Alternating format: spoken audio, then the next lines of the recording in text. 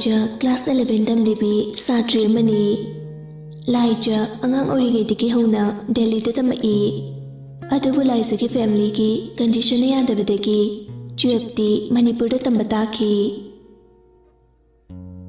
Laija matanda poi. Makoy ki family royal family ni. Laija ki apukpa ki ming Rolex kawi. Apukpi ki na hiyainu kawi. Makoy ki lamsi rural area chingjorbasu. Makoy ki imung leibak macha taba amadi laik laishu haibana maram orika. Lamdugi miyamna masakangnei.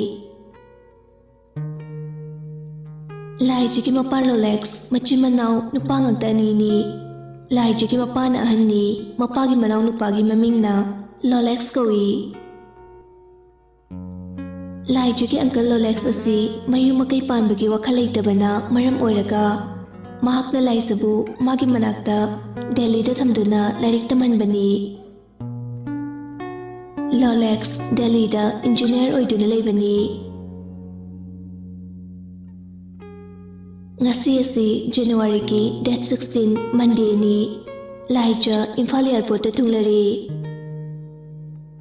Laija na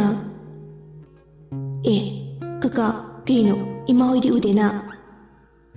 Driver duna bema sumdo bani. Nei babaga imaga do mathawna yadadana lehorene. Kaidorage nang kakala asidi. Kishto dida kaka ada chatnaba tarsi. Hoi bema.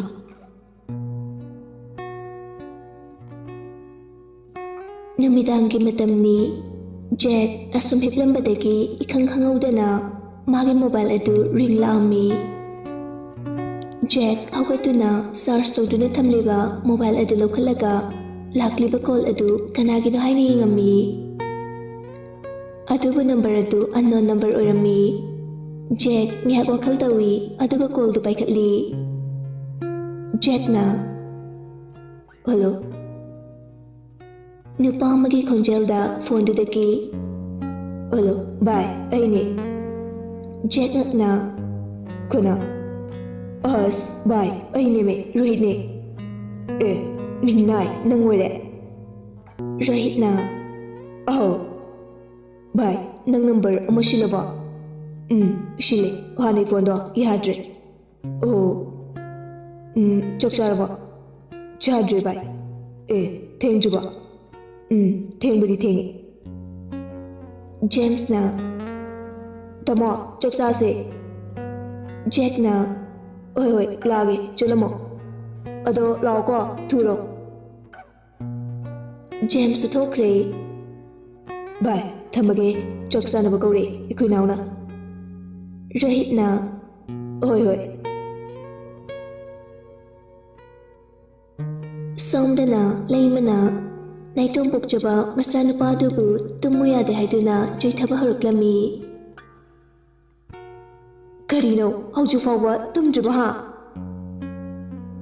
Suresh Mamana Ganglibutu Tati Magi Game Sanapam Topa Sanaduna Lay Layma Konkalap Nahari Ibunga Tadro Aininga Sidegi Wadu Makata Baganandi Suresh na oina sauzilai aduga harai. As kino angry mashidi mina game ngakta sanabasida. Laimana oh ichadi chawk sanglaglabanina mamagi chintagdaga kaba horene. Adu farine nangi game do ahing sidana tadi yadabra habanida. Suresh handakti blanket makokta kupshin kre. Kaya dulu yang mana? Napa pun tak selalu. Suresh karimata kumlakte. Lain masu oire kaladuna kadu deki tokre. Asam tauna numit adu haukre. Matangi numit ni. Hiyainu ayuk manta hogatuna nupi amana tofum tokpa Thoudam sing adu torami. Seng iru macha seraba matung duk thangmai ningchi sanakalami. Maduluraba matung imung de changlai aduga chakhumlomda maya monsinkre. Hiyainu kitchen manungda coffee semli. Laija akamo wachanduna tholai aduga mamana leiriba adamda changatuna ima hiyainuna how hawgalabu chabo chucho namai namikado tathuro laijana hoima laija mamagi pakum piramlaga washroom da changkhri relax mamai achotpadu tawel ama paiduna taithoga kitchen da sanglammi aduga manakta thariba chair aduda famtharaga hari loidribrane nangi coffee duba hiyainuna loibudi lori ataibi matholaga punna thaklasi na tawani haineringai tanjaduda laija stoklammi relax na lo breakfast orshi laija su hoi haiduna famtharammi mapa macha makhoi pula breakfast tori relax na bema laija ahgogo ichabu GFC kaide tamge khalike aide ichara pamjaba school du boba hiyainu swari ayo ichana tamni wa mafamdo hektayu laija mamaga mapaga da munna amu yenglaga hari ima babo relax ka hiyainu gasu hayuni laija sor asama mu hondoklaba matungda hari babo ima ima hoi babung hoina tamu haibaduda adum yarge relax na oh phare adudi nang uncle ga sutanarage oi babung asi haraga laija du oi haidun hagotkre hiyainuna ngai kuni nangbo kaino leiriba mayam sidagi khara chakhone yariba ima ai weba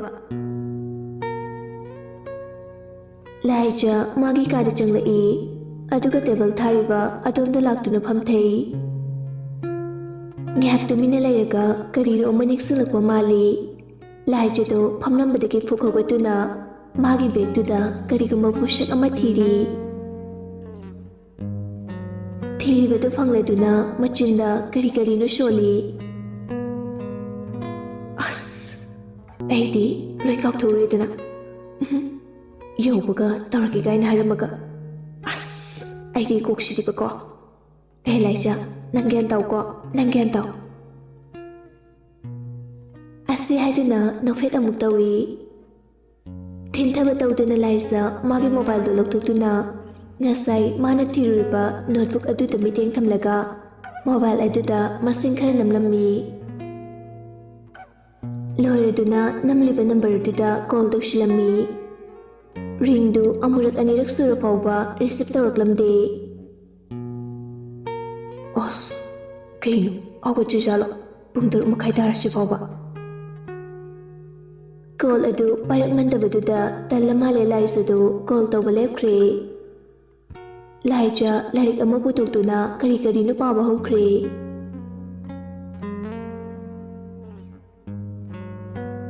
somdana pung tare tarsi fawba macha singdu hawgalakte haiduna santi ishawlang bhori santi na ai hawju fawba hawgatna juba ha numina karong yorsi fawba numdang tumgi di leitradana kari huram chake ha kari huran geba noi ani mi amata oiroi noi adumaina sum toraga leiba yadori braba ha yadori bro ogolo yam thuna ogolo ko sasat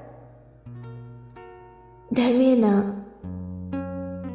os karino mama khra ngangladi yare ke dorage nangbo khra tumjari sanu nacha singdo monday numitagidi phanglaroi dabani school amu chatorabani na santina oh makhoi babungi dudi angang singdo kangkhatpa kawe kangkhatpa nachani khakpo basida khara warago timbiu ai tananadi homjadre darmen manabata lamale hoi haraga tumina laikre ngehak leiraga James tholaptuna mama dhai ima chaklo juba Santina Lenkalapudangari, Hanamu, Channing Abishaba. Osh, Kumagi, Wachiji. Karige Waleno, Tumugo, Chalo, Tumugo Salo. James, Paidagai. Adugaidi, Tumuga, come. I see Haram like a James to Sauna, Gum Jangre. Larik asum parambadagi, Waraba Male Laijado, Param Libalarito, Kumjili, Aduga Inglaba, Liri Siliba Malangba, Magitantada, Wakaldu, Potajari. Laija, Mobile Dulutuna, Nasagi number Duda, Amukol Toshili. Adubu Laizaki, Dawya the Bahidura, Labak Tibani Hidura, Andaksu, Kol Adu, Rishito Kitre.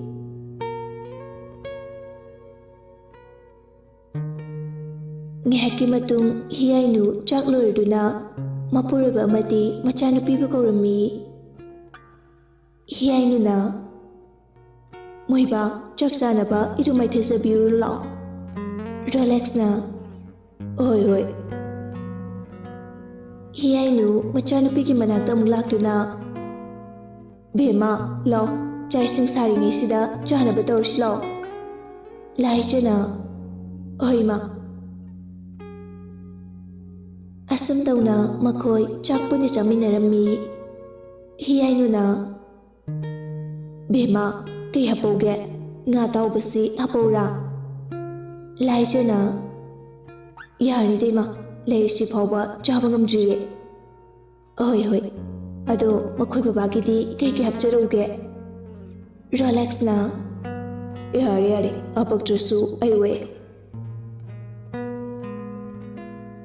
Asumna mapamacha chabalurba matungda hiyainu amuk charami Somdena Surestu chak asum charambadagi harai Ima enjongdo kitapiroba Laimana hoi hapake Ranbirna Chok na oringida kuihodoni langhodoni chahodoni Ayeng chashu paiduna chalaba matamda Koininge, chutninge, langninge na chapaya banate. Suresh, haibaki matagong makokta haipit no mi, aduga chaktu hui.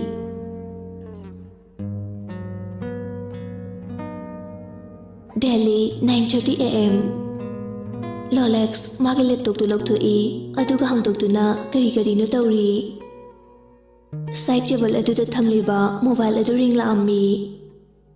Phone du tapna ukhatli aduga hello mobile adudagi hello Lolex na tacho kidorge kishi dogda kidorminu nangbo pending labor fine crushmi ngambane ado shimdo bani aikhoi be malaija trip tambasi khoramban hena phagadake haina khana shine tawpani ne School buro taso mani school gini ne aditi taso shimdorshi aikhoi be malaija se Millennium High School dawina tamalase relax na hoi nangnu forni harabani na aishu yarage ngihak wari tawraba matung call adu thamnakre aduga Lolex mathauda mai onshinkre Rolex machanupi bu kaurei Bema amta tholo mai ka sida Lai Jesu tadana tholai aduga hari Babo ai ko bi babu Pamu sofa duda Laija thari ba sofa duda tapna famthai Rolex na wa makatari Nang uncle ga shutanare nangi school gi matang duda Laija napai tawraga hari ke herage ekhen uncle na di babo Millennium da tamhaloi adai chana kari khali ge na hange ni pana ichawa ko bani babo ai adam tamage khali uncle na habeduda Hoi hoi, fare fare. Adudi na Thoudam Changjaro nangi kada. Asum tauna Laija Millennium High School da tambataki. Rahit tumlambadagi hogulai. Aduga magi mobile du shut on tawduna pung kya tarage haina yengammi. Ash, bungside amata dorini. Rahit thuna hogatli aduga bathroom de changkhre. Bathroom dagi thoraklaba matung mafi maron ananba shishili. Aduga kanadano khangde call tawi aduga ashumna hai. Hello, bye. Tholo loijugo. Ai lore tholage ko. Si haraga Rohit hatu kumthare imakhada. Rita na. Ai, kadai dano nang amu hatu chatlituna. Rohit na. Imanabam ta unuwe tawni ma. Hoi hoi, chatluro. Ngan halau ko. Mom jingeda matam yam phatte. Matam di faye mi shingsini fadridi ma. Wahi khara sing se haram laga Rohit magi khamduna thamliba bullet tu thoduna chakre. Haina ki ba mafam du yorduna Rohit bullet tu mafam chana kham laga manak nak na horiba u tu ki manak lepi. Minute mari mangarong ge matung Jack, Jam, Suresh, makoi ahum Rohit ki manakta thunglere. Rohit na. Kidole ke bhai noiwa. Jack na. Mashiki biscuit ki macha corona test tawdaba manba se singai gedani. Jack ki wahituda mayam dano e aduga James di nokte paithoklaga lei. James na. Chi hamandra tamo nangitude. Jack ka James ka si twins ni ming kaunabado fajate haiduna James na Jack ta tamo haina kaubani. Rohit na. Yari to nuini ki hunabida tawranu shada. Mana kana. Jack na. Ai, kawine. Bhai Rohit khangnawo magi ming Suresh kaubani. Jack na tawduna Rohit amadi Suresh masak khangna halami. Suresh na. Party shooting ida memory oinaba selfie kapshimya. James na. Oh yeah diso. Makoi pulap selfie makal tawraba matung manak nakpa first food amada kari no chaminarami. Mayamdo shumjarambadagi Suresh na wari haudorai. Bhaimya, nongmai khoida pulap chak chase. Jack na. Oh, yai mado. Rohit na. Yani nangide chabagi matangine buharde. Jack mamito Rohit paine inglaga. Adai ngasi mi shiri yaunargani he. James laknare e. Oya, adudi yam kije tamo kamai tawne. Ase haragano e. Suresh na. Yare James Rohit mi chumna yain harapududa nuina mukaribna bilere. Wahi se haraga Suresh na Jack ta fayengi. Jack na. Adune matang mutam chadana mi dongna chining bai da mueni sine. James, Jack, Rohit, makoi ahum si yamna fani oi. Chammi mabuk mapau fai phagi tawali masaksu adum phajai. Adubu sawklati mong khara tade. Rohit si Jack hoi ki machimanauga piklinge degi tinarappa marupni. Suresh di ngasi tani haiba yai. James na. Nabadorse pungse bari makai tadore. Makoi singdusu hoi hainarduna marup singdu mayum dhanakre.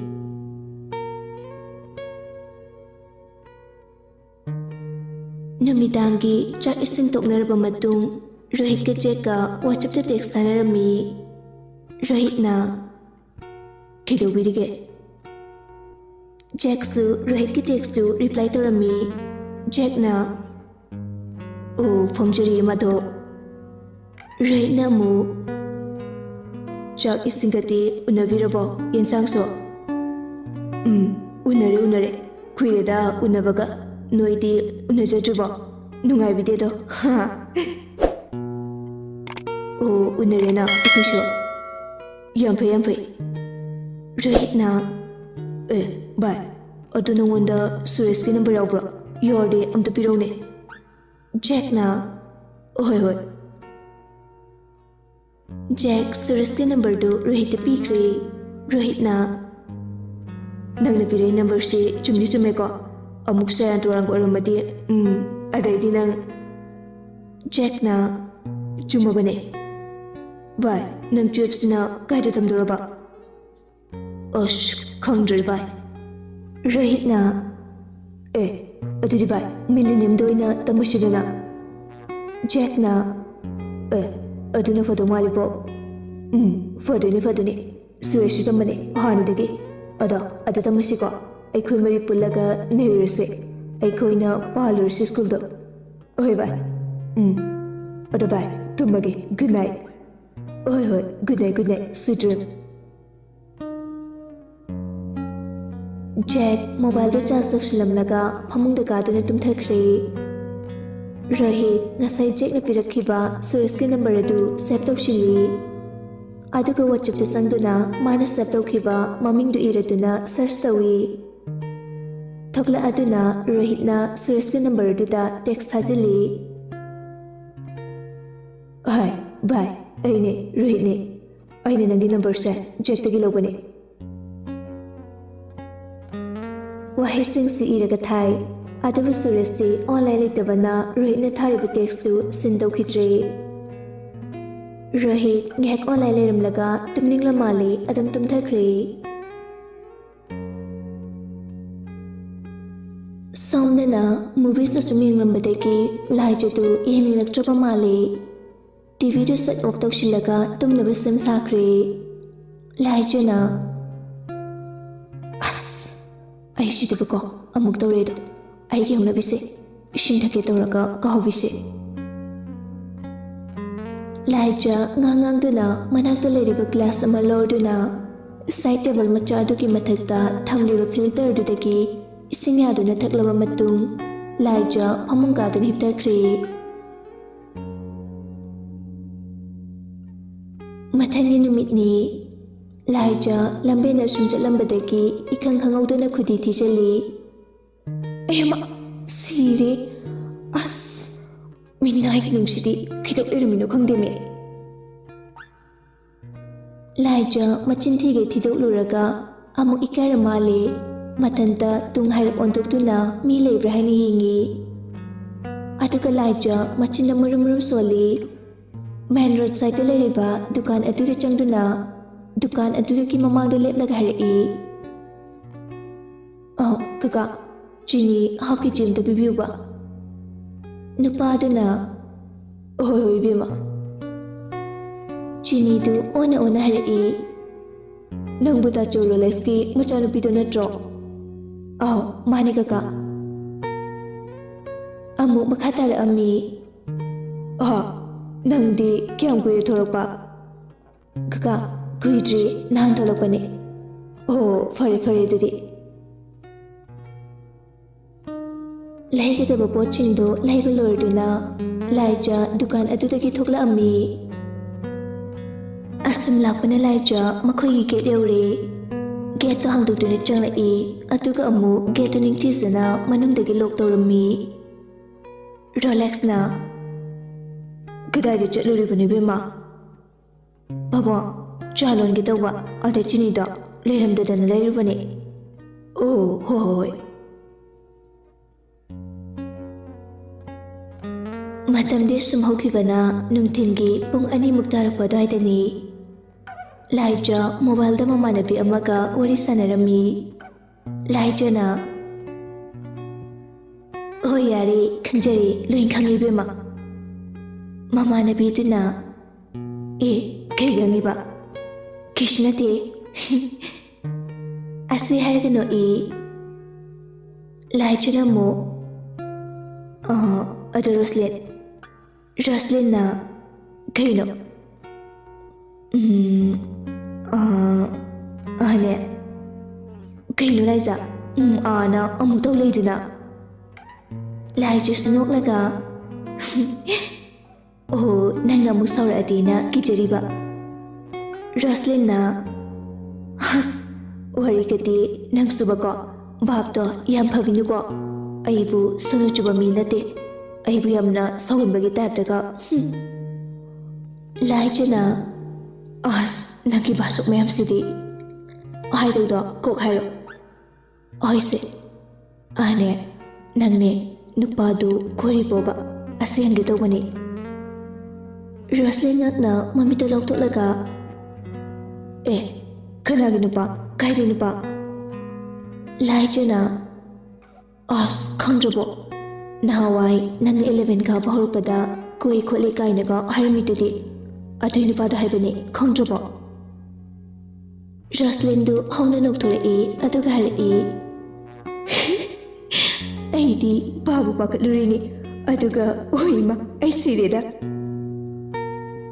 ase hari Roslyn du amuksino lai chana as yari kranodi bima nil khanawado loin tot tare telo ai khanaw sidi orine palise ado mina hai sidi kumde as kuire tokna khiba thi on kre 11 karapade khangnaram adum 11 tangkhai da tatkre Damcha duda thaja waiting sanga Roslynna laija thaja waiting jangai ne laijana adudi paikalo aduga conference taro pau na deba sugire madina bido hoi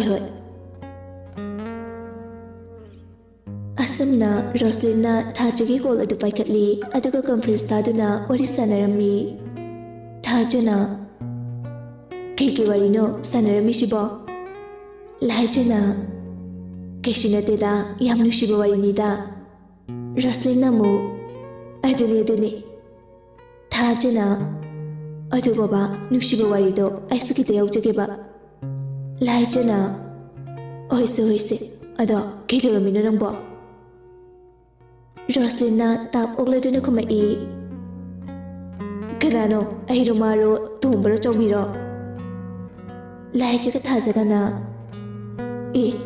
adudi kai haiba Roslynna kai naiba khangaba asi haigano laijaramu thajadane hangise thajada thajana kishin dawdida sumhamlamane laijana makhoi ahumdu ngeh wari sanarba matung phone da thamnakre Somdana Roslynna aidi laisadu chuepdu kaide tamdune hangoge tawraga kawine asi haraga Roslyn makutuna makukta ahumlak pop thaujinjai aduga makhada kumthakre Roslyn mamana ensang napi semli ba domna changla ami ima orengi injang semaba Roslyn gi mama lembina hoine semjilabani ne nang babungdo thabak na halakani haine imane chak thongna batawrage bema nangne ising maisinga do kita soksilo ima Roslyn du bucket lama paiduna pukri rom da thokre lembi shu kitchen tamna changkre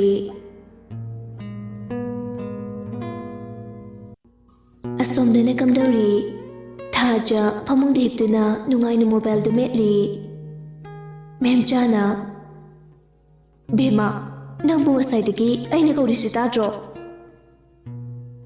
thaja mamit ane du ushili aduga marai du chiklaga hai taudrima mani ngasai thajana phone metlingai memchana kaukhibani adubu thajadi taudre maramdi mak phone da luplingai da taroi nang taroi ba as yari ma ado kedorage ai kawidubo ꯑꯩꯅ ꯉꯁꯥꯏꯅ ꯅꯪꯉꯣꯟꯗ ꯍꯥꯏꯈ꯭ꯔꯗꯨꯗꯤ ꯌꯥꯝ ꯊꯨꯅ ꯀꯥꯎꯏꯅꯦ ꯅꯪꯗꯤ ꯍꯥ ꯏꯃꯥ ꯍꯣꯏ ꯏꯃꯥꯎ ꯅꯪꯒꯤ ꯁꯧꯗꯣ ꯍꯧꯔꯛꯀꯅꯣꯕ ꯅꯪꯅ ꯍꯣꯟꯕ ꯅꯠꯇ꯭ꯔꯣ ꯍꯥ ꯉꯁꯥꯏꯅ ꯏꯃꯥꯅ ꯅꯪꯉꯣꯟꯗ ꯍꯣꯔꯦꯟꯗꯤ ꯅꯪꯅ ꯆꯥꯛ ꯊꯣꯡꯗꯧꯅꯤꯀꯣ ꯏꯃꯥ ꯌꯥꯗꯦ ꯍꯥꯏꯗꯅ ꯍꯥꯏꯈꯤꯗꯥꯏꯅꯦ ꯑꯗꯨꯒ ꯅꯪꯅ ꯍꯧꯖꯤꯛ ꯐꯥꯎꯕ ꯍꯤꯞꯇꯅ ꯐꯣꯟꯗꯨ ꯃꯦꯠꯇꯅ ꯂꯩꯔꯤ ꯅꯠꯇ꯭ꯔꯣ ꯍꯥ ꯅꯪ ꯐꯣꯟꯒꯗꯣ ꯑꯃꯠꯇ ꯄꯥꯏꯍꯜꯂꯔꯣꯏꯗꯕꯅꯤ ꯏꯃꯥ ꯋꯥ ꯌꯥꯝ ꯉꯥꯡꯍꯜꯂꯛꯀꯅꯨ ꯊꯥꯖ ꯃꯥꯅ ꯂꯥꯜꯂꯨꯔꯕꯅꯤꯅ ꯀꯔꯤꯁꯨ ꯋꯥ ꯃꯈꯥ ꯇꯥꯖꯗ꯭ꯔꯦ ꯐꯨꯛ ꯍꯧꯒꯠꯇꯨꯅ ꯆꯥꯛꯈꯨꯝꯗ ꯄꯥꯏꯁꯤꯟꯈ꯭ꯔꯦ ꯉꯥꯏꯍꯥꯛ ꯂꯩꯔꯒ ꯀꯨꯜꯂ ꯃꯌꯨꯝꯗ ꯌꯧꯔꯛꯂꯦ ꯀꯨꯜꯂꯅ ꯍꯥꯏ ꯃꯃꯥ ꯏꯆꯥꯇꯣꯝꯕꯤ ꯏꯄꯥ ꯍꯜꯂꯛꯑꯦꯅꯦ ꯉꯁꯤꯗꯤ ꯔꯣꯁꯂꯤꯟ ꯑꯉꯥꯡ ꯃꯆꯥꯒꯤ ꯃꯇꯧꯒꯨꯝ ꯃꯄꯥꯗ ꯃꯥꯒꯤ ꯀꯩ ꯂꯩꯔꯛꯏ ꯍꯥꯏꯅ ꯍꯪꯂꯝꯃꯤ ꯔꯣꯁꯂꯤꯟꯅ ꯕꯥꯕꯣ ꯑꯩꯒꯤ ꯀꯩ ꯂꯩꯔꯛꯀꯦ ꯀꯦꯝ ꯂꯩꯔꯛꯇ꯭ꯔꯣ ꯑꯁꯤ ꯍꯥꯏꯔꯒ ꯄꯤꯁꯨꯝ ꯑꯅꯤꯗꯨ ꯁꯨꯞꯂꯞ ꯇꯧꯏ ꯃꯆꯥꯒꯤ ꯃꯇꯧ ꯑꯗꯨꯗ ꯅꯣꯛꯅꯤꯡꯂꯨꯔ ꯃꯥꯜꯂꯦ ꯀꯨꯜꯂ ꯑꯗꯨ ꯅꯣꯛꯐꯦꯠ ꯇꯧꯅ ꯍꯥꯏꯔꯛꯏ ꯑꯩꯃ ꯑꯩꯗꯤ ꯀꯥꯎꯔꯦꯗꯅ ꯏꯆꯥꯇꯣꯝꯕꯤꯒꯤ ꯀꯔꯤꯃꯠꯇ ꯍꯦꯛ ꯂꯩꯔꯛꯇ꯭ꯔꯦꯅꯦ ꯔꯣꯁꯂꯤꯟꯅ ꯑꯩꯍꯥꯛ ꯍꯌꯦꯡꯗꯤꯅꯦ ꯏꯄꯥ ꯁꯣꯏꯗꯅ ꯂꯩꯔꯛꯑꯒꯦꯀꯣ ꯏꯄꯥ ꯂꯩꯔꯛꯑꯒꯦ ꯑꯁꯦ ꯍꯥꯏꯗꯨꯅ ꯑꯃꯨꯛꯁꯨ ꯅꯣꯛꯏ ꯀꯨꯜꯂ ꯑꯗꯨ ꯔꯣꯁꯂꯤꯟꯅ ꯑꯣꯏ ꯄꯥꯕꯨꯡ ꯃꯄꯥ ꯃꯆꯥ ꯋꯥꯔꯤ ꯇꯧꯔꯤꯉꯩ ꯂꯦꯝꯕꯤꯅ ꯃꯈꯣꯏ ꯄꯥꯕꯨꯡ ꯆꯥꯛ ꯆꯥꯅꯕ ꯇꯧꯔꯁꯤ ꯂꯥꯛꯄꯤꯔꯣ ꯕꯦꯝꯃ ꯅꯪꯁꯨ ꯂꯥꯛꯑꯣ ꯀꯨꯜꯂꯅ ꯍꯣꯏ ꯔꯣꯁꯂꯤꯟꯁꯨ ꯍꯣꯏ ꯃꯥ ꯆꯥꯛ ꯆꯥꯕ ꯂꯣꯏꯅ ꯆꯪꯅꯈ꯭ꯔꯦ ꯀꯨꯜꯂ ꯃꯄꯥ ꯃꯆꯥꯗꯣ ꯊꯥꯖ ꯑꯦꯟꯁꯥꯡꯗꯨ ꯊꯨꯝ ꯆꯥꯏꯁꯤꯜꯂꯤ ꯑꯗꯨꯒ ꯉꯥꯏꯍꯥꯛ ꯁꯣꯜꯂꯕ ꯃꯇꯨꯡ ꯒ꯭ꯌꯥꯁꯀꯤ ꯔꯤꯒꯨꯂꯦꯇꯔꯗꯨ ꯑꯣꯐ ꯇꯧꯁꯤꯜꯂꯤ ꯑꯗꯨꯒ ꯊꯥꯖ ꯄꯨꯈꯝ ꯇꯦꯡꯀꯣꯠꯁꯤꯡꯗꯨ ꯃꯁꯥ ꯂꯨꯅ ꯅꯥꯟꯅ ꯆꯥꯝꯊꯣꯛꯂꯕ ꯃꯇꯨꯡ ꯅꯤꯡꯊꯤꯖꯅ ꯆꯥꯛ ꯑꯦꯟꯁꯥꯡꯗꯨ ꯊꯤꯔꯝꯃꯤ ꯊꯤꯕ ꯂꯣꯏꯔꯕ ꯃꯇꯨꯡ ꯊꯥꯖꯅ ꯏꯃꯧ ꯆꯥꯛꯁꯦ ꯆꯥꯅꯕ ꯇꯧꯔꯁꯤ ꯇꯥꯃꯣꯒ ꯄꯥꯕꯨꯡꯒꯁꯨ ꯀꯧꯕꯤꯔꯛꯑꯣ ꯃꯦꯝꯆꯥꯅ ꯍꯣꯏ ꯃꯦꯝꯆꯥꯅ ꯃꯄꯨꯔꯣꯏꯕꯒ ꯃꯆꯥꯅꯨꯄꯥꯒꯗꯨ ꯀꯧꯔꯛꯇꯨꯅ ꯆꯥꯛ ꯆꯥꯕ ꯍꯧꯈ꯭ꯔꯦ ꯇꯣꯝꯕꯤꯅ ꯀꯔꯤ ꯃꯊꯦꯜꯅꯣꯅꯦ ꯏꯆꯥꯒꯤꯁꯤꯕꯣ ꯑꯣꯟꯊꯣꯛꯅꯁꯨ ꯍꯥꯎꯈ꯭ꯔꯦꯗ ꯏꯄꯥꯗꯤ ꯊꯥꯖꯒꯤ ꯃꯕꯨꯡ ꯄ꯭ꯔꯦꯝꯅ ꯍꯥꯏꯁꯨ ꯍꯥꯏꯕꯅꯤ ꯄꯥꯕꯨꯡ ꯉꯁꯤꯒꯤ ꯑꯩꯈꯣꯏ ꯏꯕꯦꯝꯃꯒꯤꯁꯤꯗꯤ ꯍꯥꯎꯋꯤ ꯇꯁꯦꯡꯅ ꯊꯥꯖꯗꯨ ꯅꯣꯛꯂꯒ ꯊꯦꯡꯀ꯭ꯌꯨ ꯄꯥꯕꯨꯡ ꯑꯦꯟ ꯇꯥꯃꯣ ꯑꯩꯅ ꯊꯣꯡꯕ ꯏꯟꯖꯥꯡ ꯍꯥꯎꯋꯤ ꯍꯥꯏꯕꯤꯕꯒꯤ ꯑꯗꯣ ꯍꯥꯎꯔꯤꯗꯣ ꯉꯥ ꯊꯣꯡꯕ ꯑꯣꯏꯕꯩꯅꯤ ꯑꯁꯨꯝꯅ ꯍꯔꯥꯎ ꯍꯔꯥꯎ ꯄꯨꯟꯅ ꯊꯥꯖꯣꯏꯒꯤ ꯏꯃꯨꯡꯗꯨ ꯆꯥꯛ ꯆꯥꯃꯤꯟꯅꯔꯝꯃꯤ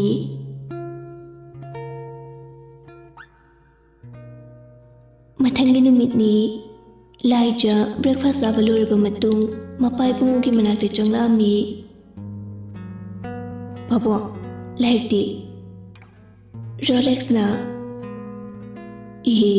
ꯂꯩꯇ꯭ꯔꯤꯅꯦ ꯁꯨꯝꯗꯧꯔꯁꯤꯁꯦ ꯍꯣꯔꯦꯟꯗꯣ ꯆꯥꯛ ꯇꯣꯛꯂꯒ ꯏꯄꯥꯒ ꯄꯨꯟꯅ ꯆꯠꯂꯒ ꯂꯩꯔꯨꯔꯁꯤ ꯑꯗꯨ ꯆꯠꯄꯗ ꯑꯦꯗꯃꯤꯁꯟꯁꯨ ꯇꯧꯔꯛꯑꯁꯤ ꯍꯣꯏ ꯄꯥꯕꯨꯡ ꯍꯣꯏ ꯅꯊꯧꯗꯨ ꯇꯧꯖꯧꯔꯣ ꯑꯗꯨꯒꯅꯦ ꯅꯃꯥꯗꯨ ꯁꯤꯗ ꯑꯃꯨꯛꯇ ꯂꯥꯛꯑꯣ ꯍꯥꯏꯔꯝꯃꯨ ꯍꯣꯏ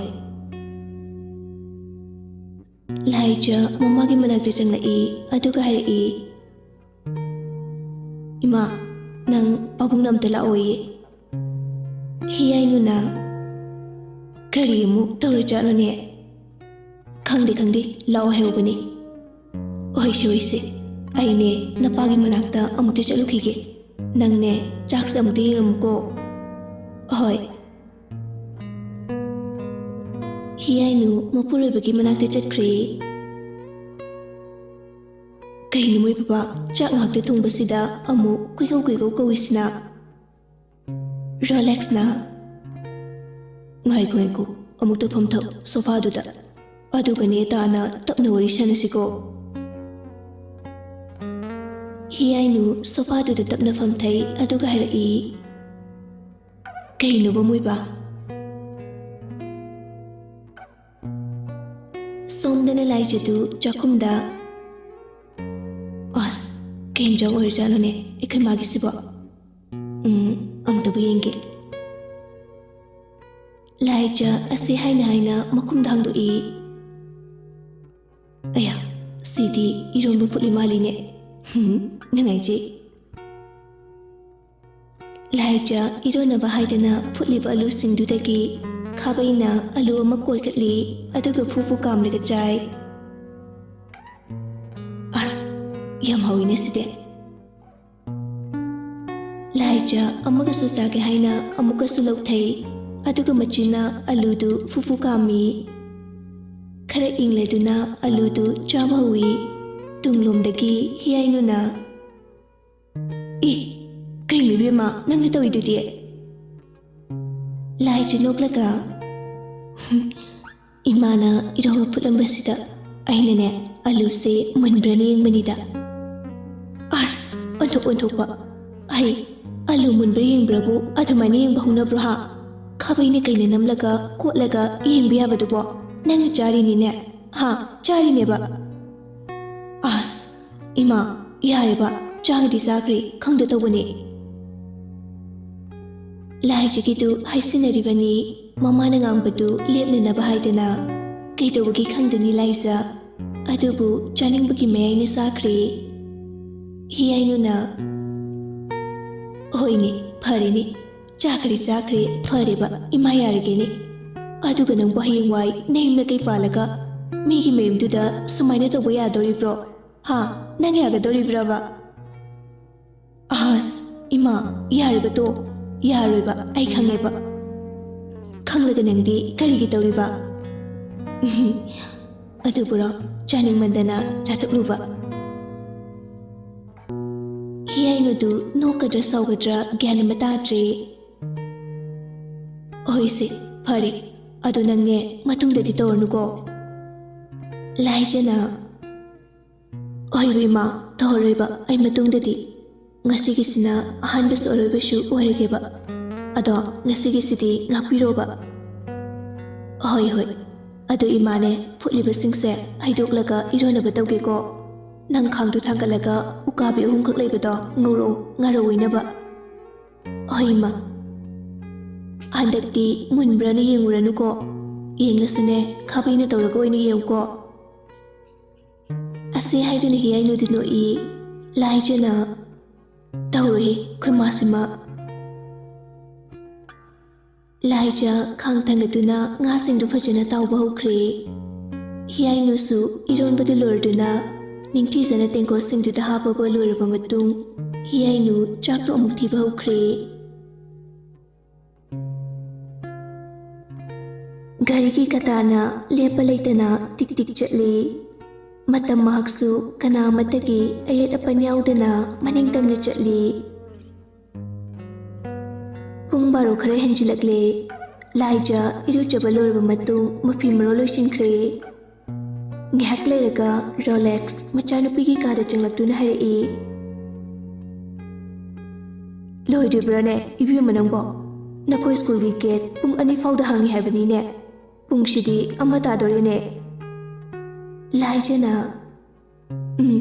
ꯂꯣꯏꯔꯦ ꯄꯥꯕꯨꯡ ꯑꯩ ꯂꯣꯏꯔꯦ ꯊꯣꯛꯂꯛꯑꯒꯦ ꯄꯥꯕꯨꯡ ꯊꯣꯛꯑꯝꯃꯣ ꯍꯣꯏ ꯑꯗꯨꯗꯤ ꯏꯄꯥ ꯒꯥꯔꯤ ꯃꯅꯨꯡꯗ ꯂꯩꯔꯝꯃꯒꯦꯀꯣ ꯍꯣꯏ ꯄꯥꯕꯨꯡ ꯔꯣꯂꯦꯛꯁ ꯃꯆꯥꯒꯤ ꯀꯥꯗꯒꯤ ꯊꯣꯛꯂꯛꯂꯒ ꯃꯈꯥꯗ ꯀꯨꯝꯊꯈ꯭ꯔꯦ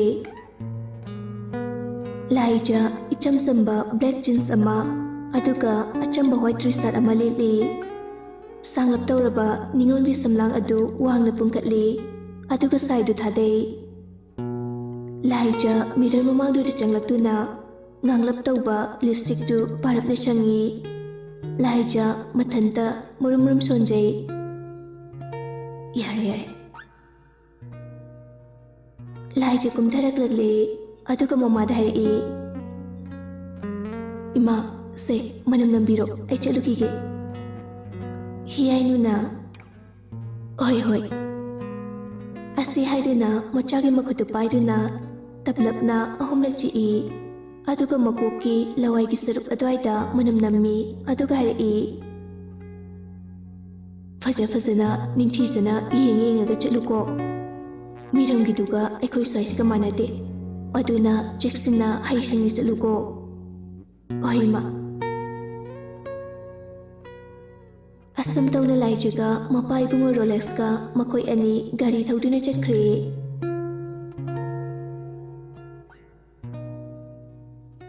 ꯁꯣꯝꯗꯅ ꯔꯣꯍꯤꯠꯇꯨ ꯅꯨꯡꯁꯥ ꯁꯥꯏ ꯍꯥꯏꯗꯨꯅ ꯃꯥꯡꯒꯣꯟꯗ ꯊꯣꯛꯂꯛꯇꯨꯅ ꯇꯨꯜ ꯑꯃ ꯊꯥꯗꯨꯅ ꯐꯝꯂꯤ ꯃꯅꯥꯛꯇꯁꯨ ꯐꯣꯟ ꯑꯣꯟ ꯇꯧꯗꯨꯅ ꯊꯝꯂꯤ ꯔꯣꯍꯤꯠꯅ ꯑꯁ ꯑꯈ꯭ꯔꯤ ꯃꯣꯏ ꯃꯄꯥꯒꯤ ꯅꯨꯡꯁꯥꯁꯤꯗꯤ ꯀꯔꯤ ꯆꯥꯒꯦ ꯍꯥꯏꯗꯅꯕꯨ ꯁꯥꯖꯔꯤꯅꯣ ꯈꯪꯗꯦꯃꯦ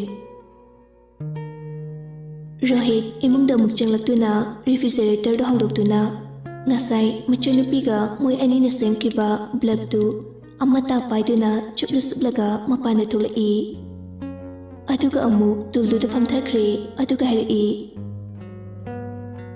ꯕ꯭ꯂꯕꯁꯤ ꯆꯨꯞꯂꯒ ꯑꯃꯨꯛ ꯃꯇꯝ ꯂꯦꯜꯂꯒꯦ ꯇꯨꯃꯤꯟꯅ ꯉꯥꯏꯍꯥꯛ ꯂꯩꯔꯕ ꯃꯇꯨꯡ ꯔꯣꯍꯤꯠꯅ ꯀꯅꯥꯅꯣ ꯑꯥꯗ ꯆꯪꯂꯛꯏꯁꯤꯅ ꯁꯨꯔꯦꯁ ꯅꯠꯇ꯭ꯔꯣ ꯁꯤꯕꯣ ꯅꯠꯇ꯭ꯔꯣꯅꯦ ꯃꯥꯅꯤꯗ ꯑꯁꯨꯝꯅ ꯈꯟꯖꯥꯟꯅꯗꯨꯅ ꯂꯩꯔꯤꯉꯩ ꯁꯨꯔꯦꯁꯅ ꯑꯣ ꯚꯥꯏ ꯑꯩ ꯂꯥꯛꯆꯔꯤꯌꯦ ꯔꯣꯍꯤꯠꯅ ꯚꯥꯏ ꯌꯥꯝ ꯊꯥꯖꯗꯤꯌꯦ ꯂꯥꯛꯑꯣ ꯆꯪꯉꯣ ꯑꯩꯗ ꯀꯥꯈꯠꯂꯣ ꯅꯪ ꯂꯥꯛꯄꯁꯤꯗꯤ ꯀꯩ ꯆꯥꯅꯤ ꯇꯧꯔꯤꯁꯤꯗꯤ ꯁꯨꯔꯦꯁ ꯇꯣꯡꯂꯛꯂꯤꯕ ꯈꯣꯡꯎꯞꯇꯨ ꯂꯧꯊꯣꯛꯇꯨꯅ ꯃꯥꯡꯒꯣꯟꯗ ꯀꯥꯒꯦ ꯇꯧꯏ ꯔꯣꯍꯤꯠꯅ ꯚꯥꯏ ꯑꯗꯨꯝ ꯌꯥꯎꯕ ꯌꯥꯎꯖꯁꯅꯨ ꯑꯗꯨꯝ ꯀꯥꯔꯣ ꯚꯥꯏ ꯁꯨꯔꯦꯁꯅ ꯍꯨꯁ ꯅꯪꯅ ꯂꯧꯊꯣꯛꯑꯣꯅ ꯍꯥꯏꯔꯁꯨ ꯑꯩꯅ ꯂꯧꯊꯣꯛꯑꯔꯣꯏꯀꯣ ꯑꯗꯣ ꯑꯩꯅ ꯂꯧꯊꯣꯛꯏꯁꯤꯗꯤ ꯈꯣꯡꯌꯥꯁꯦ ꯁꯥꯕꯒꯤ ꯈꯪꯂꯕ ꯑꯁꯤ ꯍꯥꯏꯔꯒ ꯅꯣꯛꯏ ꯔꯣꯍꯤꯠꯅ ꯑꯃꯨꯛ ꯃꯤꯅꯥꯏꯁꯤꯗꯤ ꯀꯥꯔꯣ ꯁꯠ ꯁꯨꯔꯦꯁ ꯈꯣꯡꯎꯞꯇꯨ ꯂꯧꯊꯣꯛꯂꯒ ꯑꯗꯨꯒ ꯀꯥꯔꯛꯏ ꯂꯥꯛꯑꯣ ꯃꯅꯨꯡꯗ ꯑꯣꯏꯅ ꯐꯝꯃꯁꯤ ꯂꯥꯛꯑꯣ ꯑꯁ ꯁꯥꯔꯀꯥꯟꯁꯤꯗ ꯀꯥꯏꯗꯒꯤ ꯃꯅꯨꯡꯅꯣ ꯉꯝꯖꯗ꯭ꯔꯦ ꯁꯤꯗ ꯑꯗꯨꯝ ꯃꯄꯥꯟꯁꯤꯗ ꯐꯝꯃꯁꯦ ꯀꯩ ꯀꯥꯟꯅꯕ ꯔꯣꯍꯤꯠꯅ ꯍꯣꯏ ꯐꯝꯃꯁꯤ ꯁꯤꯗ ꯑꯗꯨꯝ ꯉꯥꯏꯍꯥꯛꯇꯤ ꯑꯅꯤꯗꯨ ꯇꯨꯃꯤꯟꯅ ꯂꯩꯅꯩ ꯔꯣꯍꯤꯠꯅ ꯋꯥ ꯍꯧꯗꯣꯔꯛꯏ ꯀꯩ ꯂꯩꯒꯦ ꯚꯥꯏꯅ ꯊꯥꯖꯗꯅ ꯂꯥꯛꯄꯕꯣ ꯀꯩꯁꯨꯝ ꯂꯩꯇꯦꯗ ꯆꯨꯝꯅ ꯁꯨꯝ ꯂꯥꯛꯄꯅꯤ ꯌꯥꯗ꯭ꯔꯕꯣ ꯑꯣ ꯌꯥꯏꯗ ꯑꯗꯣ ꯀꯩ ꯆꯥꯁꯦ ꯍꯥꯏꯅꯣ ꯑꯩ ꯑꯉꯥꯡꯗ ꯆꯥ ꯂꯣꯜꯍꯜꯂꯛꯀꯦꯀꯣ ꯁꯨꯔꯦꯁꯅ ꯁꯠ ꯍꯥꯏꯔꯛꯏ ꯑꯁ ꯂꯣꯜꯍꯜꯂꯨꯔꯅꯨ ꯁꯥꯅ ꯁꯥꯕꯁꯤꯗ ꯆꯥꯒ ꯑꯝꯇ ꯊꯛꯅꯤꯡꯕ ꯄꯣꯛꯇ꯭ꯔꯦ ꯑꯗꯨꯗꯤ ꯑꯩ ꯍꯩ ꯃꯍꯤꯒ ꯕ꯭ꯂꯣꯛꯀ ꯂꯧꯊꯣꯔꯛꯀꯦ ꯂꯩꯔꯝꯃꯨꯀꯣ ꯉꯥꯏꯍꯥꯛ ꯐꯝꯃꯝꯃꯨ ꯍꯣꯏ ꯔꯣꯍꯤꯠꯇꯨ ꯁꯠ ꯍꯧꯒꯠꯇꯨꯅ ꯏꯃꯨꯡꯗ ꯄꯥꯏꯁꯤꯟꯈ꯭ꯔꯦ ꯃꯤꯅꯤꯠ ꯑꯃ ꯑꯅꯤ ꯂꯩꯔꯒ ꯔꯣꯍꯤꯠꯇꯨ ꯍꯩ ꯃꯍꯤ ꯒ꯭ꯂꯥꯁ ꯑꯅꯤ ꯕ꯭ꯂꯕ ꯈꯔꯒ ꯄꯥꯏꯗꯨꯅ ꯊꯣꯛꯂꯛꯏ ꯚꯥꯏ ꯁꯤ ꯊꯛꯆꯜꯂꯨ ꯑꯁꯤ ꯍꯥꯏꯗꯨꯅ ꯍꯩ ꯃꯍꯤ ꯒ꯭ꯂꯥꯁꯇꯨ ꯄꯤ ꯁꯨꯔꯦꯁ ꯒ꯭ꯂꯥꯁꯇꯨ ꯇꯥꯞ ꯂꯧꯏ ꯑꯗꯨꯒ ꯍꯩ ꯃꯍꯤꯗꯨ ꯈꯔ ꯊꯛꯆꯤꯜꯂꯤ ꯔꯣꯍꯤꯠꯅ ꯚꯥꯏ ꯂꯥꯛꯊꯣꯛꯇꯅ ꯂꯥꯛꯄꯅꯤ ꯑꯗꯨꯅ ꯉꯁꯤꯗꯤ ꯑꯩꯈꯣꯏꯗ ꯆꯥꯛ ꯆꯥꯔꯒ ꯍꯟꯈ꯭ꯔꯣ ꯁꯨꯔꯦꯁꯅ ꯑꯁ ꯚꯥꯏ ꯅꯣꯡꯃꯇꯪ ꯆꯥꯕ ꯑꯃꯗ ꯑꯣꯏꯅ ꯆꯥꯔꯁꯦ ꯌꯨꯝꯗ ꯊꯕꯛ ꯈꯔꯁꯨ ꯂꯩꯍꯧꯋꯤ ꯑꯗꯨꯅ ꯉꯁꯤꯒꯤꯗꯤ ꯚꯥꯏ ꯅꯪ ꯁꯥꯎꯔꯅꯨꯀꯣ ꯔꯣꯍꯤꯠꯅ ꯑꯁ ꯑꯩꯗꯤ ꯈꯪꯗꯦꯀꯣ ꯑꯝꯇ ꯑꯩꯗꯤ ꯍꯥꯏꯈ꯭ꯔꯦ ꯑꯩꯈꯣꯏ ꯄꯥꯕꯨꯡꯗꯁꯨ ꯍꯥꯏꯈ꯭ꯔꯗꯧꯅꯤ ꯉꯥꯔ ꯌꯦꯜꯂ ꯑꯃ ꯂꯩꯔꯣꯅ ꯑꯁ ꯚꯥꯏ ꯋꯥꯊꯤ ꯇꯧꯅꯣ ꯈꯪꯗꯦ ꯔꯣꯍꯤꯠꯇꯨ ꯍꯥꯏꯕꯒ ꯇꯧꯕꯒ ꯃꯄꯥꯗ ꯀꯣꯜ ꯇꯧꯁꯤꯜꯂꯤ ꯑꯗꯨꯒ ꯉꯥꯔ ꯌꯦꯜ ꯑꯃ ꯂꯩꯔꯛꯑꯣ ꯍꯥꯏꯅ ꯍꯥꯏꯈ꯭ꯔꯦ ꯔꯣꯍꯤꯠꯀꯤ ꯃꯄꯥꯅꯁꯨ ꯍꯣꯏ ꯍꯥꯏꯔꯛꯏ ꯁꯨꯔꯦꯁꯅ ꯚꯥꯏ ꯅꯣꯡꯃ ꯆꯥꯁꯤꯕ ꯐꯖꯅ ꯑꯁ ꯌꯥꯔꯗꯤ ꯌꯥꯔꯣꯏꯅ ꯔꯣꯍꯤꯠꯅ ꯅꯝꯗꯅ ꯁꯨꯔꯦꯁꯇꯨ ꯅꯨꯡꯗꯥꯡ ꯃꯣꯏꯗ ꯆꯥꯛ ꯆꯥꯅꯕ ꯍꯥꯏꯗꯨꯅ ꯇꯛꯂꯝꯃꯤ ꯁꯨꯔꯦꯁ ꯀꯔꯤꯗꯤ ꯎꯄꯥꯏ ꯂꯩ ꯍꯣꯏ ꯍꯥꯏꯕ ꯅꯠꯇꯅ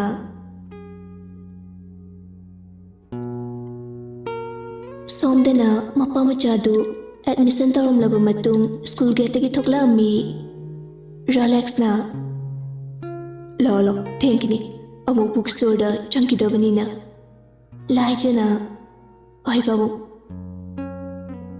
ꯔꯣꯂꯦꯛꯁꯀ ꯂꯥꯏꯖꯒꯗꯨ ꯒꯥꯔꯤ ꯀꯥꯈꯠꯂꯛꯇꯨꯅ ꯕꯨꯛ ꯁ꯭ꯇꯣꯔ ꯇꯝꯅ ꯊꯧꯈ꯭ꯔꯦ ꯃꯐꯝꯗꯨ ꯌꯧꯔꯗꯨꯅ ꯔꯣꯂꯦꯛꯁꯅ ꯕꯦꯝꯃ ꯅꯪ ꯃꯐꯝꯁꯤꯗ ꯑꯗꯨꯝ ꯂꯩꯔꯝꯒꯦ ꯍꯥꯏꯕ꯭ꯔꯥ Natragana ipagapuna bookstore changuse habra. Pabong, I see that Maki. Pabong Leviro, booksindo. Oi, Adudi Ipalego, Leramuko. Oi. Rolex, Lamino Latulaga, Awangam the Kercha Terragaleba, Achoba, bookstore Adudi Chankri. Laija, Gari Manunda Sumham Lambadeki, Nungai Tramali, Garam Nesunungagani. Laija, Gari Manundaki Tolakuna Lepi, Mahna Lebliba Mapadu, Misu, Toinelate, Machit, Kerkalakwanetana. Nupapa Kankara, Yungauri Torgala Ami, Laijadi, Madu Ude, Nupasing Duki Marateki. Hi. Curiosity. Amanamu Siri Tomoicho Kagita Wine Amanasu Siri Satli Lerang Satli Lega Fana Satli Nasidi I Lamemba Kuimu Urubana Kwiti Itinsi Tare Nupasing du Lajatam Sangsil Ami Nupa mana makolgadu chingli tauraga. Ay fusibi kanangaina nangiduba ay gangarimiro. Si harga mayamdu yam ushitabagi mongdeno I adubu laisati karimata kumde manaruba lemde misingdu haiduna karishu hairudre. Yam bungi ko nasa ipo fase kaina bungiro nangisha. Amana mo isay saksila Fusabile rangna hakse Aiki mukta oishweke Tamoy maman kiyano Hentuk nabu pitoke Asi haraga mamitu yamna lujadaba oktabagi mitengda laijadi nga Laija yamna hinadre Adubu manade nupini Makoigi Manarubada, Mangjaduise, Laija Gagdani, Adulika Shuajarutri. Laija Kitang Chatura Ay baby, Chatukino. Nangbu, Nyaktumuri Shanaslo. Asi Haraga, Hogdaba, Minuk Amanogla Laija, Ichamsamna. Gaino, Miam to Wishiba, ha. No Miam Gise, Kailabukai to Raymonda, Nayukar Takchiluraga. Laijito hai kai dukluraga haujiktada pakhalai Laijiki wahai singduda nupa yu ngauri tawba singdu sauningla male mayamdugi maraktagi ama jangsilaktuna Laijiki kudangdu taplauna pairi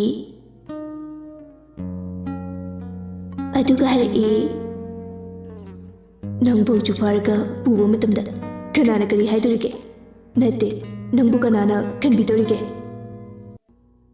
Asi haraga nupa maridu yamna lujadaba mongdano Laijadu kudanga parakpadudadi asawa himankibana parakliba makutu satkan tuklaga sauna nupadugi mamaiduda kupangna murat adirak thazili aduga sauna harai Hey, minimicha chakotaba namana pana waraktabadu mapantolakanune Noiguma chatke hasilebadagine Ngasi Nupiubi kaya ki punsina lekha taribase Wahai kerasti haraga khawagi mamaiduda dinishu chilli aduga leithokduna chatpa hawi khaba mamitu imuk nganglaga laijane sisilamba tindu makhutuna taithui aduga harai Nupi nangna fauduna kiyam fauduna ngihakta ngari khaba kanano khangataba Oi Niki yingi kaya ujipawa Chalo, nupi ya shifaw salo Kakpana Oi bai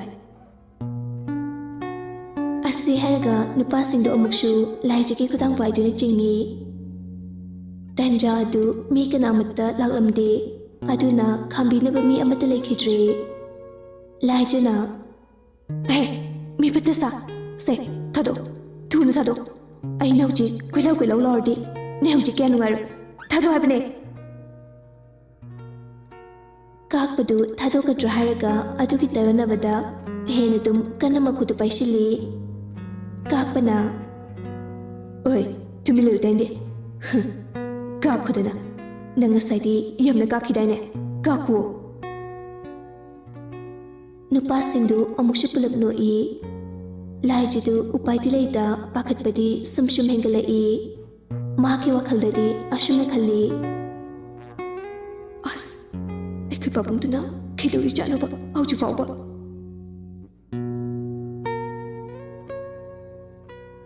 ꯁꯣꯝꯗꯅ Rolex ꯃꯃꯟ ꯀꯩꯀꯥ ꯉꯥꯡꯅꯔꯕ ꯃꯇꯨꯡ ꯁꯦꯜ ꯄꯤꯔꯝꯂꯒ book ꯁ꯭ꯇꯣꯔꯗꯒꯤ ꯊꯣꯔꯛꯏ ꯑꯁꯨꯝ ꯂꯥꯛꯄꯅ ꯃꯈꯣꯏꯒꯤ ꯒꯥꯔꯤ ꯈꯝꯐꯝꯗꯨ ꯌꯧꯔꯦ Rolex ꯃꯐꯝꯗꯨ ꯍꯦꯛ ꯌꯧꯕꯒ ꯃꯃꯤꯠ ꯃꯅꯥꯗꯨ ꯆꯞ ꯌꯨꯡꯈꯤꯕ ꯈꯪꯍꯧꯗꯦ ꯑꯗꯨꯕꯨ ꯊꯪꯅꯕ ꯃꯤꯀꯨꯞꯇ ꯔꯣꯂꯦꯛꯁ ꯄ꯭ꯔꯞ ꯆꯪꯁꯤꯜꯂꯛꯇꯨꯅ ꯃꯆꯥꯅꯨꯄꯤꯒꯤ ꯈꯨꯗꯥꯡ ꯄꯥꯏꯔꯤꯕ ꯈꯥꯕꯗꯨ ꯀꯤꯟꯅ ꯊꯤꯟꯗꯠꯂꯤ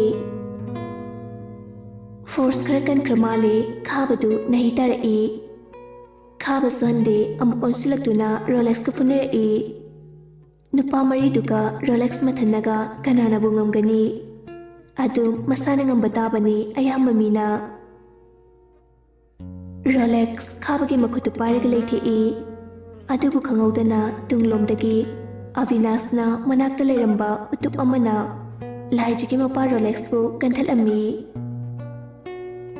ꯔꯣꯂꯦꯛꯁ ꯂꯩꯃꯥꯏꯗ ꯒ꯭ꯌꯥꯟ ꯃꯥꯡꯗꯨꯅ ꯍꯥꯏꯊꯔꯛꯏ ꯂꯥꯏꯖꯅ ꯕꯥꯕꯨ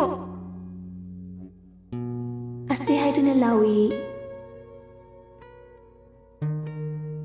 ꯁꯣꯝꯗꯅ ꯔꯣꯍꯤꯠ ꯃꯄꯥ ꯍꯜꯂꯛꯃꯟꯗꯕꯗꯨꯗ ꯍꯥꯏꯔꯛꯏ ꯔꯣꯍꯤꯠꯅ ꯚꯥꯏ ꯏꯕꯥꯅꯤ ꯑꯣꯏꯅ ꯊꯣꯛꯑꯒ ꯂꯩꯔꯨꯔꯁꯤ ꯂꯥꯛꯑꯣ ꯁꯨꯔꯦꯁꯅ ꯑꯁ ꯀꯩꯅꯣ ꯄꯥꯕꯨꯡꯅ ꯑꯗꯨꯝ ꯂꯩꯖꯔꯁꯅꯤꯌꯦ ꯑꯣ ꯅꯣ ꯌꯥꯔꯣꯏ ꯑꯩꯈꯣꯏ ꯄꯥꯕꯨꯡꯉꯥꯏ ꯂꯩꯔꯗꯤ ꯑꯣꯏꯔꯣꯏꯕ ꯍꯣꯔꯦꯟ ꯅꯨꯡꯗꯥꯡ ꯑꯥꯗ ꯄꯨꯡꯒꯁꯦ ꯊꯦꯡꯂꯀꯥꯟꯗ ꯇꯥꯔꯅꯤꯕ ꯑꯁ ꯃꯤꯅꯥꯏꯁꯤꯗꯤ ꯂꯥꯛꯑꯣ ꯑꯗꯨꯗꯤ ꯂꯩꯔꯨꯔꯁꯤ ꯉꯥꯏꯈꯣꯀꯣ ꯑꯩ ꯐꯤꯁꯦ ꯑꯝꯇ ꯍꯣꯡꯂꯛꯈꯤꯒꯦ ꯍꯣꯏ ꯀꯨꯏꯗꯤ ꯀꯨꯏꯔꯛꯀꯅꯨꯀꯣ ꯍꯣꯏ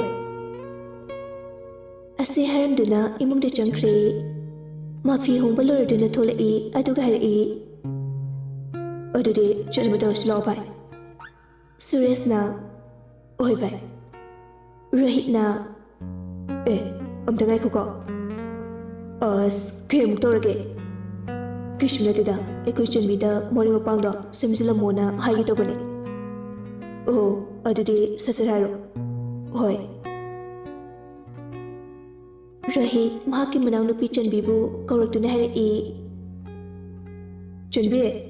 ꯆꯟꯕꯤ ꯅꯪ ꯑꯝꯇ ꯁꯤꯗ ꯊꯣꯛꯂꯛꯎꯅꯦ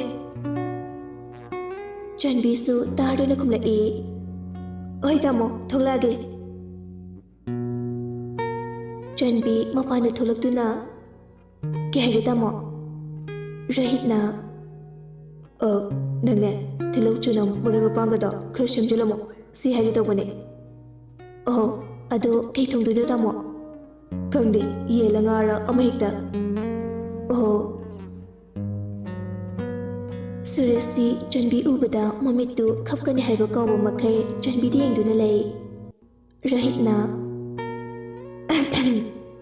ꯀꯅꯥꯗꯅꯣ ꯑꯗꯨ ꯄꯨꯟꯅ ꯅꯨꯃꯤꯠꯀꯗꯣ ꯀꯨꯞꯀꯅꯤ ꯀꯥꯎꯕ ꯃꯈꯩ ꯌꯦꯡꯉꯤꯗꯨꯕꯣ ꯔꯣꯍꯤꯠꯀꯤꯗꯨ ꯁꯨꯔꯦꯁꯇ ꯐꯥꯒꯤ ꯇꯧꯔꯛꯂꯤꯕꯅꯤ ꯁꯨꯔꯦꯁꯅ ꯉꯁꯥꯏꯗꯒꯤ ꯃꯍꯥꯛꯀꯤ ꯃꯆꯟꯅꯨꯄꯤ ꯆꯟꯕꯤꯗ ꯃꯨꯟꯅ ꯌꯦꯡꯗꯨꯅ ꯂꯩꯕꯗꯨ ꯔꯣꯍꯤꯠꯁꯨ ꯎꯔꯤꯕꯅꯤ ꯑꯗꯨꯕꯨ ꯀꯣꯟꯅ ꯂꯛꯅꯒꯦ ꯈꯟꯗꯨꯅ ꯈꯪꯁꯤꯟꯅꯗꯕ ꯁꯥꯔꯒ ꯎꯁꯤꯟꯅꯗꯗꯨꯅ ꯂꯩꯕꯅꯤ ꯁꯨꯔꯦꯁꯅ ꯚꯥꯏ ꯍꯧꯖꯤꯛꯀꯤꯗꯨꯕꯨ ꯅꯣꯏ ꯅꯅꯥꯎꯄꯤꯔꯣ ꯃꯥꯅꯤ ꯀꯩꯗꯧꯔꯒꯦ ꯅꯪ ꯉꯥꯎꯔꯤꯔꯕ ꯁꯤ ꯍꯥꯏꯔꯒ ꯅꯣꯛꯁꯤꯜꯂꯤ ꯁꯨꯔꯦꯁꯅ ꯑꯁ ꯋꯥ ꯃꯁꯛ ꯐꯥꯎꯗꯤ ꯄ꯭ꯔꯦꯛ ꯀꯥꯞꯄꯤꯍꯦ ꯔꯣꯍꯤꯠꯅ ꯈꯔ ꯇꯧꯔꯒꯅꯤ ꯑꯁꯤ ꯍꯥꯏꯔꯒ ꯐꯨꯔꯤꯠꯀꯤ ꯀꯣꯂꯔꯗꯨ ꯁꯠ ꯇꯥꯈꯠꯂꯒ ꯑꯗꯨꯒ ꯁꯨꯔꯦꯁꯇ ꯃꯤꯆꯤꯅ ꯐꯠ ꯈꯠꯆꯤꯜꯂꯤ ꯑꯁ ꯚꯥꯏ ꯅꯣꯏ ꯆꯟꯕꯤꯁꯤ ꯑꯩ ꯀꯣꯏꯖꯔꯒꯦ ꯁꯨꯔꯦꯁꯀꯤ ꯋꯥꯍꯩꯗꯨ ꯇꯥꯕꯗ ꯔꯣꯍꯤꯠ ꯃꯃꯤꯠꯇꯨ ꯂꯥꯎꯊꯣꯛꯂꯒ ꯁꯨꯔꯦꯁꯇ ꯌꯦꯡꯂꯛꯏ ꯑꯗꯨꯒ ꯍꯥꯏꯔꯛꯏ ꯀꯩꯕ ꯍꯧꯖꯤꯛꯀꯤꯗꯣ ꯀꯩꯕ ꯁꯨꯔꯦꯁꯅ ꯅꯦ ꯅꯣꯏ ꯆꯟꯕꯤꯁꯦ ꯑꯩꯒꯤ ꯑꯣꯏꯔꯒꯦ ꯍꯥꯏꯕ ꯑꯩ ꯀꯣꯏꯖꯔꯒꯦ ꯍꯥꯏꯕ ꯇꯥꯔꯕ ꯒ꯭ꯌꯥꯟ ꯇꯥꯔꯕꯣ ꯑꯁꯤ ꯍꯥꯏꯔꯒ ꯁꯨꯔꯦꯁꯅ ꯔꯣꯍꯤꯠꯀꯤ ꯅꯥꯀꯜꯗ ꯄꯣꯛ ꯄꯣꯛ ꯑꯍꯨꯝꯅ ꯊꯥꯏ ꯑꯗꯨꯒ ꯅꯣꯛꯏ꯫ ꯔꯣꯍꯤꯠꯅ ꯑꯩ ꯈꯪꯗꯦ ꯑꯗꯨꯗꯤ ꯃꯁꯥꯗ ꯍꯥꯏꯅꯁꯨ ꯃꯁꯥꯗ ꯑꯩꯅꯗꯤ ꯅꯉꯣꯟꯗ ꯈꯔ ꯍꯥꯏꯅꯕꯤꯌꯨꯒ ꯍꯥꯏꯒꯦ ꯇꯧꯔꯒ ꯃꯨꯁꯂꯥ ꯇꯥꯔꯦ꯫ ꯔꯣꯍꯤꯠꯅ ꯉꯝꯗ꯭ꯔꯦ ꯏꯆꯟꯅꯨꯄꯤꯗꯨꯗ ꯑꯩꯅ ꯑꯗꯨꯒꯨꯝꯕ ꯋꯥꯗꯣ ꯀꯃꯥꯏꯅ ꯍꯥꯏꯗꯣꯏꯅꯣ?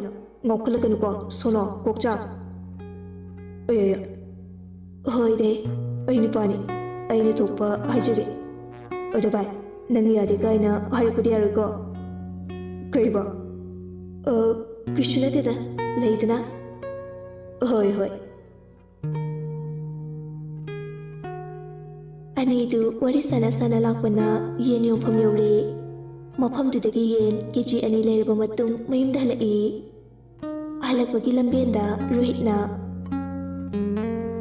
ꯑꯁ ꯍꯥꯎꯅ ꯆꯠꯊꯔꯒꯦ ꯉꯁꯤꯗꯤ꯫ ꯁꯨꯔꯦꯁꯅ ꯆꯧ ꯍꯥꯎꯅ ꯆꯠꯊꯔꯣ ꯑꯗꯨꯒꯅꯦ ꯅꯨꯡꯗꯥꯡ ꯑꯊꯦꯡꯕꯗ ꯕꯥꯔꯇꯤ ꯂꯝꯖꯦꯟ ꯇꯧ ꯆꯦꯟꯕꯗ ꯈꯔ ꯍꯦꯟꯅ ꯅꯨꯡꯉꯥꯏꯅꯕꯅꯦ ꯑꯃꯦꯠꯄꯗꯨ ꯃꯣꯔꯣꯛ ꯈꯔ ꯌꯥꯝ ꯁꯥꯍꯜꯂꯣ ꯑꯗꯨꯒ ꯌꯥꯝ ꯆꯥꯁꯤꯜꯂꯣ꯫ ꯔꯣꯍꯤꯠꯅ ꯑꯃꯨꯛ ꯃꯤꯅꯥꯏꯁꯤꯗꯤ ꯗꯥꯎ ꯍꯥꯠꯄ ꯊꯕꯛ ꯑꯗꯨꯗꯤꯅꯦ ꯅꯪ ꯍꯦꯛ ꯇꯧ ꯈꯪꯅꯤ ꯅꯪ ꯑꯩꯈꯣꯏ ꯆꯟꯕꯤꯗ ꯀꯩꯅꯣ ꯍꯥꯏꯖꯤꯟꯒꯦ꯫ ꯀꯩ ꯍꯥꯏꯖꯤꯟꯗꯣꯏꯕ?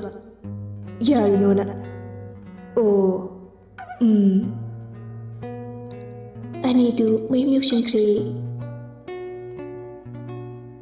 ꯑꯁꯣꯝꯗꯅ ꯂꯥꯏꯖꯗꯨ ꯇꯧꯐꯝ ꯈꯪꯗꯅ ꯀꯪꯉꯥꯎꯅꯗꯨꯅ ꯂꯩ꯫ ꯑꯁꯨꯝꯅ ꯀꯪꯉꯥꯎꯅꯗꯨꯅ ꯂꯩꯔꯤꯉꯩ ꯑꯃꯨꯛꯁꯨ ꯈꯥꯕꯅ ꯈꯨꯗꯥꯡꯗꯨ ꯄꯥꯏꯗꯨꯅ ꯆꯤꯡꯒꯦ ꯇꯧꯔꯛꯏ꯫ ꯑꯗꯨꯕꯨ ꯀꯗꯣꯝꯗꯒꯤꯅꯣ ꯈꯪꯗꯅ ꯅꯨꯄꯥ ꯑꯃꯒꯤ ꯈꯣꯟꯖꯦꯜꯗ ꯂꯥꯏꯖꯒꯤ ꯃꯈꯨꯠꯇꯨ ꯍꯦꯛ ꯁꯣꯛꯀꯦ ꯇꯧꯕꯒ ꯂꯥꯎꯔꯛꯏ꯫ ꯍꯦ ꯀꯩꯅꯣ ꯇꯧꯏꯗꯣ ꯅꯨꯄꯤꯗꯨꯗ ꯍꯥ?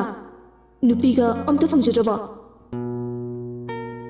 ꯑꯁꯤ ꯍꯥꯏꯔꯒ ꯕꯥꯏꯛ ꯑꯗꯨꯗꯒꯤ ꯀꯨꯝꯊꯔꯛꯏ꯫ ꯈꯥꯕ ꯅꯨꯄꯥꯗ ꯀꯨꯝꯊꯔꯛꯄ ꯎꯕꯗꯨꯗ ꯌꯥꯔꯣꯏ ꯈꯪꯂꯗꯨꯅ ꯈꯥꯕꯅ ꯑꯕꯤꯅꯥꯁ, ꯀꯥꯛꯄ ꯑꯃꯗꯤ ꯗꯥꯏꯅꯦꯜꯗ ꯂꯥꯛꯂꯤꯕ ꯅꯨꯄꯥ ꯑꯗꯨꯕꯨ ꯐꯨꯔ ꯆꯥꯕꯒꯤ ꯃꯇꯥꯒꯨꯝ ꯏꯪꯒꯤꯠ ꯇꯧꯏ꯫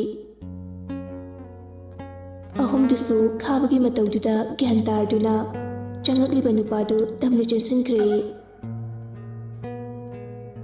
ꯃꯔꯤꯗꯨ ꯐꯨꯅꯕ ꯍꯧꯔꯛꯏ꯫ ꯀꯥꯛꯄꯅ ꯅꯨꯄꯥꯗꯨꯒꯤ ꯃꯃꯥꯏꯗꯨꯗ ꯀꯤꯟꯅ ꯆꯤꯡꯁꯤꯟꯒꯦ ꯇꯧꯏ꯫ ꯑꯗꯨꯕꯨ ꯅꯨꯄꯥꯗꯨꯅ ꯍꯩꯁꯤꯡꯅ ꯂꯩꯊꯣꯛꯇꯨꯅ ꯅꯨꯄꯥꯗꯨꯅ ꯑꯣꯏꯅ ꯀꯤꯟꯅ ꯊꯤꯟꯖꯤꯜꯂꯛꯏ ꯑꯗꯨꯒ ꯔꯥꯎꯟ ꯀꯤꯛ ꯑꯃꯁꯨ ꯄꯤꯁꯤꯜꯂꯛꯏ꯫ ꯀꯥꯛꯄꯗꯨ ꯂꯣꯡꯅ ꯍꯩꯊꯔꯛꯏ꯫ ꯀꯥꯛꯄꯅ ꯍꯩꯊꯔꯛꯄꯗ ꯑꯅꯤꯗꯨꯁꯨ ꯌꯥꯎꯔꯤ꯫ ꯑꯍꯨꯝꯗꯨ ꯀꯤꯔ ꯃꯥꯜꯂꯦ ꯆꯦꯟꯈ꯭ꯔꯦ꯫ ꯍꯧꯖꯤꯛ ꯈꯥꯕ ꯃꯊꯟꯇ ꯉꯥꯏꯔꯦ꯫ ꯈꯥꯕ ꯃꯈꯨꯠꯇꯨ ꯄ꯭ꯔꯣꯛ ꯄ꯭ꯔꯣꯛ ꯊꯦꯛꯂꯒ ꯃꯈꯨꯠꯇꯨ ꯈꯨꯇꯨꯝ ꯇꯥꯁꯤꯜꯂꯤ ꯑꯗꯨꯒ ꯆꯪꯁꯤꯜꯂꯛꯇꯨꯅ ꯅꯨꯄꯥꯗꯨꯒꯤ ꯃꯊꯕꯥꯛꯇ ꯈꯣꯡꯄꯥꯛꯅ ꯀꯥꯎꯁꯤꯜꯂꯤ꯫ ꯅꯨꯄꯥꯗꯨ ꯈꯣꯡꯐꯝ ꯆꯥꯍꯧꯗꯕꯅ ꯃꯅꯤꯡ ꯈꯔ ꯈꯖꯤꯛꯍꯜꯂꯤ ꯑꯗꯨꯒ ꯊꯪꯅꯕ ꯃꯤꯀꯨꯞꯇ ꯅꯨꯄꯥꯗꯨꯒꯤ ꯋꯥꯡ ꯆꯥꯎꯔꯕ ꯃꯈꯨꯠꯇꯨꯅ ꯃꯃꯥꯏ ꯃꯃꯤꯠ ꯈꯪꯗꯅ ꯄꯪꯊꯥꯗ ꯊꯥꯖꯤꯜꯂꯤ ꯑꯗꯨꯒ ꯑꯃꯨꯛꯁꯨ ꯀꯥꯎꯁꯤꯜꯂꯤ꯫ ꯇꯥꯟꯖꯥꯗꯨꯗ ꯃꯤ ꯈꯔ ꯑꯣꯝꯁꯤꯟꯅꯔꯛꯏ ꯑꯗꯨꯒ ꯐꯨꯅꯔꯤꯕꯗꯨ ꯈꯥꯝꯗꯣꯔꯛꯏ꯫ ꯃꯌꯥꯝꯗꯨꯒꯤ ꯃꯔꯛꯇꯒꯤ ꯅꯨꯄꯤ ꯑꯃꯅ ꯅꯣꯏꯕꯨ ꯁꯤꯟꯅꯕ ꯇꯥꯔꯦꯅꯦ ꯇꯣꯛꯑꯅꯤ ꯅꯣꯏꯕꯣ ꯑꯁꯤ ꯍꯥꯏꯔꯒ ꯐꯨꯅꯔꯤꯕꯗꯨ ꯈꯥꯝꯗꯣꯔꯛꯏ꯫ ꯈꯥꯕꯗ ꯍꯧꯒꯠꯂꯛꯇꯨꯅ ꯅꯨꯄꯥꯗꯨꯗ ꯈꯨꯗꯣꯝꯕꯤꯁꯤꯡꯗꯨꯅ ꯍꯥꯏꯔꯛꯏ꯫ ꯋꯤꯟꯗꯤ ꯅꯨꯡꯉꯥꯏꯅꯤ꯫ ꯋꯥꯍꯩ ꯑꯁꯤ ꯍꯥꯏꯔꯝꯂꯒ ꯖꯦꯀꯦꯠꯇꯨ ꯂꯦꯡꯖꯨꯝꯗ ꯍꯥꯏꯒꯠꯇꯨꯅ ꯆꯠꯈ꯭ꯔꯦ꯫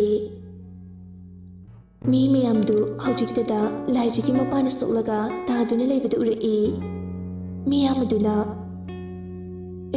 ꯑꯁꯣꯛꯄ ꯌꯥꯎꯏꯅꯦ ꯑꯁꯣꯛꯄꯁꯤ ꯍꯣꯁꯄꯤꯇꯥꯜꯗ ꯄꯨꯅꯕ ꯇꯧꯁꯤ꯫ ꯃꯌꯥꯝꯅ ꯉꯥꯡꯂꯤꯉꯩ ꯅꯨꯄꯥꯗꯨꯅ ꯂꯥꯏꯖꯒꯤ ꯃꯅꯥꯛꯇ ꯆꯪꯁꯤꯜꯂꯛꯇꯨꯅ ꯍꯥꯏꯔꯛꯏ꯫ ꯁꯣꯛꯂꯤꯕ ꯄꯥꯕꯨꯡꯁꯦ ꯍꯣꯁꯄꯤꯇꯥꯜꯗ ꯑꯝꯇ ꯄꯨꯅꯕ ꯇꯧꯁꯤ꯫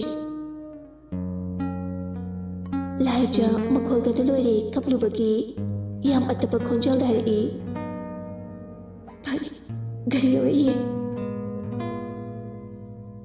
ꯅꯨꯄꯥꯗꯨꯅ ꯔꯣꯂꯦꯛꯁꯇꯨ ꯊꯥꯡꯒꯠꯇꯨꯅ ꯒꯥꯔꯤ ꯃꯅꯨꯡꯗ ꯍꯥꯞꯆꯤꯟꯈ꯭ꯔꯦ꯫ ꯑꯁꯨꯝꯅ ꯂꯥꯏꯖꯒ ꯅꯨꯄꯥꯗꯨꯒ ꯇꯧꯗꯨꯅ ꯔꯣꯂꯦꯛꯁꯄꯨ ꯍꯣꯁꯄꯤꯇꯥꯜꯗ ꯄꯨꯈ꯭ꯔꯦ꯫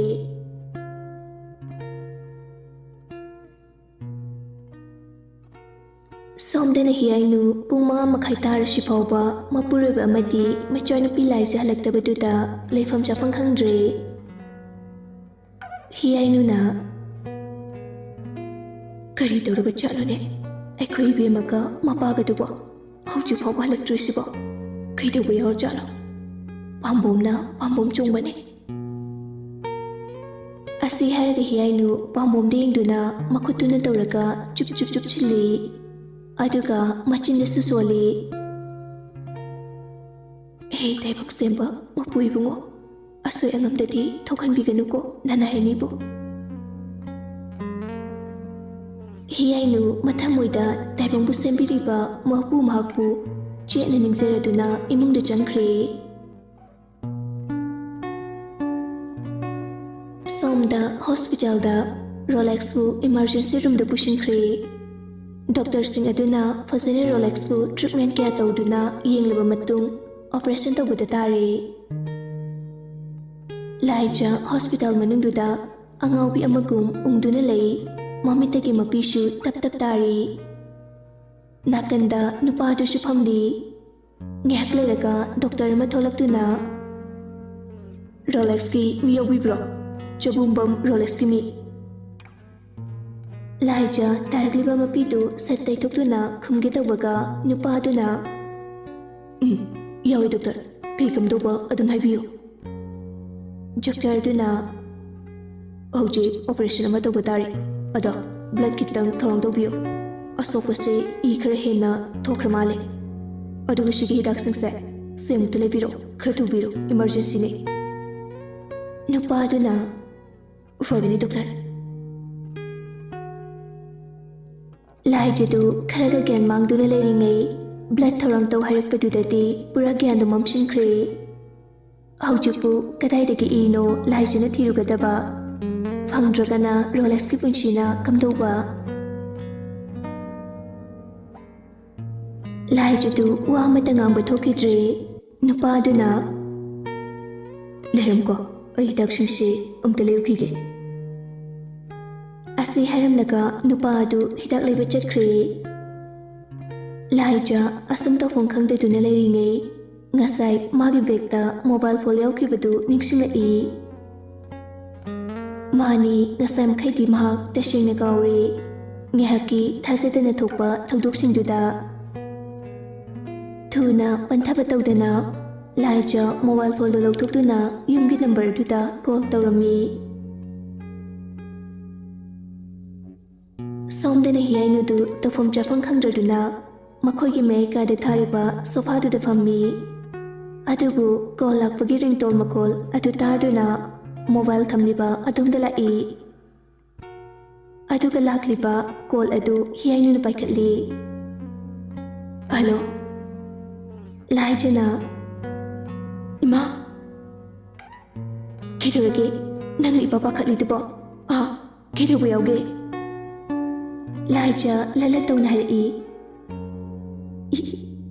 ima pabungdo kidurage hayo nang pabung kidurage hayo se. Laija tanik laba khonjelda amuksu lalatawna hari pabungdo sokdana sisu hospital da leire. Hiyainu machagi wahisingdu tabada masadu khangaude tufaktu paichankiba. Miga mimana drabi amagum mangduna tumina leptuna laikre. Ima nakidurage ima se. Machana kauropaduda haujiktada hiyainu gyan tarai aduga hari kishitawde ima laki leiramo. Oh ima khara thuna lakpiyo.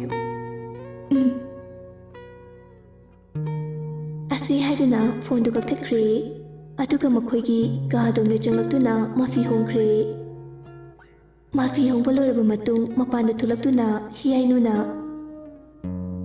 ibungo muna sije hospital phauda amute jasi. Munana kono kidabu yobibage tima. Hiyainu mamitagi mapitana hari noine amber Rolex tu sokdana leiri ꯀꯔꯤ ꯀꯔꯝꯕ ꯐꯤꯕꯝꯅꯣꯁꯨ ꯈꯪꯗꯦ ꯑꯗꯨꯅ ꯑꯃꯨꯛꯇ ꯈꯔ ꯊꯨꯅ ꯆꯠꯁꯤ ꯑꯣꯏ ꯏꯇꯩꯃ ꯀꯥꯈꯠꯄꯤꯔꯣ ꯑꯁꯨꯝꯅ ꯍꯤꯌꯥꯏꯅꯨ ꯒꯥꯔꯤ ꯀꯥꯈꯠꯇꯨꯅ ꯃꯨꯅꯥꯟꯒ ꯃꯈꯣꯏ ꯑꯅꯤ ꯍꯣꯁꯄꯤꯇꯥꯜ ꯇꯝꯅ ꯆꯠꯈ꯭ꯔꯦ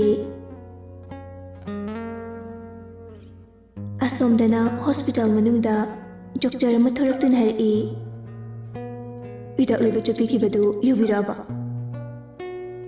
ꯂꯥꯏꯖꯅ ꯋꯥ ꯍꯥꯏꯒꯦ ꯇꯧꯕꯒ ꯅꯨꯄꯥꯗꯨ ꯂꯥꯛꯇꯨꯅ ꯍꯥꯏꯔꯛꯏ ꯍꯤꯗꯥꯛꯁꯤꯗ ꯂꯩꯖꯔꯦ ꯗꯣꯛꯇꯔ ꯑꯁꯤ ꯍꯥꯏꯗꯨꯅ ꯍꯤꯗꯥꯛꯁꯤꯡꯗꯨ ꯗꯣꯛꯇꯔꯗꯨꯗ ꯄꯤꯔꯝꯃꯤ ꯗꯣꯛꯇꯔꯗꯨ ꯍꯤꯗꯥꯛ ꯑꯗꯨ ꯂꯧꯁꯤꯜꯂꯒ ꯑꯃꯨꯛ ꯃꯈꯥ ꯇꯥꯔꯛꯏ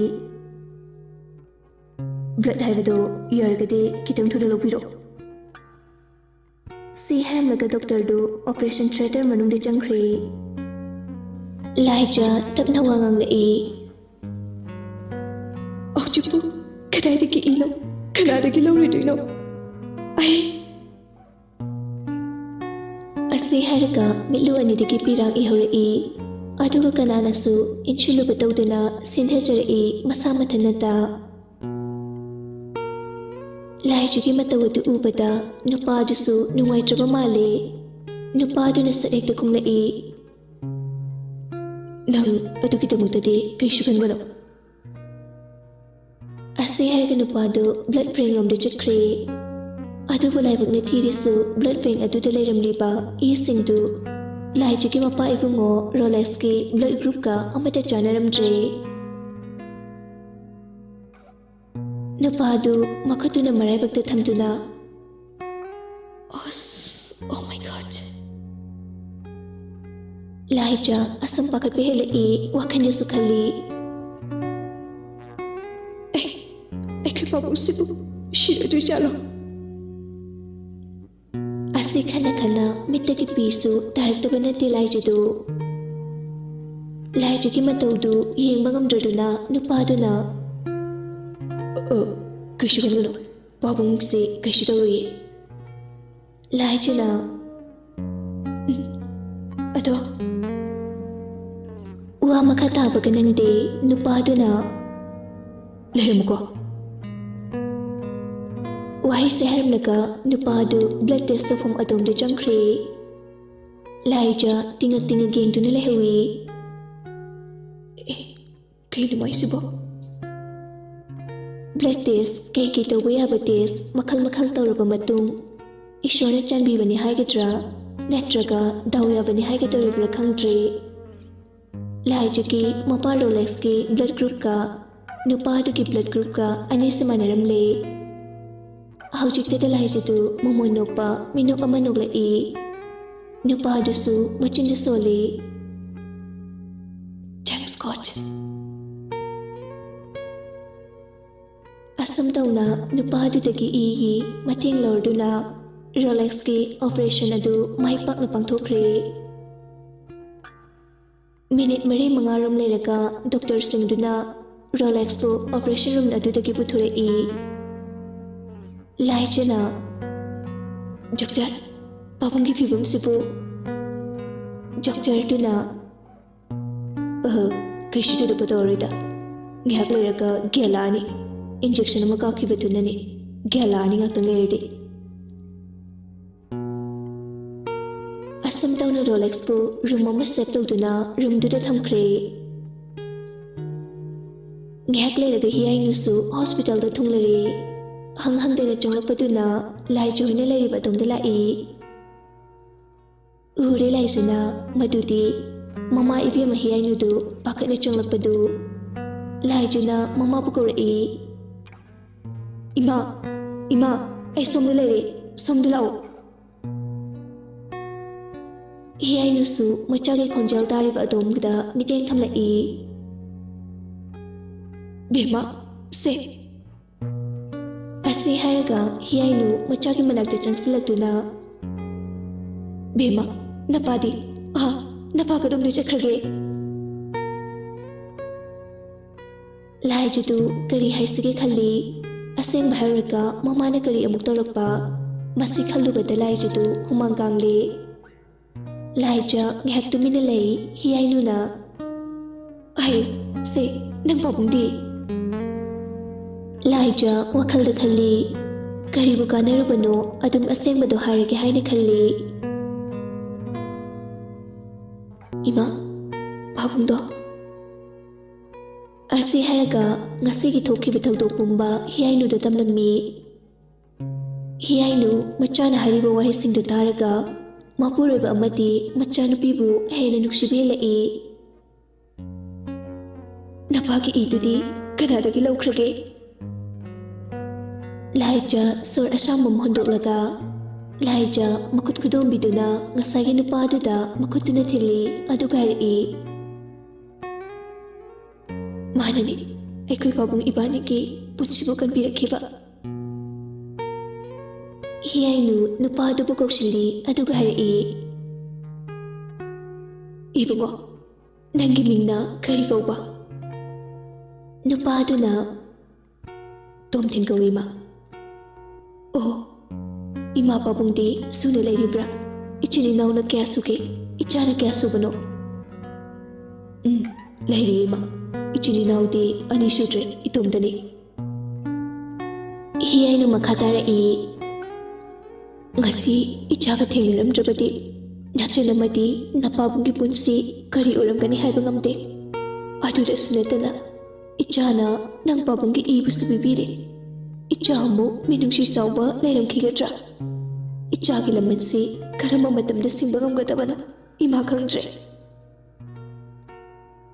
ꯑꯁꯤ ꯍꯥꯏꯔꯒ ꯍꯤꯌꯥꯏꯅꯨꯗꯨ ꯃꯄꯤ ꯁꯤꯟꯊꯔꯛꯏ꯫ ꯇꯣꯝꯊꯤꯟꯅ, ꯏꯃꯥ, ꯑꯗꯨꯝꯅ ꯍꯥꯏꯕꯤꯒꯅꯨ꯫ ꯁꯤꯗꯤ ꯃꯤꯑꯣꯏꯕ ꯑꯃꯅ ꯃꯤꯑꯣꯏꯕ ꯑꯃꯗ ꯄꯥꯡꯐꯝ ꯊꯣꯛꯄ ꯃꯇꯦꯡꯗꯨꯅꯤ ꯍꯥꯏꯅ ꯈꯟꯕꯤꯌꯨ ꯏꯃꯥ꯫ ꯑꯗꯨ ꯏꯆꯥꯕꯨ ꯀꯔꯤ ꯂꯝꯗꯒꯤꯅꯣ? ꯏꯃꯥ, ꯑꯩ ꯅꯤꯡꯊꯧꯈꯣꯡꯗꯒꯤꯅꯤ꯫ ꯑꯣ, ꯐꯔꯦ ꯐꯔꯦ, ꯑꯗꯨꯗꯤ ꯇꯣ ꯁꯤꯗ ꯐꯝꯂꯤꯕꯁꯤꯅ ꯅꯆꯟꯅꯤ, ꯈꯪꯅꯧꯋꯣ꯫ ꯑꯩꯒꯤꯅ ꯏꯆꯥꯅꯨꯄꯤꯅꯤ, ꯃꯃꯤꯡꯅ ꯂꯥꯏꯖ ꯀꯧꯕꯅꯤ꯫ ꯑꯣ꯫ ꯑꯁꯨꯝꯅ ꯋꯥꯔꯤ ꯁꯥꯟꯅꯔꯤꯉꯩ ꯇꯥꯂꯛ ꯑꯗꯨꯗ ꯔꯣꯂꯦꯛꯁꯇꯨ ꯒ꯭ꯌꯥꯟ ꯂꯥꯛꯑꯦ ꯍꯥꯏꯗꯨꯅ ꯗꯣꯛꯇꯔ ꯑꯃꯅ ꯀꯧꯔꯛꯏ꯫ ꯍꯤꯌꯥꯏꯅꯨ ꯑꯃꯗꯤ ꯂꯥꯏꯖ, ꯇꯣꯝꯊꯤꯟ ꯃꯈꯣꯏ ꯄꯨꯂꯞ ꯔꯨꯝ ꯇꯝꯅ ꯆꯪꯂꯛꯏ꯫ ꯔꯣꯂꯦꯛꯁꯅ ꯒ꯭ꯌꯥꯟ ꯇꯥꯔꯛꯄꯗ ꯑꯗꯨꯝꯅ ꯁꯣꯜꯂꯤ, ꯕꯦꯝꯃ, ꯕꯦꯝꯃ꯫ ꯂꯥꯏꯖꯅ, ꯄꯥꯕꯨꯡ, ꯑꯩ ꯁꯤꯗ ꯂꯩꯌꯦ ꯄꯥꯕꯨꯡ꯫ ꯀꯗꯥꯏꯗꯅꯣ ꯑꯩꯈꯣꯏꯅ ꯂꯩꯔꯤꯕꯁꯤꯕꯣ? ꯄꯥꯕꯨꯡ, ꯍꯣꯁꯄꯤꯇꯥꯜꯗꯅꯤ꯫ ꯍꯤꯌꯥꯏꯅꯨꯅꯁꯨ ꯍꯥꯏꯔꯛꯏ, ꯃꯣꯏꯕꯥ, ꯀꯩꯗꯧꯔꯒꯦ? ꯑꯩꯈꯣꯏꯅ ꯂꯩꯔꯤꯁꯤ ꯍꯣꯁꯄꯤꯇꯥꯜꯗꯅꯤ꯫ ꯉꯥꯏꯍꯥꯛ ꯂꯩꯔꯒ ꯔꯣꯂꯦꯛꯁꯇꯨ ꯒ꯭ꯌꯥꯟ ꯐꯖꯅ ꯇꯥꯔꯛꯑꯦ꯫ ꯔꯣꯂꯦꯛꯁꯅ,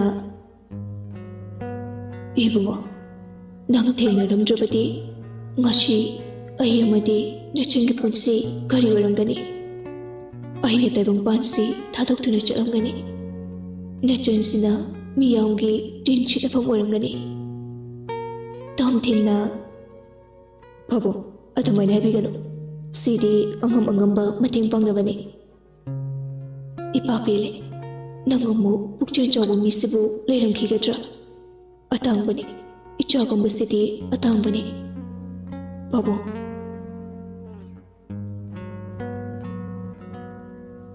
ꯃꯇꯝꯅ ꯁꯨꯝ ꯍꯧꯈꯤꯕꯅ ꯅꯨꯃꯤꯗꯥꯡꯒꯤ ꯄꯨꯡ 3:30 ꯇꯥꯁꯤꯜꯂꯛꯂꯤ꯫ ꯇꯣꯝꯊꯤꯟꯅ, ꯄꯥꯕꯨꯡ, ꯑꯩ ꯆꯠꯅꯕ ꯇꯧꯔꯒꯦ꯫ ꯄꯨꯡꯁꯤꯁꯨ ꯊꯦꯡꯖꯤꯜꯂꯛꯑꯦ, ꯌꯨꯝꯗꯁꯨ ꯄꯥꯈꯠꯅꯔꯝꯃꯅꯤ꯫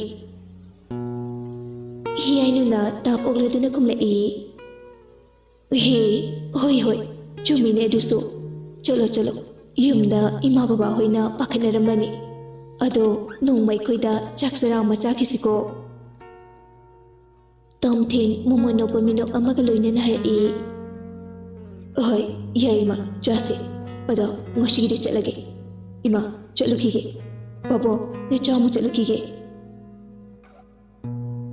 ꯁꯤ ꯍꯥꯏꯔꯝꯂꯒ ꯃꯃꯤꯠꯇꯨꯅ ꯂꯥꯏꯖꯗ ꯑꯃꯨꯛꯇꯪ ꯌꯦꯡꯂꯝꯂꯒ ꯆꯠꯈ꯭ꯔꯦ ꯇꯣꯝꯊꯤꯟꯗꯨ꯫ ꯍꯤꯌꯥꯏꯅꯨꯅ, ꯕꯦꯝꯃ, ꯕꯦꯝꯃꯧ꯫ ꯂꯥꯏꯖꯅ, ꯏꯃꯥ, ꯀꯩ ꯍꯥꯏꯒꯦ? ꯅꯆꯥ ꯀꯩ ꯇꯧꯖꯔꯣ ꯍꯥꯏꯕꯅꯣ? ꯅꯪꯅꯦ ꯅꯪ ꯄꯥꯕꯨꯡꯁꯦ ꯁꯪꯂꯝꯃꯨ꯫ ꯑꯩꯅꯦ ꯍꯣꯇꯦꯜꯗꯒꯤꯔ ꯀꯔꯤꯅꯣ ꯏꯕꯥꯅꯤꯒꯤ ꯆꯥꯅꯕ ꯆꯥꯛ ꯂꯧꯔꯨꯈꯤꯒꯦ꯫ ꯍꯣꯏ ꯏꯃꯥ꯫ ꯍꯤꯌꯥꯏꯅꯨ ꯑꯁꯤ ꯍꯥꯏꯔꯒ ꯆꯠꯀꯦ ꯇꯧꯏ꯫ ꯑꯗꯨꯕꯨ ꯂꯥꯏꯖꯅ ꯈꯪꯀꯧ ꯀꯧꯔꯛꯄꯗꯨꯗ ꯑꯃꯨꯛ ꯂꯦꯞꯄꯤ꯫ ꯏꯃꯥ ꯀꯩꯅꯣ ꯀꯩꯗꯧꯔꯒꯦ ꯏꯕꯦꯝꯃ? ꯄꯥꯕꯨꯡꯒꯤ ꯆꯥꯛꯇꯤ ꯁꯦꯝꯒꯦ ꯇꯧꯕꯅꯤꯗ꯫ ꯅꯣꯏ ꯄꯥꯕꯨꯡꯒꯤꯗꯤ ꯃꯣꯏꯅ ꯑꯗꯨꯝ ꯄꯤꯖꯔꯛꯑꯁꯅꯤ, ꯑꯗꯨꯝ ꯄꯤꯕꯅꯤ꯫ ꯑꯣ ꯑꯗꯣ ꯑꯩ ꯊꯣꯛꯂꯒꯦꯀꯣ, ꯐꯖꯅ ꯁꯦꯟꯅꯔꯝꯃꯨꯀꯣ, ꯊꯣꯛꯑꯦ ꯑꯩ꯫ ꯍꯤꯌꯥꯏꯅꯁꯨ ꯊꯣꯛꯈ꯭ꯔꯦ꯫ ꯍꯧꯖꯤꯛꯇꯤ ꯔꯨꯝ ꯑꯗꯨꯗ ꯂꯥꯏꯖ ꯑꯃꯗꯤ ꯃꯍꯥꯛꯀꯤ ꯃꯄꯥ ꯁꯣꯛꯄ ꯑꯗꯨꯇ ꯉꯥꯏꯔꯦ꯫ ꯂꯥꯏꯖ ꯑꯁꯨꯝ ꯐꯝꯂꯝꯕꯗꯒꯤ ꯂꯦꯞꯈꯠꯂꯤ, ꯑꯗꯨꯒ ꯃꯥꯒꯤ ꯕꯦꯒꯇꯒꯤ ꯐꯣꯟꯗꯨ ꯂꯧꯊꯣꯛꯇꯨꯅ ꯀꯅꯥꯗꯅꯣ ꯀꯣꯜ ꯇꯧꯁꯤꯜꯂꯤ꯫ ꯑꯗꯨꯕꯨ ꯀꯣꯜꯗꯨ ꯔꯤꯡ 2ꯔꯛ 3ꯔꯛ ꯁꯨꯔ ꯐꯥꯎꯕ ꯔꯤꯁꯤꯞ ꯇꯧꯔꯛꯇ꯭ꯔꯦ꯫ ꯑꯁꯨꯝ ꯀꯣꯜꯗꯨ ꯔꯤꯁꯤꯞ ꯇꯧꯔꯛꯇꯕꯗꯨꯗ ꯉꯥꯏꯕ ꯑꯣꯏꯅ ꯀꯥ ꯑꯗꯨꯗ ꯍꯟꯒꯠ ꯍꯟꯗ ꯆꯠꯂꯤ꯫ ꯑꯗꯨꯕꯨ ꯈꯪꯍꯧꯗꯅ ꯂꯥꯏꯖꯅ ꯃꯃꯤꯠꯇꯨ ꯄꯗꯥꯔꯗꯨꯗ ꯌꯦꯡꯂꯛꯄꯗ ꯃꯇꯝ ꯑꯗꯨꯗꯗꯤ ꯀꯅꯥꯒꯨꯝꯕ ꯑꯃ ꯂꯦꯞꯇꯨꯅ ꯂꯩꯕꯗꯨ ꯎꯔꯛꯏ꯫ ꯃꯗꯨ ꯎꯕꯗ ꯂꯥꯏꯖꯗꯨ ꯃꯁꯥꯗ ꯈꯤꯇꯪ ꯄꯥꯈꯠꯄ ꯐꯥꯎꯏ, ꯋꯥꯈꯜꯗꯁꯨ ꯈꯜꯂꯤ ꯀꯅꯥ ꯑꯣꯏꯔꯤꯖꯥꯠꯅꯣ ꯍꯥꯏꯅ꯫ ꯂꯥꯏꯖ ꯈꯣꯟ ꯀꯟꯅ ꯂꯧꯔꯛꯏ꯫ "ꯍꯦ, ꯀꯅꯥꯅꯣ ꯑꯗꯨꯗ ꯂꯦꯞꯄꯤꯗꯣ? ꯀꯅꯥꯅꯣꯕ?" ꯑꯁꯤ ꯍꯥꯏꯔꯒ ꯇꯧꯔꯤꯕ ꯀꯣꯜꯗꯨ ꯁꯦꯠ ꯀꯛꯇꯨꯅ ꯊꯝꯂꯒ ꯆꯪꯁꯤꯟꯒꯦ ꯇꯧꯏ, ꯑꯗꯨꯕꯨ ꯄꯗꯥꯔꯗꯨ ꯍꯥꯏꯗꯣꯔꯛꯄꯅ ꯍꯥꯜꯂꯤ꯫ ꯍꯤꯌꯥꯏꯅꯨꯅ "ꯀꯔꯤꯒꯤꯅꯣ ꯑꯗꯨ ꯀꯟꯅ ꯂꯥꯎꯔꯤꯗꯨꯅ? ꯅꯪ ꯅꯄꯥꯁꯤ ꯅꯨꯡꯉꯥꯏꯅ ꯇꯨꯝꯖꯔꯤꯁꯦ ꯂꯣꯏꯅ ꯍꯧꯒꯠꯄ ꯇꯥꯔꯤꯅꯤ ꯅꯪꯕꯣ, ꯃꯁꯤꯗꯤ." ꯂꯥꯏꯖ ꯃꯃꯥ ꯏꯕꯦꯝꯃ ꯑꯣꯏꯔꯝꯕꯗꯨꯗ ꯁꯣꯔ ꯑꯁꯥꯡꯕ ꯑꯃ ꯍꯣꯟꯗꯣꯔꯛꯏ, ꯑꯗꯨꯒ ꯃꯃꯥꯒꯤ ꯃꯅꯥꯛꯇ ꯆꯪꯁꯤꯟꯗꯨꯅ ꯃꯃꯥꯅ ꯄꯨꯔꯛꯂꯤꯕ ꯆꯥꯛꯇꯨ ꯑꯣꯛꯄꯤ꯫ "ꯀꯔꯤꯒꯤꯅꯣ ꯃꯤ ꯅꯪꯅ ꯑꯗꯨ ꯀꯟꯅ ꯂꯥꯎꯔꯛꯏꯗꯨꯕꯣ?" ꯂꯥꯏꯖ ꯅꯣꯛꯂꯒ "ꯑꯩꯗꯤ ꯏꯃꯥꯅꯤꯁꯨ ꯈꯪꯗꯦ, ꯄꯗꯥꯔꯂꯣꯝꯗ ꯂꯩꯔꯦ, ꯑꯗꯗꯤ ꯀꯔꯤ ꯃꯥꯟꯗꯅ ꯂꯥꯎꯔꯤꯅꯦ, ꯑꯗꯨ ꯏꯃꯥꯗꯤ ꯀꯩꯗꯧꯕꯒꯤ ꯂꯦꯞ ꯂꯩꯔꯤꯕ?" "ꯑꯁ ꯏꯕꯦꯝꯃ ꯅꯪꯁꯤꯁꯨꯕ, ꯑꯍꯅꯦ ꯑꯩꯈꯣꯏꯒꯤ ꯔꯨꯝ ꯅꯝꯕꯔꯁꯦ ꯀꯌꯥꯅꯣ ꯍꯥꯏꯗꯅ ꯌꯦꯡꯉꯤꯕꯅꯤꯗ." "ꯑꯣ." ꯑꯁꯨꯝꯅ ꯍꯤꯌꯥꯏꯅꯨ ꯑꯃꯗꯤ ꯂꯥꯏꯖꯅ ꯆꯥꯛ ꯆꯥꯒꯦ ꯇꯧꯔꯤꯉꯩ ꯔꯣꯂꯦꯛꯁꯀꯤ ꯆꯥꯛꯁꯨ ꯊꯤꯜꯂꯛꯑꯝꯃꯤ꯫ ꯍꯤꯌꯥꯏꯅꯨ ꯆꯥꯛꯇꯨ ꯂꯧꯔꯒ ꯌꯥꯔꯦ ꯌꯥꯝ ꯅꯨꯡꯉꯥꯏꯖꯔꯦ." ꯅꯨꯄꯤ ꯑꯗꯨꯅ "ꯃꯤꯃꯥ." ꯑꯁꯤ ꯍꯥꯏꯔꯝꯃꯒ ꯆꯠꯈ꯭ꯔꯦ꯫ "ꯅꯪ ꯄꯥꯕꯨꯡꯒꯤꯁꯤ ꯍꯥꯟꯅ ꯄꯤꯖꯈꯤꯁꯤ, ꯑꯗꯨꯒ ꯑꯩꯈꯣꯏ ꯑꯃꯨꯛ ꯆꯥꯔꯁꯤ." "ꯍꯣꯏ ꯏꯃꯥ."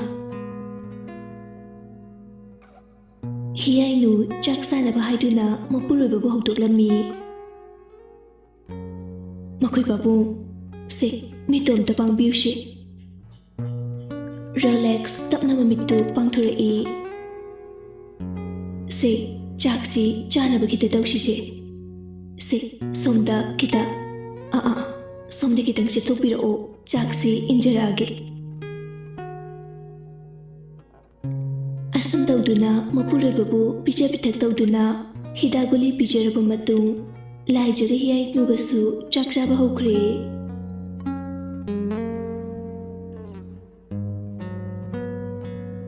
ꯁꯣꯝꯗꯅ ꯔꯣꯍꯤꯠ ꯍꯣꯏꯒꯤ ꯏꯃꯨꯡꯗꯅꯤ꯫ ꯃꯌꯥꯝꯗꯨ ꯆꯥꯛ ꯇꯣꯔꯛꯄꯒꯤ ꯃꯍꯩ ꯇꯤꯚꯤ ꯌꯦꯡꯕ ꯋꯥꯔꯤ ꯁꯥꯟꯅꯗꯨꯅ ꯂꯩꯕ ꯃꯣꯏꯒꯤ ꯊꯣꯛꯄ ꯇꯧꯅꯔꯤ꯫ ꯁꯨꯔꯦꯁꯅ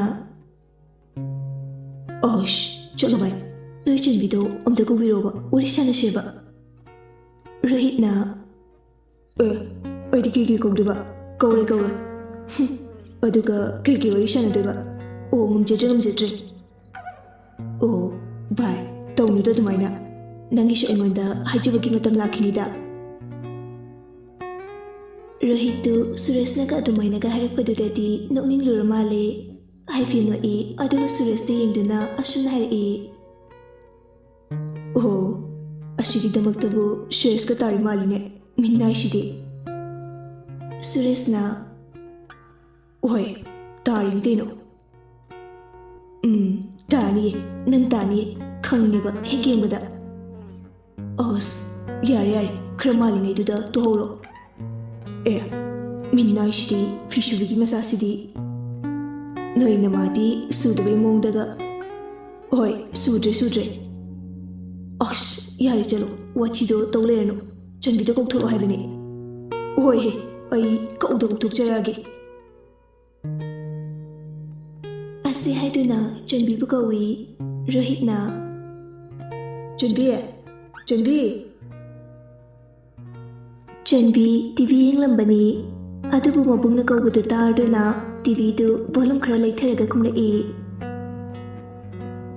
ꯇꯥꯃꯣ ꯀꯩ ꯍꯥꯏꯒꯦ ꯁꯤꯗ ꯑꯝꯇ ꯂꯥꯎꯅꯦ ꯑꯁ ꯃꯤꯅꯅꯦ ꯉꯥꯛꯇ ꯃꯨꯚꯤ ꯁꯦꯡꯕꯁꯤꯗ ꯄꯦꯜꯂꯕꯅꯦ ꯑꯩꯗꯤ ꯑꯩ ꯂꯥꯛꯑꯣ ꯍꯥꯏꯗꯤ ꯀꯣꯛ ꯂꯥꯛꯑꯣꯗꯅ ꯍꯣꯏꯍꯦ ꯀꯩꯅꯣꯅꯦ ꯇꯤꯚꯤꯁꯤ ꯑꯣꯐ ꯇꯧꯁꯤꯟꯈꯤꯒꯦ ꯍꯣꯏ ꯁꯨꯔꯦꯁꯅ ꯁꯦꯁ ꯃꯔꯝ ꯌꯥꯝ ꯃꯣꯏꯀꯣ ꯀꯩꯕꯨꯅꯣ ꯍꯥꯏꯁꯦ ꯀꯩꯝ ꯅꯠꯇꯦꯗ ꯉꯁꯥꯏ ꯏꯟꯖꯥꯡꯗꯣ ꯍꯥꯎꯋꯦ ꯍꯥꯏꯕ ꯑꯣ ꯍꯥꯎꯇ꯭ꯔꯗꯤ ꯃꯕꯨꯡ ꯑꯩꯅ ꯊꯣꯡꯕꯕꯣ ꯍꯣꯏ ꯁꯤ ꯍꯥꯏꯗꯨꯅ ꯆꯟꯕꯤ ꯂꯥꯛꯄ꯭ꯔꯥ ꯍꯥꯏꯗꯨꯅ ꯃꯀꯣꯛꯇꯨ ꯊꯣꯡꯂꯣꯝꯗ ꯍꯥꯏꯐꯦꯠ ꯆꯤꯛꯊꯩ ꯔꯣꯍꯤꯠꯅ ꯀꯣ ꯍꯥꯏꯁꯤꯅꯤ ꯁꯨꯔꯦꯁꯅ ꯀꯩꯅꯣ ꯀꯩꯝꯅꯗꯤ ꯌꯥꯔꯦ ꯁꯤ ꯍꯥꯏꯗꯨꯅ ꯑꯃꯨꯛ ꯃꯆꯤꯟꯅ ꯁꯣꯜꯂꯤ ꯀꯩꯗꯧꯔꯤ ꯆꯠꯅꯣ ꯑꯩꯈꯣꯏ ꯆꯟꯕꯤꯗꯨꯕꯣ ꯁꯣꯝꯗꯅ ꯃꯤ ꯃꯉꯛ ꯇꯦꯛꯇꯣꯔꯦ ꯑꯃꯁꯤꯅ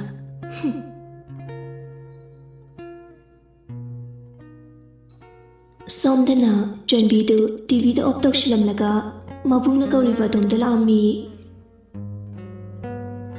ꯀꯩꯒꯤꯅꯣ ꯇꯥꯃꯣ ꯑꯩ ꯀꯧꯁꯤꯀꯣ ꯀꯩ ꯄꯤꯖꯒꯦ ꯍꯥꯏꯅꯣ ꯔꯣꯍꯤꯠꯅ ꯑꯝꯇ ꯐꯪꯀꯣꯀꯣ ꯌꯥꯝ ꯇꯥꯅꯤꯡꯗꯦ ꯅꯪ ꯅꯆꯤꯕ ꯌꯥꯝ ꯂꯥꯎꯕꯒꯤ ꯋꯥꯔꯕ ꯁꯤ ꯍꯥꯏꯗꯨꯅ ꯅꯣꯛꯂꯒ ꯁꯨꯔꯦꯁꯇ ꯌꯦꯡꯂꯒ ꯃꯤꯠꯆꯤ ꯈꯠꯆꯤꯜꯂꯤ ꯃꯔꯩꯗꯨꯁꯨ ꯁꯠ ꯇꯤꯡꯊꯣꯛꯏ ꯁꯨꯔꯦꯁꯁꯨ ꯅꯪ ꯍꯣꯔꯦꯟ ꯅꯨꯡꯉꯥꯏꯅꯤ ꯍꯥꯏꯕꯒꯤ ꯃꯇꯥꯒꯨꯝ ꯃꯈꯨꯠ ꯃꯃꯤꯠ ꯃꯔꯩꯅ ꯇꯧꯗꯨꯅ ꯁꯥꯏꯟ ꯀꯌꯥ ꯑꯃ ꯇꯧꯔꯤ ꯆꯟꯕꯤꯗꯤ ꯏꯀꯥꯏ ꯅꯨꯡꯁꯤ ꯌꯥꯅꯔꯦ ꯆꯨꯝꯅ ꯁꯨꯝ ꯍꯥꯏꯖꯔꯨꯕꯅꯤ ꯑꯗꯨꯒ ꯔꯣꯍꯤꯠꯀꯤ ꯋꯥꯍꯩꯗꯨꯗ ꯔꯣꯍꯤꯠꯀꯤꯗꯨꯁꯨ ꯁꯨꯔꯦꯁ ꯂꯩꯕꯒꯤ ꯁꯨꯔꯦꯁꯀꯤ ꯃꯃꯥꯡꯗꯨꯗ ꯊꯑꯣꯏꯅꯃꯛꯀꯤ ꯇꯧꯔꯤꯕꯅꯤ ꯆꯟꯕꯤꯗꯤ ꯌꯥꯝꯅꯃꯛ ꯅꯠꯇ꯭ꯔꯕꯁꯨ ꯈꯔꯗꯤ ꯏꯀꯥꯏꯔꯦ ꯃꯔꯝ ꯍꯥꯏꯕꯨ ꯃꯁꯛ ꯈꯪꯅꯗꯕ ꯁꯨꯔꯦꯁ ꯌꯥꯎꯕꯁꯤꯅꯅꯤ ꯍꯥꯏꯕ ꯇꯥꯏ ꯆꯟꯕꯤ ꯁꯣꯐꯥꯗꯨꯗ ꯐꯝꯊꯩ ꯑꯗꯨꯒ ꯃꯉꯛꯇꯨ ꯍꯥꯏꯔꯞ ꯅꯣꯟꯊꯩ ꯁꯨꯔꯦꯁꯇꯤ ꯑꯗꯨꯝ ꯈꯪꯂꯦ ꯆꯟꯕꯤꯗꯨ ꯏꯀꯥꯏꯔꯦ ꯍꯥꯏꯕ ꯃꯉꯣꯟꯗ ꯔꯣꯍꯤꯠꯅ ꯑꯅꯦ ꯇꯣ ꯁꯦ ꯁꯨꯔꯦꯁꯇꯤ ꯃꯤꯍꯨꯟꯒ ꯁꯨꯗ꯭ꯔꯦ ꯃꯔꯝꯗꯤ ꯔꯣꯍꯤꯠꯀꯤ ꯈꯨꯋꯥꯏꯗꯨꯗ ꯃꯥꯅꯒ ꯅꯨꯡꯁꯤ ꯄꯥꯝꯃꯤ ꯍꯥꯏꯕꯗꯨ ꯍꯥꯏꯗꯣꯔꯛꯑꯗꯣꯏꯔꯥ ꯍꯥꯏꯅ ꯔꯣꯍꯤꯠꯅ ꯇꯣ ꯁꯤ ꯈꯪꯅꯧ ꯃꯃꯤꯡꯅ ꯁꯨꯔꯦꯁ ꯀꯧꯕꯅꯦ ꯀ꯭ꯋꯥꯀꯩꯊꯦꯜꯗꯩꯅꯦ ꯀꯩꯊꯦꯜꯒꯤ ꯀ꯭ꯋꯥꯛꯅꯦ ꯉꯁꯥꯏ ꯃꯈꯩ ꯇꯨꯃꯤꯟꯅ ꯂꯩꯔꯝꯕ ꯆꯟꯕꯤꯗꯨ ꯃꯕꯨꯡꯒꯤ ꯋꯥꯍꯩꯗꯨꯗ ꯅꯣꯛꯅꯤꯡꯂꯨꯔ ꯃꯥꯜꯂꯦ ꯍꯥꯏꯐꯦꯠ ꯃꯆꯤꯟꯗꯨ ꯈꯨꯝꯂꯒ ꯅꯣꯛꯂꯛꯏ ꯁꯨꯔꯦꯁ ꯔꯣꯍꯤꯠꯇ ꯃꯃꯤꯠꯇꯨ ꯄꯩꯔꯞ ꯌꯦꯡꯉꯛꯏ ꯑꯗꯨꯕꯨ ꯔꯣꯍꯤꯠꯇꯤ ꯎꯁꯤꯟꯅꯗꯦ ꯆꯟꯕꯤꯅ ꯍꯥꯏꯔꯛꯏ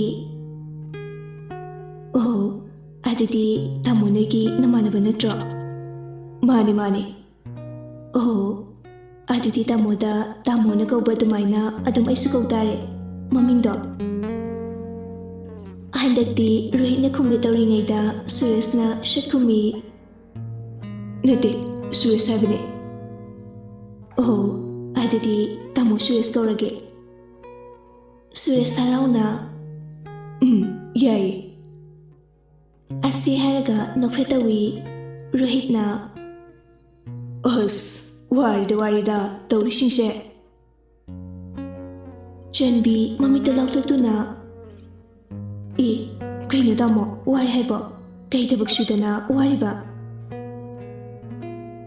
ꯆꯟꯕꯤꯅ ꯋꯥ ꯍꯥꯏꯕ ꯂꯣꯏꯕꯒ ꯁꯨꯔꯦꯁꯅ ꯔꯣꯍꯤꯠꯇ ꯀꯩꯀꯩꯅꯣ ꯑꯦꯛꯁꯟ ꯃꯌꯥꯝ ꯇꯧꯁꯤꯜꯂꯤ ꯔꯣꯍꯤꯠꯅ ꯍꯣꯏ ꯆꯠꯊꯣꯏ ꯑꯉꯥꯡꯅ ꯁꯤ ꯍꯥꯏꯔꯒ ꯔꯣꯍꯤꯠ ꯐꯝꯂꯤꯕꯗ ꯍꯧꯒꯠꯂꯛꯏ ꯑꯗꯨꯕꯨ ꯃꯥꯅ ꯍꯧꯒꯠꯂꯛꯄꯗꯨꯗ ꯃꯕꯨꯛꯇꯨ ꯒ꯭ꯔꯨ ꯒ꯭ꯔꯨ ꯍꯥꯏꯅ ꯈꯣꯡꯂꯛꯏ ꯃꯈꯣꯟꯗꯨ ꯇꯥꯕꯗ ꯁꯨꯔꯦꯁꯀ ꯆꯟꯕꯤꯒꯗꯣ ꯅꯣꯛꯊꯣꯔꯛꯏ ꯆꯟꯕꯤꯅ ꯇꯥꯃꯣ ꯀꯩꯅꯣ ꯍꯧꯖꯤꯛꯀꯤꯗꯨꯗꯤ ꯁꯨꯔꯦꯁꯁꯨ ꯂꯛꯅꯍꯧꯔꯒꯦ ꯃꯊꯥꯒꯨꯝ ꯍꯥꯏꯔꯛꯏ ꯇꯧꯔꯤꯗꯣ ꯑꯩꯅ ꯉꯁꯥꯏ ꯍꯥꯏꯕꯗꯣ ꯀꯝꯗꯧꯏ ꯆꯥꯎ ꯆꯥꯎ ꯑꯃꯦꯠꯄꯗꯣ ꯑꯀꯟ ꯆꯥꯗꯅ ꯎ ꯃꯣꯔꯣꯛꯇꯣ 5 ꯊꯛꯆꯤꯜꯂꯒ ꯔꯣꯍꯤꯠꯅ ꯅꯊꯧ ꯏꯀꯨꯁꯤꯅꯦ ꯍꯧꯖꯤꯛ ꯕꯥꯔꯗꯦ ꯂꯝꯖꯦꯟ ꯁ꯭ꯇꯥꯔꯠ ꯊꯥꯕ ꯍꯧꯗꯣꯏꯁꯤꯁꯨ ꯏꯀꯨꯁꯤ ꯆꯟꯕꯤꯗꯤ ꯃꯕꯨꯡꯒꯤ ꯃꯑꯣꯡ ꯃꯇꯧ ꯑꯃꯗꯤ ꯋꯥꯉꯥꯡꯗꯨꯗ ꯅꯣꯛꯇꯨꯅ ꯂꯩꯈ꯭ꯔꯦ ꯁꯨꯔꯦꯁꯅ ꯑꯣꯏꯅꯤꯌꯦ ꯅꯪꯒꯤ ꯏꯀꯨꯁꯤ ꯑꯣꯏꯅꯦꯕ ꯑꯣꯏꯕꯤꯌꯨ ꯑꯣꯏꯕꯤꯌꯨ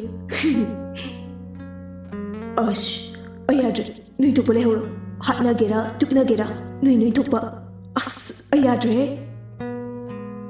ꯑꯁꯤ ꯍꯥꯏꯗꯨꯅ ꯔꯣꯍꯤꯠꯇꯨ ꯃꯈꯨꯠ ꯈꯨꯕꯥꯛ ꯅꯥꯝꯃꯗꯨꯅ ꯇꯨꯡꯃꯥꯡ ꯃꯦꯟꯗꯨꯅ ꯃꯁꯥꯗꯨ ꯊꯦꯛꯇꯣꯛꯅ ꯇꯣꯏꯂꯦꯠ ꯇꯝꯅ ꯆꯠꯈ꯭ꯔꯦ ꯔꯣꯍꯤꯠꯀꯤ ꯃꯇꯧ ꯑꯗꯨꯗ ꯑꯅꯤꯗꯨꯁꯨ ꯅꯣꯛꯏ ꯁꯨꯔꯦꯁꯅ ꯋꯥ ꯍꯧꯗꯣꯔꯛꯏ ꯆꯟꯕꯤ ꯁꯦꯟꯇ ꯀ꯭ꯂꯥꯁ ꯀꯌꯥ ꯀꯥꯔꯤꯅꯣ ꯆꯟꯕꯤꯅ 11 ꯍꯟꯗꯛ ꯀꯥꯏꯗ ꯇꯝꯕ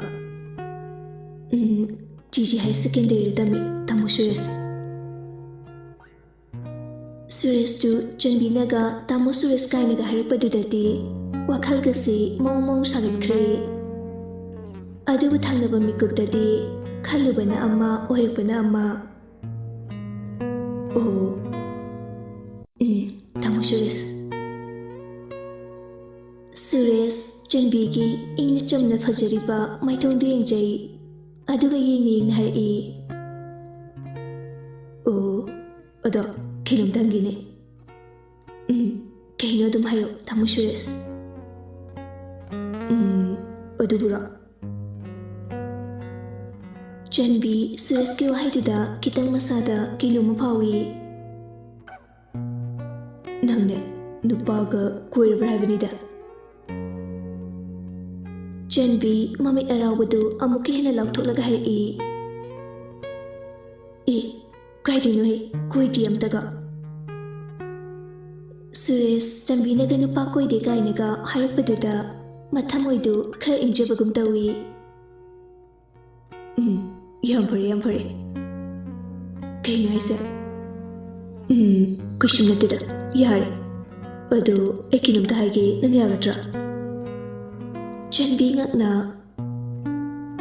ꯀꯩꯅꯣ ꯍꯥꯏꯁꯦ ꯑꯗꯨꯗꯤ ꯍꯥꯏꯔꯒ ꯈꯪꯗꯧꯅꯤ ꯀꯩꯅꯣ ꯌꯥꯅꯤ ꯌꯥꯔꯣꯏ ꯍꯥꯏꯗꯣ ꯌꯥꯗꯕ ꯌꯥꯔꯣꯏꯌꯦ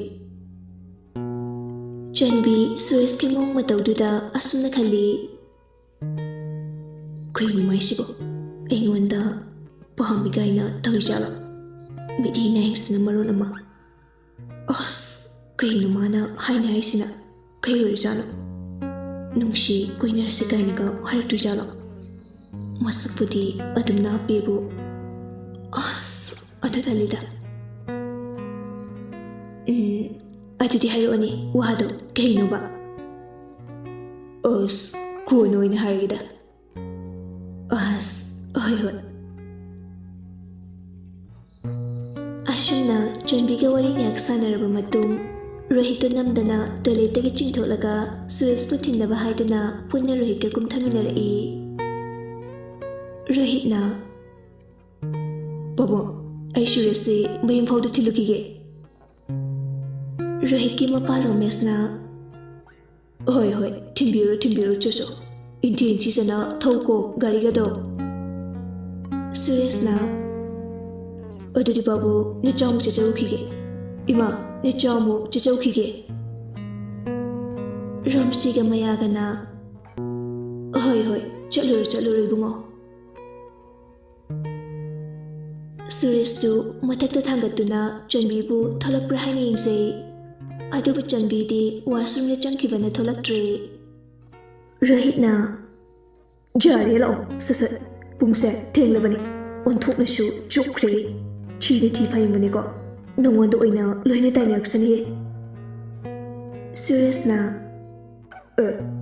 ꯌꯥꯝ ꯉꯝꯃꯤꯅ ꯅꯪꯗꯤ ꯆꯥꯔꯝꯗꯥꯏꯗꯗꯤ ꯃꯤꯒꯤ ꯍꯟꯅ ꯇꯨꯡꯅꯒ ꯌꯦꯡꯗꯦ ꯑꯗꯨꯒ ꯃꯤꯉꯣꯟꯗꯒ ꯇꯥꯏꯅꯗꯅꯒ ꯉꯝꯃꯤ ꯅꯪꯒꯤ ꯄꯋꯥꯔꯁꯦ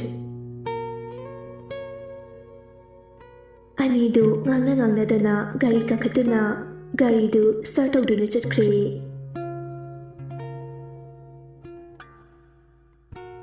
ꯁꯣꯝꯗꯅ ꯇꯣꯝ Tomthindu mathanta magi bike tu thodoktuna lai. Asum lakpana lamlong ahum tainifam yaure. Adubu ikang khangawdana mangda gari khara thogalakduna Tomthinbu thatkhre. Tomthin ingangangna lei. Adubu misindu gari sindudagi kumtharakduna Tomthin damna jangsilami. Tomthin kana oiraba chano haina khalli. Mayamdugi maraktagi nupa amana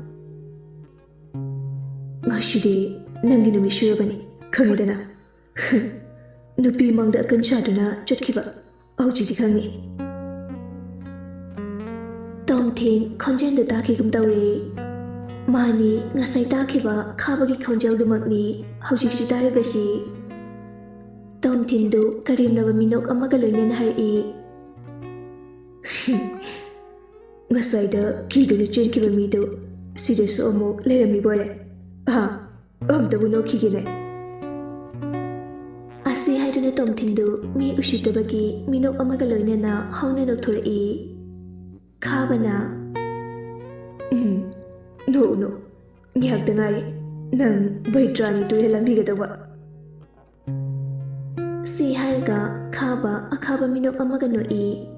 Avinash na Moshi kuina thambada nungai da wandra mathakta thabigarse kakpana mo adune thabigarse Daniel sari oiba moshi thabigarse Avinash na ibunga nangne ahadane mathaktane nungai na naningtamna sanawroko. Asi harga pulap amung noi. Tomthindi ngasaidagi khaba Avinash oina nganglibadu taraga noglibani. Tomthin karisu haramdana gari du thauduna chatke tawi. Adubu khabana tafai aduga chingthaduna makut khutum taduna Tomthingi mamaiduda thingzili. Kakpoisu jangsilakduna phujilai. Tomthinsu makhoibu phuba yabadi phunarami. Adubu fana kanba mi orasu mi ani ahumga farga phunaba haibasi araiba natte. Moi mari changdana Tomthinbu phuba yaba phuri. Khaba mamitu imu nganglaga Tomthinda yengduna Tomthingi furit paraga khara chingkhatli aduga harai. Matungda ahini tobu thabakta ai pakhak pigi khalakano. Kaiguma pira abadi kya nungairoi napunchira mangjagi khaktani. Wahai asi haiduna Tomthindu laktani intokhi. Avinash kakpa Dynal makhoi ahumsu Tomthinda garimnana noklamlaga makhoi maridu gari thauduna chatkre. Tomthin wana soroktuda taduna lehawi. Somdana Tomthingi mama me madu macha halakmandabaduda pakhatlami. Ngasai nungthil pung ama tadringaidagi mamanaba amata unaruge haina thokibani. Me mana moiba nechanupadubu kaidobu yarjano aujik phawba halaktrisibo. Chawbana karishu tawramoida karishu tawre pakhatlunu mamanabo. Mamanabagida pandana shoidana leramgani. Hoini leibu leramadi faini. Ada haineringai tanjaduda Tomthil lakbagi gari thauchilapagi makholdu tarai. Mema panthaba tawdana mapanda chengthokhi. Chawbana mama nangbu takna dum chatlune nungsikhraboyeda mabi machase.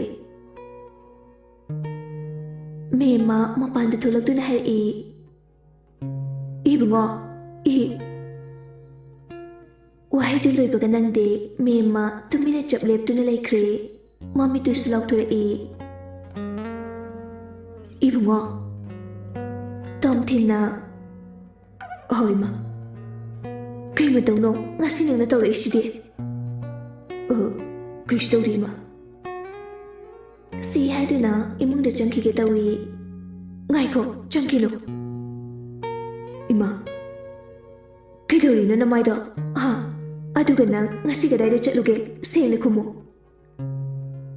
ꯏꯃꯥ ꯁꯤ ꯋꯥꯁꯤ ꯀꯣꯟꯅ ꯇꯧꯔꯁꯤ ꯐꯔꯦ ꯑꯗꯨꯗꯤ ꯆꯥꯛ ꯆꯥꯊꯣꯛꯅꯕ ꯇꯧꯔꯁꯤ ꯂꯥꯛꯑꯣ ꯏꯃꯥ ꯆꯥꯗ꯭ꯔꯤꯕꯣ ꯄꯥꯕꯨꯡꯁꯨ ꯆꯥꯗ꯭ꯔꯤꯕꯣ ꯆꯥꯗ꯭ꯔꯤ ꯅꯪ ꯄꯥꯕꯨꯡꯕꯨꯗꯤ ꯆꯥꯈ꯭ꯔꯦ ꯄꯣꯊꯥꯈ꯭ꯔꯕꯅꯤ ꯑꯣ ꯂꯥꯛꯑꯣ ꯂꯥꯛꯑꯣ ꯆꯪꯉꯁꯤ ꯏꯃꯨꯡꯗ ꯍꯣꯏ ꯏꯃꯥ ꯃꯃꯥ ꯃꯆꯥꯅꯤꯗꯨ ꯏꯃꯨꯡ ꯇꯝꯅ ꯆꯪꯈ꯭ꯔꯦ ꯅꯥꯄꯤꯒꯗꯣ ꯑꯝꯇ ꯐꯖꯅ ꯍꯣꯡꯗꯣꯛꯂꯨꯔꯣ ꯏꯃꯥ ꯆꯥꯛ ꯊꯥꯡꯗꯣꯛꯑꯝꯃꯒꯦ ꯍꯣꯏ ꯏꯃꯥ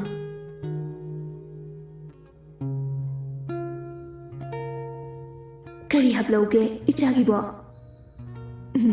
ꯌꯥꯔꯅꯤ ꯏꯃꯥ ꯑꯣ ꯌꯥꯔꯦ ꯌꯥꯔꯦ ꯑꯗꯨꯗꯤ ꯑꯁꯨꯝꯅ ꯆꯥꯛ ꯏꯁꯤꯡ ꯇꯣꯛꯂꯕ ꯃꯇꯨꯡ ꯄꯣꯊꯥꯅꯕ ꯍꯥꯏꯗꯨꯅ ꯃꯥꯒꯤ ꯀꯥꯗ ꯆꯪꯅꯈ꯭ꯔꯦ ꯃꯦꯝꯆꯥꯁꯨ ꯅꯣꯡꯉꯥꯜꯂꯕ ꯃꯇꯨꯡ ꯀꯣꯟꯅ ꯍꯪꯂꯒꯦ ꯍꯥꯏꯅ ꯈꯜꯂꯤ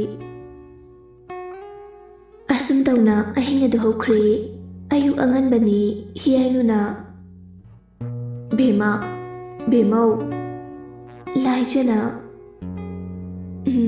ꯇꯥꯏ ꯏꯃꯥ ꯑꯩ ꯌꯨꯝ ꯐꯥꯎꯗ ꯌꯧꯔꯨꯈꯤꯒꯦꯀꯣ ꯐꯤꯔꯣꯟ ꯈꯔꯁꯨ ꯂꯧꯅꯕ ꯇꯧꯒꯦ ꯍꯣꯏ ꯏꯃꯥ ꯐꯖꯅ ꯅꯄꯥꯒꯤ ꯃꯅꯥꯛꯇ ꯅꯤꯡꯊꯤꯖꯅ ꯂꯩꯔꯝꯃꯨꯀꯣ ꯆꯠꯊꯣꯛꯀꯅꯨ ꯍꯣꯏ ꯏꯃꯥ ꯍꯣꯁꯄꯤꯇꯥꯜ ꯃꯅꯨꯡꯁꯤꯗ ꯑꯃꯨꯛ ꯑꯩꯕꯨ ꯀꯥꯏꯗ ꯆꯠꯇꯣꯔꯤꯒꯦ ꯍꯣꯏ ꯁꯣꯏꯁꯦ ꯑꯗꯨꯗꯤ ꯏꯃꯥ ꯊꯣꯛꯏꯀꯣ ꯍꯣꯏ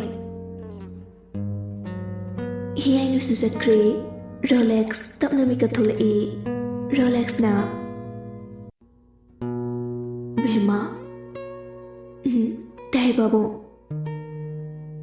ꯅꯃꯥꯗꯤ ꯎꯗꯦ ꯀꯗꯣꯝ ꯆꯠꯈ꯭ꯔꯒꯦ ꯕꯥꯕꯨ ꯏꯃꯥꯗꯣ ꯌꯨꯝꯗ ꯐꯤ ꯈꯔ ꯂꯧꯔꯨꯒꯦ ꯍꯥꯏꯅ ꯆꯠꯈꯤꯌꯦ ꯑꯣ ꯕꯥꯕꯨ ꯑꯗꯣ ꯇꯞꯅ ꯍꯧꯒꯠꯁꯦ ꯑꯝꯇ ꯐꯝꯅꯕ ꯇꯧꯁꯦꯕ ꯕ꯭ꯔꯁꯁꯦ ꯑꯝꯇ ꯇꯧꯅꯕ ꯇꯧꯁꯦ ꯍꯣꯏ ꯍꯣꯏ ꯑꯁꯨꯝꯅ ꯔꯣꯂꯦꯛꯁꯄꯨ ꯇꯞꯅ ꯁꯧꯗꯨꯅ ꯐꯝꯍꯜꯂꯕ ꯃꯇꯨꯡ ꯕ꯭ꯔꯁ ꯇꯧꯕꯤꯔꯝꯃꯤ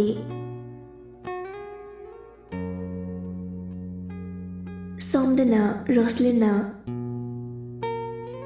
ꯏꯃꯥ ꯏꯃꯥꯎ ꯂꯦꯝꯕꯤꯅ ꯀꯔꯤꯅꯣ ꯏꯕꯦꯝꯃ ꯅꯪꯅ ꯅꯣꯡ ꯍꯦꯛ ꯉꯥꯜꯂꯛꯄꯒ ꯇꯤꯈꯠꯇꯅ ꯑꯃꯨꯛ ꯀꯧꯔꯛꯏꯁꯤꯅ ꯆꯥꯗꯨꯕꯨ ꯂꯣꯏꯗ꯭ꯔꯤꯕꯣ ꯉꯁꯥꯏꯗꯒꯤ ꯂꯣꯟꯕꯗꯨꯕꯨ ꯍꯧꯖꯤꯛ ꯐꯥꯎꯕ ꯂꯣꯏꯗꯦ ꯅꯨꯡ ꯐꯨꯠꯂꯤꯔ ꯈꯪꯗꯦ ꯈꯨꯃꯥꯁꯤꯃ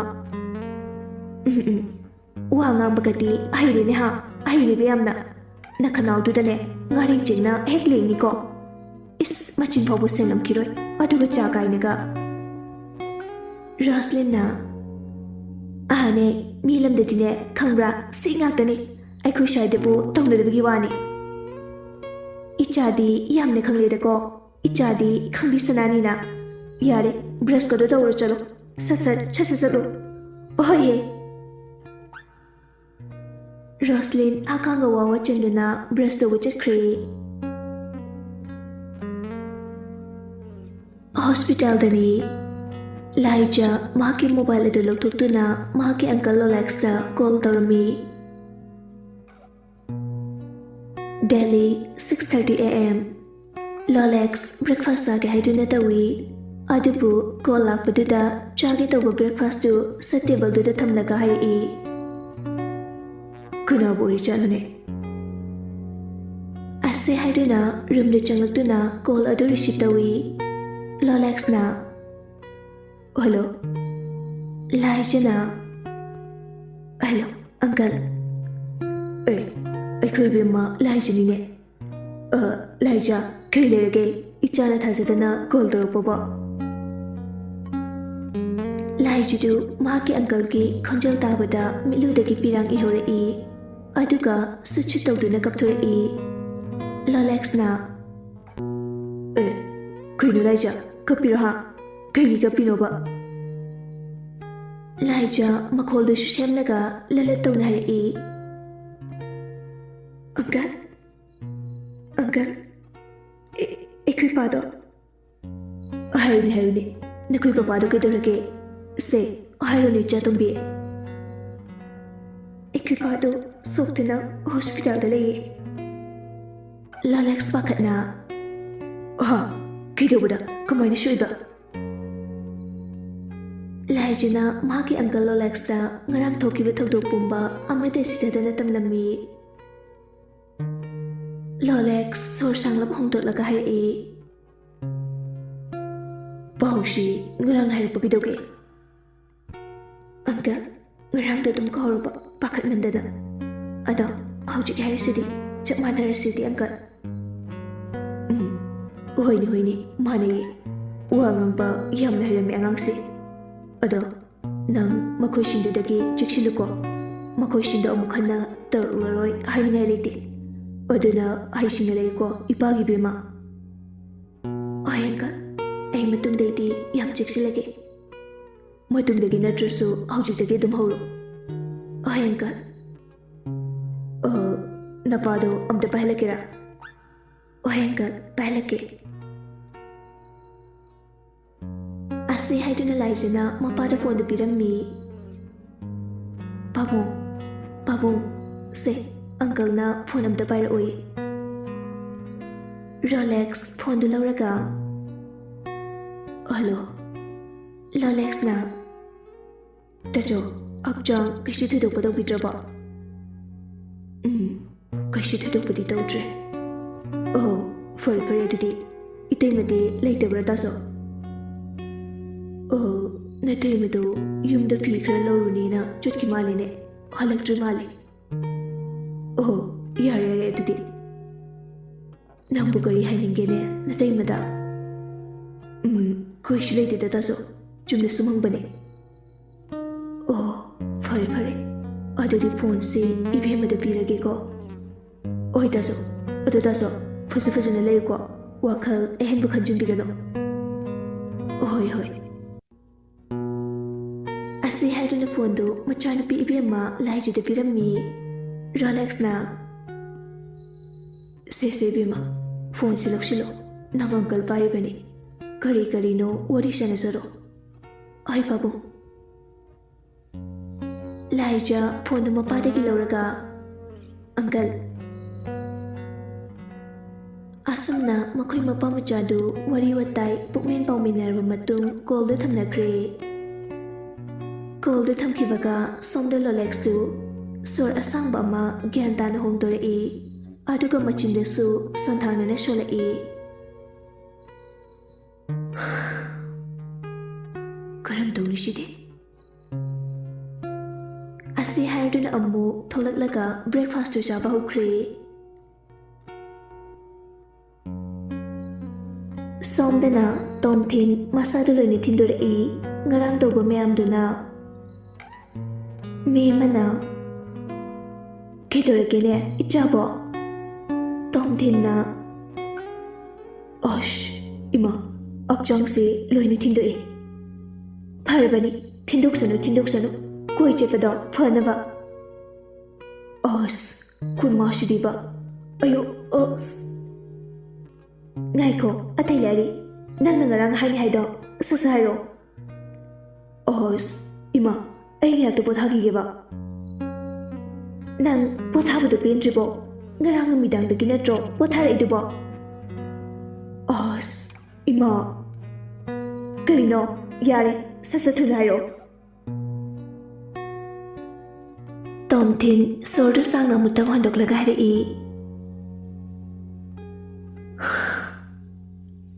ꯏꯃꯥ, ꯉꯔꯥꯡꯗꯣ? ꯇꯣꯝꯊꯤꯟ ꯉꯔꯥꯡꯒꯤ ꯊꯧꯗꯣꯛ ꯄꯨꯝꯅꯃꯛꯇꯨ ꯃꯍꯥꯛꯀꯤ ꯃꯃꯥ ꯏꯕꯦꯝꯃ ꯃꯦꯝꯃꯗ ꯃꯔꯤꯛ ꯆꯨꯝꯅ ꯃꯆꯥ ꯈꯥꯏꯅ ꯑꯍꯧꯕꯗꯒꯤ ꯂꯣꯏꯕ ꯐꯥꯎꯕ ꯇꯝꯂꯝꯃꯤ꯫ ꯃꯍꯥꯛꯅ ꯏ ꯄꯤꯈꯤꯕ, ꯐꯨꯅꯈꯤꯕ, ꯑꯗꯨꯒ ꯍꯜꯂꯛꯄꯒꯤ ꯂꯝꯕꯤꯗ ꯊꯣꯛꯈꯤꯕꯁꯤꯡꯗꯨ ꯇꯝꯃꯤ꯫ ꯌꯥꯔꯕ ꯏꯃꯥ, ꯁꯤ ꯑꯣꯏꯔꯗꯤ? ꯃꯦꯝꯃꯅ, ꯍꯣꯏ, ꯑꯗꯣ ꯃꯈꯣꯏꯗꯤ ꯀꯔꯤ ꯂꯝꯗꯩꯅꯤ ꯍꯥꯏꯒꯦ? ꯍꯪꯍꯧꯗ꯭ꯔꯤ ꯃꯥꯗꯨꯗꯤ꯫ ꯑꯣ, ꯃꯦꯝꯆꯥ ꯃꯆꯥꯒꯤ ꯃꯅꯥꯛꯇ ꯈꯔ ꯈꯖꯤꯛ ꯆꯪꯁꯤꯟꯗꯨꯅ ꯃꯆꯥꯒꯤ ꯃꯅꯪꯒꯟ ꯑꯣꯏꯔꯞꯅ ꯃꯍꯥꯛꯀꯤ ꯃꯈꯨꯠ ꯑꯗꯨꯅ ꯇꯞꯂꯞꯅ ꯊꯥꯏ, ꯑꯗꯨꯒ ꯍꯥꯏꯔꯛꯏ,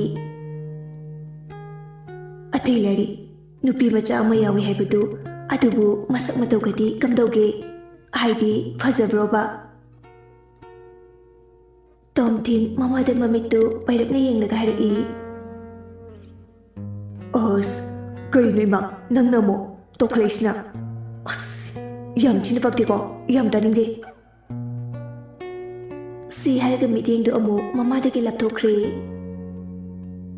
ꯀꯔꯤꯅꯣ ꯍꯪꯂꯤꯅꯤ ꯀꯩꯅꯣ ꯀꯌꯥꯝꯗꯤ ꯀꯨꯏꯔꯦ ꯅꯪꯅ ꯁꯨꯃꯥꯏꯅ ꯁꯨꯝ ꯂꯩꯔꯛꯏꯁꯤꯕꯣ ꯍꯥꯏꯗꯕ ꯌꯥꯔꯤꯕ꯭ꯔꯣ ꯅꯃꯥꯟꯅꯕꯒꯤ ꯃꯃꯥ ꯃꯄꯥꯁꯤꯡꯗꯤ ꯃꯁꯨ ꯂꯛꯅꯗꯨꯅ ꯅꯨꯡꯉꯥꯏꯅ ꯂꯩꯅꯈ꯭ꯔꯦ ꯑꯗꯨꯒ ꯑꯩꯅ ꯁꯣꯝꯗ ꯀꯟꯅ ꯑꯅꯧꯕꯤ ꯁꯥꯒꯠꯂꯛꯏ ꯑꯁ ꯏꯃꯥ ꯌꯥꯔꯤꯕ ꯉꯥꯛꯇ ꯄꯣꯊꯥꯒꯦ ꯍꯣꯏ ꯅꯪ ꯋꯥꯈꯜ ꯇꯥꯎꯀꯣ ꯋꯥꯈꯜ ꯇꯥꯎ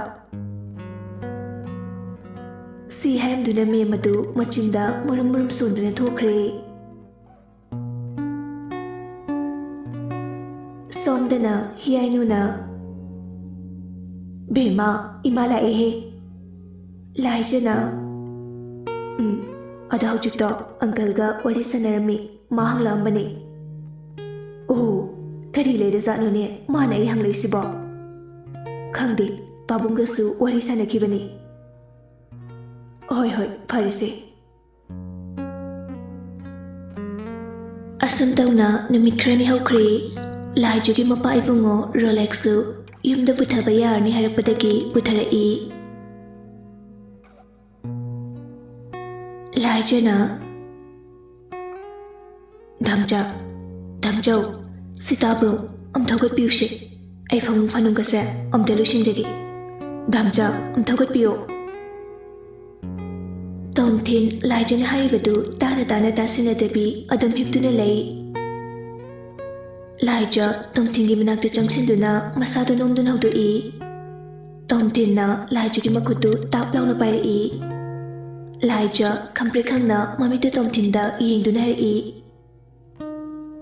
ꯀꯩꯅꯣ ꯙꯝꯆꯥ ꯍꯧꯒꯠꯂꯣ ꯍꯥꯏꯔꯒ ꯑꯃꯨꯛ ꯇꯧꯔꯛꯏꯁꯤꯅ ꯇꯣꯝꯊꯤꯟꯅ ꯍꯧꯒꯠꯄ ꯉꯝꯗ꯭ꯔꯦ ꯅꯪ ꯑꯝꯇ ꯆꯤꯡꯈꯠꯄꯤꯌꯣ ꯌꯥꯝ ꯇꯥꯅꯤꯡꯗꯦꯀꯣ ꯙꯝꯆꯥ ꯇꯥꯟꯖꯥ ꯆꯥꯗꯅ ꯌꯥꯝ ꯈꯜꯂꯛꯀꯅꯨ ꯑꯩꯒꯤ ꯏꯇꯨꯗ ꯀꯦꯖꯕꯅꯤ ꯃꯤꯒꯤ ꯃꯇꯨꯗ ꯀꯦꯖꯕꯗꯤ ꯅꯠꯇꯦꯗꯅ ꯅꯪꯁꯦ ꯑꯩꯒꯤꯅꯦ ꯑꯩꯒꯤ ꯈꯪꯂꯕ ꯑꯣꯏꯕ ꯌꯥꯔꯦꯁꯦ ꯍꯧꯒꯠꯂꯣꯕ ꯆꯤꯡꯈꯠꯄꯤꯌꯣ ꯁꯦ ꯃꯁꯤ ꯍꯥꯏꯗꯨꯅ ꯃꯈꯨꯠꯇꯨ ꯊꯥꯡꯒꯠꯂꯤ ꯂꯥꯏꯖ ꯇꯣꯝꯊꯤꯟꯒ ꯃꯥꯟꯅꯗꯨꯅ ꯂꯩꯔꯗꯤ ꯑꯣꯏꯔꯣꯏ ꯈꯪꯂꯗꯨꯅ ꯊꯥꯡꯒꯠꯂꯛꯏꯕ ꯃꯈꯨꯠꯇꯨ ꯄꯥꯏꯗꯨꯅ ꯆꯤꯡꯈꯠꯂꯤ ꯇꯣꯝꯊꯤꯟ ꯀꯥꯔꯟ ꯇꯥꯁꯤꯜꯂꯛꯏ ꯇꯣꯝꯊꯤꯟꯗꯨ ꯍꯧꯒꯠꯂꯒ ꯊꯣꯛꯈꯤꯒꯗ꯭ꯔꯥ ꯍꯥꯏꯔꯒ ꯂꯥꯏꯖꯕꯨ ꯆꯦꯅ ꯀꯣꯟꯁꯤꯜꯂꯤ ꯊꯥꯗꯣꯛꯑꯔꯣꯏ ꯍꯥꯏꯕꯒꯤ ꯃꯇꯥꯒꯨꯝ ꯂꯥꯏꯖ ꯃꯁꯥꯗꯨ ꯏꯄꯥ ꯄꯥꯈꯠꯅ ꯍꯥꯏꯔꯛꯏ ꯙꯝꯆꯥ ꯇꯣꯝꯊꯤꯟ ꯂꯥꯏꯖꯒꯤ ꯃꯅꯥꯀꯣꯡ ꯃꯌꯥꯗ ꯃꯆꯤꯟꯗꯨ ꯊꯝꯂꯒ ꯇꯞꯅ ꯁꯣꯟꯊꯥꯡꯅꯅ ꯍꯥꯏꯔꯛꯏ ꯍꯥꯎ ꯀꯩ ꯍꯥꯏꯒꯦ ꯊꯥꯗꯣꯛꯀꯣꯂꯤꯁꯦ ꯌꯥꯗꯦ ꯊꯥꯗꯣꯛꯑꯔꯣꯏ ꯄꯨꯟꯁꯤꯒꯤ ꯑꯣꯏꯅ ꯙꯝꯆꯥ ꯊꯥꯗꯣꯛ ꯍꯥꯏꯕꯅꯦ ꯑꯁꯤ ꯍꯥꯏꯅ ꯈꯣꯟ ꯀꯜꯂꯞꯅ ꯍꯥꯏꯔꯛꯏ ꯋꯥꯍꯩ ꯑꯁꯤ ꯇꯥꯏꯕꯪ ꯐꯥꯎꯅꯁꯨ ꯂꯥꯎꯔꯛꯑꯝꯃꯤ ꯍꯤꯌꯥꯏꯅꯨꯗꯨ ꯃꯄꯨꯔꯣꯏꯕꯒꯤ ꯀꯥꯗ ꯁꯨꯝ ꯂꯩꯔꯝꯕꯅꯤ ꯑꯗꯨꯕꯨ ꯃꯆꯥꯅꯨꯄꯤꯅ ꯂꯥꯎꯈꯤꯕꯒꯤ ꯈꯣꯟꯖꯦꯜ ꯇꯥꯈꯤꯕꯒꯨꯝ ꯇꯧꯏ ꯍꯥꯏꯗꯨꯅ ꯃꯆꯥꯒꯤ ꯀꯥ ꯇꯝꯅ ꯆꯪꯂꯛꯑꯝꯃꯤ ꯍꯤꯌꯥꯏꯅꯨꯅ ꯕꯦꯝꯃ ꯁꯦ ꯀꯩꯗꯧꯔꯒꯦ ꯃꯤꯀꯞ ꯊꯣꯛꯎꯁꯦ ꯂꯥꯏꯖ ꯃꯤꯀꯞ ꯊꯣꯛꯂꯛꯏ ꯀꯩꯒꯤꯅꯣ ꯅꯪꯅ ꯑꯃꯨꯛ ꯀꯟꯅ ꯂꯥꯎꯔꯛꯏꯗꯨꯅ ꯀꯩꯁꯨ ꯇꯧꯗꯦꯗ ꯏꯃꯥ ꯑꯣ ꯐꯔꯦ ꯑꯗꯨꯗꯤ ꯑꯩꯁꯨꯅꯦ ꯅꯄꯥꯒꯤ ꯀꯩꯅꯣ ꯈꯤꯇ ꯌꯦꯡꯁꯤꯟꯕꯤꯔꯨꯈꯤꯒꯦꯀꯣ ꯍꯣꯏ ꯏꯃꯥ ꯍꯤꯌꯥꯏꯅꯨꯁꯨ ꯀꯥꯗꯨꯗꯒꯤ ꯊꯣꯛꯈ꯭ꯔꯦ ꯂꯥꯏꯖ ꯃꯥꯒꯤ ꯇꯦꯗꯤ ꯕꯤꯌꯔꯗꯨ ꯀꯣꯜꯂꯒ ꯉꯥꯏꯍꯥꯛ ꯇꯨꯃꯤꯟꯅ ꯂꯩ ꯑꯗꯨꯒ ꯑꯃꯨꯛ ꯉꯁꯤ ꯃꯍꯥꯛꯀꯤ ꯃꯪꯂꯥꯟꯗꯨ ꯅꯤꯡꯁꯤꯡꯂꯛꯇꯨꯅ ꯑꯃꯨꯛꯁꯨ ꯅꯣꯛꯆꯩ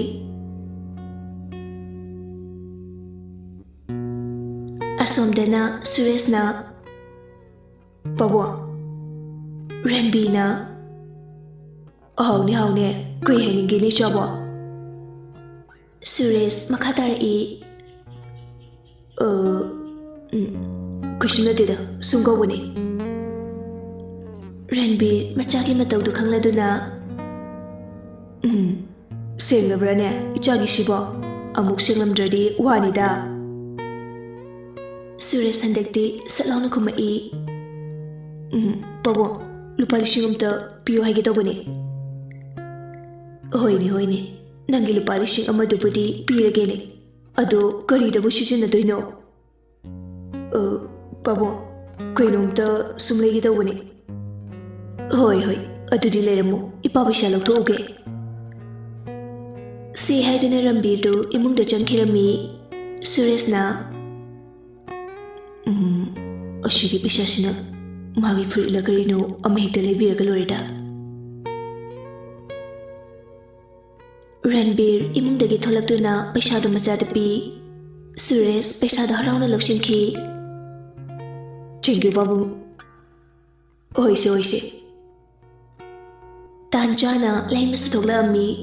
ꯂꯩꯃꯅ ꯌꯥꯝ ꯍꯔꯥꯎꯅ ꯂꯩꯔꯝꯃꯤꯗ ꯃꯣꯏ ꯃꯄꯥ ꯃꯆꯥꯁꯤ. ꯔꯟꯕꯤꯔꯅ ꯂꯩꯔꯤꯅꯤ ꯑꯁꯤ ꯍꯥꯏꯗꯨꯅ ꯅꯣꯛꯏ. ꯁꯨꯔꯦꯁꯁꯨ ꯂꯩꯅꯤ ꯀꯩꯅꯣ ꯏꯃꯥ. ꯍꯔꯥꯎ ꯂꯩꯇ꯭ꯔꯗꯤ ꯀꯞꯂꯒ ꯂꯩꯒꯗ꯭ꯔꯣ? ꯍꯣꯏ, ꯅꯣꯏ ꯅꯄꯥ ꯅꯆꯥꯒ ꯉꯥꯡꯅꯕ ꯉꯝꯖꯄꯣꯟꯇꯦ. ꯔꯟꯕꯤꯔꯅ ꯍꯣꯏꯅꯦ. ꯂꯩꯃ ꯃꯆꯥꯅꯨꯄꯥ ꯁꯨꯔꯦꯁꯇ ꯌꯦꯡꯂꯛꯄꯅꯤ. ꯃꯆꯥꯅ ꯄꯩꯁꯥ ꯄꯥꯏꯕꯗꯨ ꯎꯕꯗ ꯍꯥꯏꯔꯛꯏ. ꯕꯨꯡꯉꯣ, ꯀꯩꯅꯣ ꯃꯥ?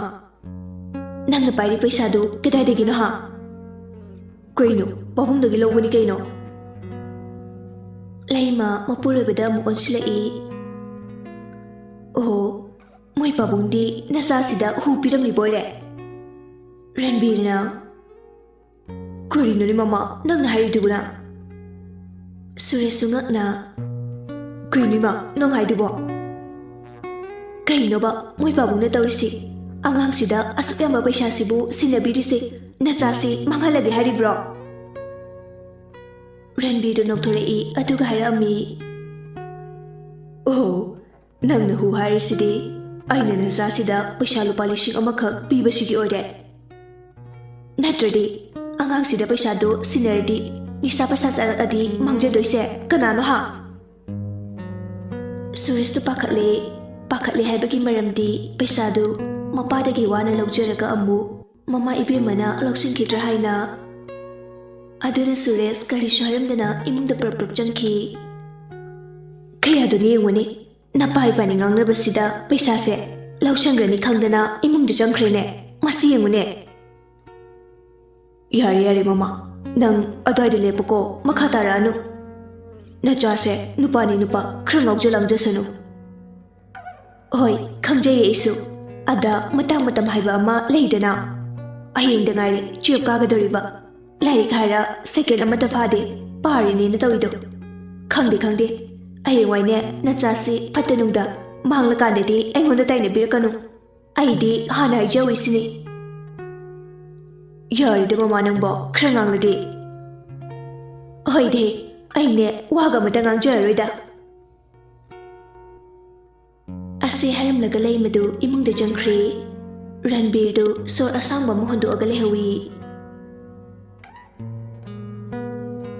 ꯏꯃꯨꯡꯗ ꯁꯨꯔꯦꯁ ꯃꯥꯒꯤ ꯃꯣꯕꯥꯏꯜ ꯐꯣꯟꯗꯨ ꯂꯧꯊꯣꯛꯇꯨꯅ ꯋꯥꯆꯞꯇ ꯆꯪꯗꯨꯅ ꯔꯣꯍꯤꯠ ꯑꯣꯟꯂꯥꯏꯟ ꯂꯩꯕ꯭ꯔꯥ ꯍꯥꯏꯅ ꯌꯦꯡꯉꯤ. ꯑꯗꯨꯕꯨ ꯁꯨꯔꯦꯁꯀꯤ ꯗꯥꯎꯅꯅꯤ ꯍꯥꯏꯗꯣꯏꯔꯥ ꯀꯩꯅꯣ, ꯂꯥꯁ ꯁꯤꯟ ꯌꯦꯁꯇꯔꯗꯦ at 10 PM ꯑꯣꯏꯗꯨꯅ ꯂꯩꯔꯝꯃꯤ.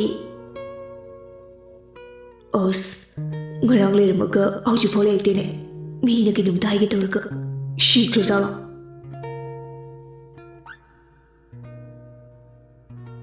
ꯅꯨꯡꯁꯥꯒꯤ ꯃꯩꯁꯥꯗꯨ ꯈꯥꯡꯕ ꯋꯥꯔꯗꯨꯅ ꯊꯥꯖꯗꯨ ꯃꯈꯣꯏꯒꯤ ꯌꯨꯝꯒꯤ ꯃꯅꯥꯛꯇ ꯍꯧꯔꯤꯕ ꯍꯩꯅꯧ ꯄꯥꯝꯕꯤ ꯃꯈꯣꯡ ꯑꯗꯨꯗ ꯐꯝꯃꯤ. ꯊꯥꯖꯅ ꯑꯁ, ꯁꯥꯏ ꯃꯤꯒ ꯂꯣꯏꯅ ꯁꯤꯕ ꯇꯥꯔꯦ ꯇꯧꯔꯤꯁꯦ. ꯑꯁꯤ ꯍꯥꯏꯗꯨꯅ ꯏꯁꯤꯡ ꯕꯣꯇꯜꯗꯨ ꯑꯃꯨꯛ ꯊꯥꯡꯒꯠꯇꯨꯅ ꯊꯛꯆꯤꯜꯂꯤ. ꯄꯪꯊꯛꯇ ꯊꯛꯆꯤꯜꯂꯒ ꯂꯣꯏꯔꯦ. ꯀꯩꯗꯧꯖꯔꯨꯅꯦꯒꯦ? ꯂꯣꯛ ꯊꯨꯡꯉꯒ ꯅꯥꯔꯁꯨ ꯑꯃꯨꯛꯇꯅꯤ. ꯑꯁꯤ ꯍꯥꯏꯔꯒ ꯑꯃꯨꯛꯁꯨ ꯅꯣꯛꯏ ꯊꯥꯖꯗꯣ. ꯊꯥꯖ ꯃꯥꯒꯤ ꯃꯣꯕꯥꯏꯜ ꯐꯣꯟꯗꯨ ꯂꯧꯊꯣꯛꯇꯨꯅ ꯏꯟꯁꯇꯥꯒ꯭ꯔꯥꯝꯗ ꯚꯤꯗꯤꯑꯣ ꯈꯔ ꯌꯦꯡꯉꯤ. ꯑꯁꯨꯝ ꯌꯦꯡꯂꯝꯕꯗꯒꯤ ꯌꯦꯡꯅꯤꯡꯂꯛꯇ꯭ꯔꯕ ꯃꯥꯜꯂꯦ. ꯊꯥꯖꯗꯣ ꯑꯃꯨꯛ ꯐꯣꯟꯗꯨ ꯃꯨꯊꯠꯂꯤ. ꯑꯁ, ꯀꯩꯗꯧꯗꯣꯏꯅꯣ ꯍꯧꯖꯤꯛꯄꯣ? ꯈꯟꯅꯗꯦ. ꯔꯣꯁꯂꯤꯟꯗ ꯀꯣꯜ ꯇꯧꯁꯤꯟꯒꯦ, ꯑꯗꯨꯒ ꯃꯇꯝ ꯂꯦꯟꯒꯦ. ꯑꯁꯤ ꯍꯥꯏꯗꯨꯅ ꯃꯣꯕꯥꯏꯜꯗꯣ ꯑꯃꯨꯛ ꯑꯣꯟ ꯇꯧꯔꯒ ꯀꯟꯇꯦꯛ ꯂꯤꯁꯇ ꯆꯪꯗꯨꯅ ꯃꯇꯥꯎ ꯔꯣꯁꯂꯤꯟ ꯁꯣꯅꯣꯕꯦꯁꯇꯤꯛ ꯍꯥꯏꯅ ꯊꯥꯔꯤꯕ ꯀꯟꯇꯦꯛ ꯅꯝꯕꯔ ꯑꯗꯨꯗ ꯀꯣꯜ ꯇꯧꯁꯤꯜꯂꯤ. network nuꯉꯥꯏꯇꯕꯅ ꯃꯔꯝ ꯑꯣꯏꯔꯒ ꯀꯣꯜꯗꯨ ꯆꯠꯂꯝꯗꯦ ꯄꯦꯜꯂꯕꯅꯤꯗꯀꯣ ꯖꯤꯑꯣꯁꯤꯡꯒꯤ ꯅꯦꯠꯋꯥꯛꯁꯤꯗꯤ ꯁꯤ ꯍꯥꯏꯔꯒ ꯐꯣꯟꯗꯨ ꯃꯈꯥꯗ ꯊꯝꯃꯤ ꯑꯁꯨꯝꯅ ꯉꯥꯡꯂꯤꯉꯩꯗ ꯅꯦꯠꯋꯥꯛꯇꯨ ꯑꯃꯨꯛ ꯌꯥꯔꯛꯏ ꯍꯟꯗꯛꯇꯤ ꯄꯟꯊꯕ ꯇꯧꯗꯅ ꯊꯥꯖ ꯔꯣꯁꯂꯤꯟꯒꯤ ꯅꯝꯕꯔ ꯑꯗꯨꯗ ꯀꯣꯜ ꯇꯧꯁꯤꯜꯂꯤ ꯁꯣꯝꯗꯅ ꯔꯣꯁꯂꯤꯟꯗꯨ ꯁꯥꯅꯒ ꯁꯥꯕꯅꯦ ꯇꯨꯝꯂꯒ ꯑꯗꯨꯝ ꯂꯩꯊꯣꯛꯀꯦ ꯍꯥꯏꯗꯨꯅ ꯐꯃꯨꯡ ꯀꯥꯔꯛꯄꯒ ꯃꯥꯒꯤ ꯃꯣꯕꯥꯏꯜꯗꯨ ꯔꯤꯡ ꯂꯥꯛꯑꯝꯃꯤ ꯔꯣꯁꯂꯤꯟꯅ ꯀꯅꯥꯅꯣ ꯃꯣ ꯁꯤ ꯍꯥꯏꯔꯒ ꯂꯥꯛꯂꯤꯕ ꯀꯣꯜꯗꯨ ꯌꯦꯡꯉꯤ ꯊꯥꯖꯅꯤꯅ ꯐꯅꯗꯨꯝ ꯐꯔꯦ ꯋꯥꯔꯤꯗꯨꯝ ꯁꯥꯟꯅꯔꯒ ꯃꯇꯝ ꯂꯦꯜꯂꯒꯦ ꯔꯣꯁꯂꯤꯟ ꯄꯟꯊꯗꯅ ꯀꯣꯜꯗꯨ ꯄꯥꯏꯈꯠꯂꯤ ꯊꯥꯖꯅ ꯍꯜꯂꯣ ꯔꯣꯁꯂꯤꯟꯅ ꯍꯜꯂꯦ ꯀꯟꯅ ꯑꯁꯤ ꯍꯥꯏꯔꯒ ꯅꯣꯛꯏ ꯆꯤꯗ ꯑꯉꯥꯎꯕꯤ ꯍꯥꯎꯅꯦ ꯑꯍꯩꯃ ꯅꯪꯁꯤꯗꯤ ꯇꯁꯦꯡꯅ ꯉꯥꯎꯔꯦꯅ ꯍꯣꯏ ꯑꯉꯥꯎꯕꯤ ꯀꯩꯗꯧꯔꯝꯃꯤꯅꯣ ꯑꯩꯕꯨꯔꯣ ꯍꯣꯏꯅꯦ ꯅꯪꯕꯨꯅꯦ ꯑꯉꯥꯎꯕꯤ ꯐꯝꯃꯤꯌꯦ ꯑꯣ ꯔꯣꯁꯂꯤꯟꯅ ꯑꯗꯣ ꯅꯪ ꯄꯥꯎ ꯑꯃ ꯇꯥꯔꯕꯣ ꯊꯥꯖꯅ ꯀꯩ ꯄꯥꯎꯅꯣ ꯀꯩꯅꯣꯗꯣ ꯂꯥꯏꯖꯣꯏꯒꯤ ꯃꯄꯥꯗꯣ ꯅꯥꯔꯦꯌꯦ ꯃꯥꯗꯤ ꯀꯩꯝꯇ ꯍꯥꯏꯔꯛꯇꯦꯅ ꯑꯩꯉꯣꯟꯗꯗꯤ ꯍꯣꯏ ꯏꯕꯦꯝꯃ ꯑꯩꯉꯣꯟꯗꯁꯨ ꯍꯥꯏꯔꯛꯇꯤꯌꯦ ꯃꯥꯒꯤ ꯋꯥꯆꯞꯀꯤ ꯁ꯭ꯇꯦꯇꯁꯇꯒꯤ ꯈꯪꯕꯅꯦ ꯑꯣ ꯑꯗꯣ ꯍꯌꯦꯡꯂ ꯀꯩꯅꯣ ꯑꯝꯇ ꯆꯠꯂꯨꯁꯤꯗꯅ ꯂꯥꯏꯖꯤꯁꯨ ꯄꯨꯟꯗꯕ ꯀꯨꯏꯔꯦ ꯃꯥꯒ ꯄꯨꯟꯕꯁꯨ ꯑꯣꯏꯅ ꯄꯥꯕꯨꯡꯒꯤ ꯑꯅꯥꯕ ꯍꯪꯕꯁꯨ ꯑꯣꯏꯅ ꯔꯣꯁꯂꯤꯟꯅ ꯍꯣ ꯑꯗꯨꯅꯦ ꯑꯩꯁꯨ ꯅꯉꯣꯟꯗ ꯍꯥꯏꯒꯦꯅ ꯇꯧꯔꯝꯃꯤꯁꯦ ꯃꯥꯜꯂꯤꯗꯀꯣ ꯃꯥꯜꯍꯩ ꯈꯥꯔꯤꯗꯀꯣ ꯍꯩꯈꯥ ꯑꯗꯨꯒ ꯀꯣꯜꯁꯤꯅ ꯑꯩꯅ ꯇꯧꯔꯛꯄ ꯉꯥꯏꯔꯝꯕ ꯅꯪꯒꯤ ꯑꯍꯥꯟꯕꯒꯤꯗꯨꯗꯤ ꯀꯔꯤ ꯍꯥꯏꯅꯤꯡꯂꯤꯕ ꯑꯣ ꯈꯪꯗꯦ ꯑꯩꯁꯨ ꯃꯁꯥꯗ ꯍꯪꯉꯨꯔꯣ ꯑꯁꯨꯝꯅ ꯉꯥꯏꯍꯥꯛ ꯋꯥꯔꯤ ꯋꯥꯇꯥꯏ ꯁꯥꯟꯅꯔꯕ ꯃꯇꯨꯡ ꯍꯌꯦꯡꯁꯦ ꯂꯥꯏꯖꯣꯏꯗ ꯆꯠꯁꯦ ꯍꯥꯏꯅ ꯂꯦꯞꯅꯈ꯭ꯔꯦ ꯑꯅꯤꯗꯣ ꯑꯗꯨꯒ ꯀꯣꯜꯁꯤꯡꯗꯨꯁꯨ ꯊꯝꯅꯈ꯭ꯔꯦ ꯁꯣꯝꯗꯅ ꯂꯥꯏꯖꯨꯗꯨ ꯃꯥꯒꯤ ꯇꯦꯗꯤ ꯕꯤꯌꯔꯗꯨ ꯀꯣꯟꯅ ꯃꯆꯤꯟꯗ ꯁꯣꯟꯊꯥꯡꯅꯅ ꯁꯣꯜꯂꯛꯏ ꯑꯗꯨꯗꯤ ꯅꯪꯁꯤ ꯑꯩꯒꯤ ꯃꯪꯂꯥꯟꯒꯤ ꯍꯦꯔꯣ ꯗꯥꯝꯆꯥ ꯑꯁꯤ ꯍꯥꯏꯗꯨꯅ ꯃꯊꯟꯇ ꯑꯃꯨꯛꯁꯨ ꯃꯃꯣꯏ ꯅꯣꯛꯆꯩ ꯂꯥꯏꯖꯗꯣ ꯑꯉꯥꯎꯕꯤ ꯑꯃꯒꯨꯝ ꯃꯤꯀꯨꯞ ꯑꯗꯨꯗ ꯊꯣꯛꯈꯤꯕ ꯊꯧꯗꯣꯛꯁꯤꯡꯗꯨ ꯃꯤꯠꯃꯥꯡꯃꯛꯇꯨꯗ ꯎꯔꯛꯄꯒꯨꯝ ꯇꯧꯔꯤ ꯇꯣꯝꯊꯤꯟꯒꯤ ꯐꯖꯔꯕ ꯃꯥꯏꯊꯣꯡ ꯅꯨꯄꯥꯗ ꯅꯨꯄꯥ ꯃꯥꯜꯂꯤꯕ ꯁꯥꯎꯡ ꯁꯥꯗꯥ ꯑꯃꯗꯤ ꯆꯤꯡꯂꯦꯝꯅ ꯐꯖꯔꯕ ꯇꯣꯝꯊꯤꯟꯒꯤ ꯃꯁꯛꯇꯨ ꯃꯌꯦꯛ ꯁꯦꯡꯅ ꯎꯔꯛꯄꯒꯨꯝ ꯇꯧꯏ ꯂꯥꯏꯖꯅ ꯀꯩꯅꯣꯅꯦ ꯇꯧꯔꯤ ꯃꯌꯥꯝꯁꯤꯕꯣ ꯋꯥꯈꯜꯒꯁꯤꯅ ꯈꯪꯗ꯭ꯔꯦꯗ ꯑꯁꯤ ꯍꯥꯏꯔꯒ ꯑꯃꯨꯛꯁꯨ ꯅꯣꯛꯆꯩ ꯂꯥꯏꯖꯗꯨ ꯂꯩꯁꯥꯕꯤ ꯐꯥꯔꯛꯄꯒꯤ ꯍꯥꯏꯗꯣꯏꯔꯥ ꯀꯔꯤꯅꯣ ꯋꯥꯈꯜꯒꯁꯤ ꯖꯥꯠ ꯖꯥꯠ ꯈꯜꯂꯤ ꯅꯨꯡꯉꯥꯏꯕ ꯉꯥꯛꯇꯅꯤ ꯈꯜꯂꯤꯕꯁꯤ ꯃꯤꯀꯨꯞꯇꯨꯗ ꯃꯄꯥ ꯅꯥꯗꯨꯅ ꯂꯩꯔꯤ ꯍꯥꯏꯕꯒꯁꯤ ꯅꯤꯡꯁꯤꯡꯕꯤꯄꯣꯟꯇꯦ ꯂꯥꯏꯖꯒꯤ ꯊꯃꯣꯏꯅꯨꯡꯗ ꯉꯁꯤ ꯍꯥꯏꯕ ꯅꯨꯃꯤꯠꯁꯤꯗꯒꯤ ꯇꯣꯝꯊꯤꯟꯒꯤ ꯃꯃꯤ ꯑꯃ ꯇꯥꯈꯤꯕꯒꯨꯝ ꯇꯧꯔꯤ ꯃꯊꯃꯣꯏꯗ ꯂꯥꯠꯆꯈ꯭ꯔꯦ ꯇꯣꯝꯊꯤꯟꯕꯨ ꯇꯟꯖꯥꯗꯨꯗ ꯃꯃꯥ ꯏꯕꯦꯝꯃ ꯆꯪꯂꯛꯏ ꯍꯤꯌꯥꯏꯅꯨꯅ ꯕꯦꯃꯥꯎ ꯂꯥꯏꯖ ꯃꯃꯥꯅ ꯀꯧꯔꯤꯕꯒꯗꯨ ꯈꯨꯝꯗꯕ ꯃꯈꯩ ꯃꯥꯒꯤ ꯊꯧꯔꯛꯄ ꯑꯃ ꯅꯣꯛꯃꯤ ꯇꯧꯗꯨꯅ ꯂꯩ ꯀꯔꯤꯅꯣ ꯃꯥꯅ ꯃꯊꯟꯇꯒ ꯅꯣꯛꯏꯁꯤꯅ ꯀꯩꯅꯣꯅꯦ ꯃꯁꯤ ꯑꯉꯥꯡꯁꯤꯕꯣ ꯂꯥꯏ ꯇꯤꯟꯒ ꯑꯣꯛꯅꯔꯖꯥꯠꯂꯣ ꯍꯤꯌꯥꯏꯅꯨ ꯃꯆꯥꯅꯨꯄꯤ ꯂꯥꯏꯖꯕꯨ ꯑꯃꯨꯛꯀꯁꯨ ꯍꯥꯟꯅ ꯀꯧꯏ ꯍꯟꯗꯛꯁꯨ ꯑꯝꯍꯥꯅꯤ ꯀꯩꯅꯣꯅꯦ ꯑꯩꯈꯣꯏ ꯏꯕꯦꯝꯃꯁꯤꯕꯣ ꯉꯥꯎꯔꯖꯥꯠꯂꯣ ꯃꯁꯤ ꯑꯉꯥꯡꯁꯤ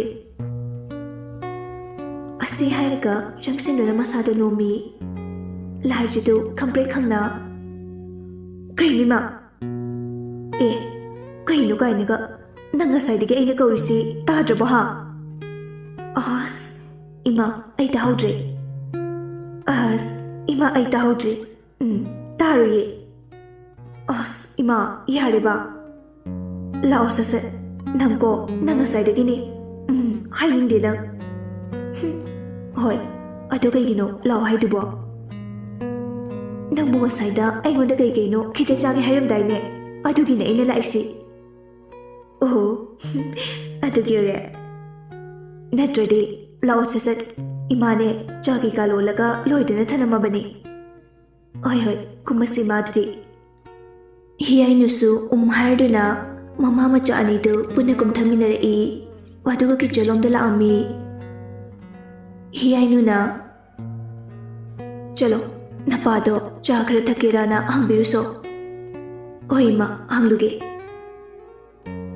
ꯂꯥꯏꯖꯥ ꯃꯃꯥꯒꯤ ꯄꯥꯎꯈꯨꯝ ꯄꯤꯔꯝꯂꯕ ꯃꯇꯨꯡ ꯃꯄꯥ ꯏꯕꯨꯡꯉꯣ ꯔꯣꯂꯦꯛꯁꯀꯤ ꯔꯨꯝꯗ ꯆꯪꯂꯛꯇꯨꯅ ꯄꯥꯕꯨꯡ ꯔꯣꯂꯦꯛꯁ ꯇꯞꯂꯛꯄ ꯈꯣꯟꯖꯦꯜꯒ ꯂꯣꯏꯅꯅ ꯀꯩ ꯍꯥꯏꯒꯦ ꯆꯥꯇꯣꯝꯕꯤ? ꯄꯥꯕꯨꯡ ꯆꯥ ꯈꯔ ꯊꯛꯁꯤꯔꯥꯅ ꯍꯥꯏꯒꯦ ꯇꯧꯕꯅꯦ꯫ ꯌꯥꯔꯅꯤꯗ ꯏꯄꯥ ꯊꯛꯅꯤꯡꯗ꯭ꯔꯦ꯫ ꯑꯣ ꯑꯗꯣ ꯀꯩꯀꯩꯅꯣ ꯈꯤꯇ ꯆꯥꯁꯤꯟ ꯊꯛꯆꯤꯟꯕ ꯌꯥꯕꯅꯤ꯫ ꯈꯪꯗ꯭ꯔꯦꯗ, ꯑꯗꯣ ꯍꯣꯔꯦꯟꯗꯣ ꯅꯃꯥꯗꯅꯦ ꯆꯝꯐꯨꯠ ꯈꯔ ꯐꯨꯠꯂꯣ ꯍꯥꯏꯌꯨ꯫ ꯂꯥꯏꯖꯥ ꯈꯤꯇꯪ ꯍꯔꯥꯎꯔꯛꯇꯧꯅ ꯍꯣꯏ ꯄꯥꯕꯨꯡ ꯑꯩ ꯍꯥꯏꯒꯦ꯫ ꯆꯠꯆꯔꯣ ꯅꯪꯒꯤ ꯀꯥꯗ꯫ ꯍꯣꯏ ꯄꯥꯕꯨꯡ꯫ ꯂꯥꯏꯖꯥ ꯃꯄꯥꯒꯤ ꯀꯥꯗꯒꯤ ꯊꯣꯛꯂꯛꯂꯕ ꯃꯇꯨꯡ ꯑꯃꯨꯛ ꯀꯤꯆꯟꯗ ꯃꯃꯥꯒꯤ ꯃꯅꯥꯛꯇ ꯆꯪꯂꯛꯑꯝꯃꯤ꯫ ꯍꯤꯌꯥꯏꯅꯨ ꯃꯆꯥ ꯆꯪꯂꯛꯄ ꯎꯕꯗ ꯍꯥꯏꯔꯛꯏ, ꯂꯥꯛꯑꯣ ꯐꯝꯃꯣ ꯂꯥꯛꯑꯣ꯫ ꯂꯥꯏꯖꯥ ꯆꯪꯁꯤꯟꯗꯨꯅ ꯇꯞꯅ ꯐꯝꯊꯩ꯫ ꯅꯄꯥꯗꯤ ꯀꯩ ꯍꯥꯏꯔꯛꯀꯦ? ꯑꯁ ꯊꯛꯅꯤꯡꯗꯦ꯫ ꯑꯣ ꯐꯔꯦ ꯑꯗꯨꯗꯤ ꯀꯣꯟꯅ ꯊꯛꯅꯤꯡꯂꯀꯥꯟꯗ ꯑꯣꯏꯅ ꯍꯥꯏꯖꯔꯛꯑꯁꯅꯤ꯫ ꯑꯗꯨ ꯏꯃꯥ ꯄꯥꯕꯨꯡꯗꯣ ꯆꯝꯐꯨꯠ ꯆꯥꯅꯤꯡꯉꯦ ꯍꯥꯏꯔꯛꯄꯅꯦ꯫ ꯍꯣꯏ ꯀꯣꯂꯤ ꯍꯋꯥꯏꯑꯣ ꯇꯣꯔꯣꯕꯣꯠꯑꯣ ꯈꯔ ꯂꯩꯔꯤꯁꯦ, ꯍꯦꯛ ꯐꯨꯠꯄꯤꯔꯒꯦ ꯅꯄꯥꯒꯤꯅ꯫ ꯑꯩꯃ ꯊꯛꯆꯤꯜꯂꯣꯅꯦ ꯆꯥꯗꯣ ꯃꯪꯗꯨꯅ ꯂꯩꯔꯅꯨ꯫ ꯍꯣꯏ ꯏꯃꯥ꯫ ꯅꯪꯅꯦ ꯀꯩꯅꯣꯝꯃ ꯏꯇꯧ ꯇꯧꯏꯀꯣ ꯕꯦꯝꯃ꯫ ꯂꯥꯏꯖꯥ ꯁꯠꯀꯨꯝꯂꯛꯏ꯫ ꯀꯩꯗꯧꯔꯒꯦ ꯏꯃꯥ? ꯑꯩ ꯀꯩꯁꯨ ꯇꯧꯗꯦꯅ꯫ ꯍꯣꯏꯁꯦ ꯌꯥꯔꯦ ꯊꯛꯑꯣ꯫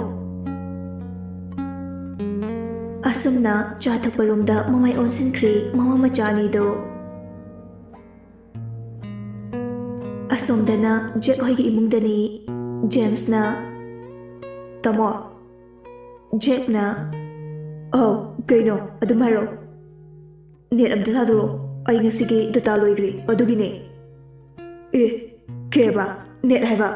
ꯉꯝꯗ꯭ꯔꯦ ꯏꯁꯥꯒꯤ ꯐꯥꯎꯕ ꯀꯣꯟꯅꯗ ꯇꯧꯔꯤꯀꯥꯟꯁꯤꯗ ꯌꯥꯔꯣꯏ꯫ ꯑꯣ ꯇꯥꯃꯣ ꯑꯗꯨꯃꯥꯏꯅ ꯇꯧꯅꯨꯗ, ꯅꯕꯨ ꯐꯠꯇ ꯇꯧꯅꯣꯕ꯫ ꯁꯦ ꯑꯝꯇ ꯊꯥꯕꯤꯔꯛꯑꯣ ꯀꯨꯏꯔꯣꯏꯕ꯫ ꯑꯁ ꯄꯦꯜꯂꯦ ꯃꯁꯤ ꯑꯉꯥꯡꯁꯤꯗꯤ꯫ ꯇꯣ ꯊꯥꯔꯕꯅꯤ꯫ ꯑꯉꯥꯡ ꯀꯥꯏꯅꯒ ꯄꯣꯛꯄꯗꯤ ꯆꯞ ꯃꯥꯟꯅꯔꯒ꯫ ꯑꯣ ꯄꯣꯛꯄ ꯃꯥꯟꯅꯔꯁꯨ ꯑꯩꯅ ꯅꯉꯣꯟꯗꯒꯤꯗꯤ ꯃꯤꯅꯤꯠ ꯈꯔꯗꯤ ꯍꯦꯜꯂꯦ, ꯑꯗꯨꯏꯅꯤ ꯈꯪꯂꯕ ꯁꯛ ꯃꯆꯥ꯫ ꯍꯣꯏ ꯑꯍꯟ ꯁꯥꯕ ꯁꯛ ꯑꯆꯧꯕ꯫ ꯌꯥꯔꯦ ꯅꯪ ꯂꯦꯞꯍꯧꯔꯣ, ꯅꯠꯇ꯭ꯔꯗꯤ ꯁꯣꯏ ꯆꯥꯔꯅꯤ꯫ ꯖꯦꯝꯁꯁꯨ ꯃꯈꯥ ꯇꯥꯔꯨꯗ꯭ꯔꯦ, ꯃꯥꯒꯤ ꯊꯣꯛꯄ ꯑꯃ ꯇꯧꯔꯒ ꯂꯩꯈ꯭ꯔꯦ꯫ ꯄꯨꯡꯁꯨ ꯑꯁꯨꯝ ꯍꯧꯈꯤꯕꯅ ꯅꯨꯃꯤꯗꯥꯡ ꯋꯥꯏꯔꯝ ꯑꯣꯏꯁꯤꯜꯂꯛꯏ꯫ ꯍꯤꯌꯥꯏꯅꯨ ꯏꯃꯨꯡ ꯃꯥꯡꯒꯣꯜ ꯋꯥꯏꯔꯝꯁꯤꯠ ꯁꯦꯡꯗꯣꯛꯂꯤ꯫ ꯁꯦꯡꯗꯣꯛꯄꯗꯨ ꯂꯣꯏꯔꯗꯨꯅ ꯃꯆꯥꯗ ꯌꯦꯡꯂꯒ ꯍꯥꯏꯔꯛꯏ, ꯅꯪ ꯆꯥꯛꯇꯣ ꯊꯥꯡꯒꯠꯂꯝꯃꯣ, ꯑꯩ ꯗꯨꯛ ꯊꯥꯎꯃꯩꯁꯦ ꯀꯠꯅꯕ ꯑꯝꯇ ꯇꯧꯒꯦꯀꯣ꯫ ꯂꯥꯏꯖꯥꯅ ꯍꯣꯏ ꯏꯃꯥ꯫ ꯑꯁꯤ ꯍꯥꯏꯔꯝꯂꯒ ꯏꯃꯨꯡꯗ ꯆꯪꯈ꯭ꯔꯦ꯫ ꯍꯤꯌꯥꯏꯅꯨ ꯗꯨꯛ ꯊꯥꯎꯃꯩ ꯀꯠꯅꯕꯒꯤꯗꯃꯛ ꯏꯁꯤꯡ ꯑꯁꯦꯡꯕ ꯇꯧꯗꯨꯅ ꯋꯥꯏ ꯃꯆꯥ ꯄꯤꯛꯇꯛꯅ ꯇꯩꯔꯤ꯫ ꯃꯗꯨ ꯂꯣꯏꯔꯗꯨꯅ ꯃꯩꯈꯦꯠ ꯆꯨꯈꯠꯇꯨꯅ ꯗꯨꯛꯁꯤꯡꯗꯨ ꯆꯨꯔꯗꯨꯅ ꯃꯊꯪ ꯊꯥꯅꯕ ꯇꯧꯔꯤ꯫ ꯁꯣꯝꯗꯅ ꯂꯥꯏꯖꯗꯨ ꯆꯐꯨ ꯃꯍꯤꯗꯨ ꯊꯥꯡꯒꯠꯂꯤ꯫ ꯃꯗꯨ ꯁꯧꯔꯛꯄ ꯉꯥꯏꯕ ꯑꯣꯏꯅ ꯉꯥꯏꯍꯥꯛ ꯇꯨꯃꯤꯟꯅ ꯐꯝꯗꯨꯅ ꯂꯩ꯫ ꯂꯥꯏꯖꯥ ꯆꯥ ꯂꯣꯜꯂꯤ, ꯑꯗꯨꯕꯨ ꯇꯨꯡꯂꯣꯝꯗꯒꯤ ꯈꯪꯍꯧꯗꯅ ꯇꯣꯝꯊꯤꯅ ꯐꯠ ꯆꯪꯁꯤꯜꯂꯛꯑꯒ ꯂꯥꯏꯖꯥꯕꯨ ꯇꯨꯡꯂꯣꯝꯗꯒꯤ ꯀꯣꯟꯁꯤꯜꯂꯤ꯫ ꯂꯥꯏꯖꯥ ꯍꯥꯏꯔꯞ ꯈꯪꯉꯤ, ꯑꯗꯨꯒ ꯍꯥꯏꯔꯛꯏ, ꯗꯥꯝꯆꯥ ꯍꯩꯅꯗꯦꯕ ꯑꯗꯨꯃꯥꯏꯅ ꯇꯧꯅꯣꯕ ꯁꯦ꯫ ꯇꯣꯝꯊꯤꯟꯅ ꯂꯣꯏꯗ꯭ꯔꯤꯕꯣ ꯅꯪꯒꯤ ꯆꯥꯗꯨꯕꯣ? ꯑꯩꯗꯤ ꯌꯥꯝ ꯊꯛꯅꯤꯡꯂꯦꯗ꯫ ꯂꯣꯏꯗꯣꯔꯦꯕ, ꯁꯦ ꯀꯣꯜꯂꯤꯁꯦ ꯑꯝꯇ ꯊꯥꯗꯣꯛꯑꯣꯕ꯫ ꯗꯥꯝꯆꯥ ꯁꯦ Ima changladi ichop sukna neba. Thadoidi ima lakiga lakchesano. Damcha. Asi harga mamituna tomthili ngi. Oh ni shibe kege. Thado ba se. Tomthilna magi nupida laknare I. Oya, thado puyadre kamai done. Khutche samjinagre kamai dogdiba. As Daning de jo, amta thado, se. Ani dina kenari ngeda mehma chongna I. Mehma na. Bema, imagi bemo. Lai je tu pakat na. Damcha, imalai. Tom tin su pakat na perprakoli bedu thado I. Aduga kitchen lagi centoki. Karino ne masina mu hatu centur isina. Tom Thin mamagi pakhung apiram dakai magi ka tamne changkhre imoi bema loirabo nangi cha dubo ahima loiri amta herakige hoine thaklage ne hairo ahima si haidona laija manem ibe mami amagi cha da haibawi nati amasina hatu chendu krisna karigino ne aha Kanabuni ima, damcharo. Ha, khangre. Damchara, datola, khangre, ibungodo. Memjagi wahidida ikaripsu tawi laijido. Adubu laija karishu khanda basara kahai. Oh, Madima, mamita kaino machangena changlambaneba. Aduga imala paduda chenkri. Oh, Ado ima chasi thaklage naksuda odana yani ma ai ngak leraka adum thage damcha ge supi tribanina me mana oh pare dudi onthok na su haw khreda ai gi mona lon ba si laija manim na dum lai paduda nokre tawjei me mana hai chin na bana tili aseng bagini ne imo gi chasi onthok na su haw khre Aina pamjana laukiba imo oibeirasu kanana khangbano Laija nokfe tamak tawi Aduima kain sang thong haino Imana pambada haibiu namo hekte thongjage Nuksigreda aigi moksi Yare Imadi ichagi wahide tabada pele Adunane ichana saring mama hekte thongjilu imoksidi Oima Adudi laputharushmi irolage Aduga imana ngarang ingkholdagi helakpa nakupishima bora horage goima Hoi ichana phanaba adum silose Asi haramnaga chakumdagi thokre me madu Laija haujiktada sor asamba muhandore I aduga machinda soli As imashigi mamangda pungchuk hai chopamnida Khangni damcha namore Laijana asumna mundrong sanaduna leiringai chapu mahidu pathara ami tanja aduda hiainu changlapaga mapai hitukle hiainu na aima chapu mahisidi loina patharene asi haiduna changsili aduga gas ki maidu leithei hiainu changlapagi soundduda mundrong tawduna leiramba laijadu gyandara I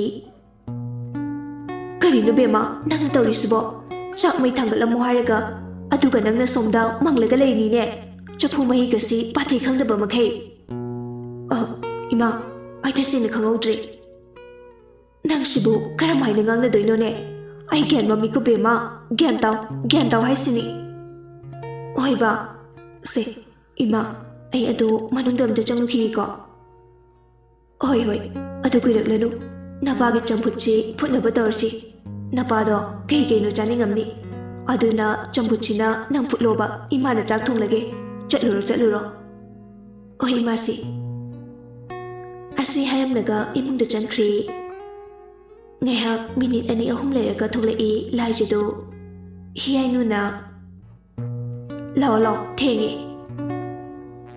Laija changsindu na phamthei aduga koli hawaidu pek thektuna chamthoi Chambaloraba matung champut putpa hokre Ngihak leraba matungda hiyainuna Bema mulamani nangi champuto yarni Hoima Laija champuto thangdaraduna patra amada fajana haptoi hiyainuna Jojo napada piuro Hoima Laija champut hapa partadu paiduna mapa Rolexki katamne chatkri Laija mapagi kada changlutuna Babung Rolex tumlambadaki machana kaubagi makholduda mikap tholai Mamittu takna panglaga harai Ohne Babung champut Thamo duda Laija champutu phamung manakta thamliba table macha aduda thammi Laija mapana hipliba phamung machi aduda tapna phamthai aduga harai Babung amta hotnaba tawsi champutchi nacha injarakki Rolex tu Laija na tawraga tapna phamhali aduga champutu inba hawi Babung ahawbra champutchi aina phulini Hawi Ichadi champut ka phutpa yamna haire Babung sima Ngihak lerega Rolex samputo uklagla mali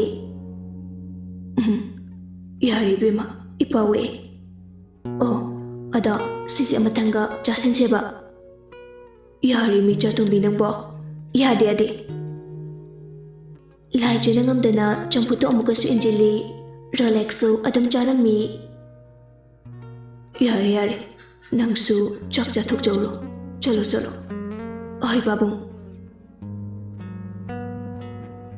Laija khongkap ani ahumlak thangba hawi Adubu kaino maning sulaktuna set among mangaktu lesilai Rolex na Kari mukauramagi Kaidoragi jabo Laija na Kishunta natida Guli do chana baharangi tauraga kahorba Adugi amuk ningsilaktana onsilai ne Laija mapagi manakta changsinduna guli du puthoklaga harai To sinani babo hauji adum chaba yare aduga amasina horen tumlamdaida adu khaktangna chagadabani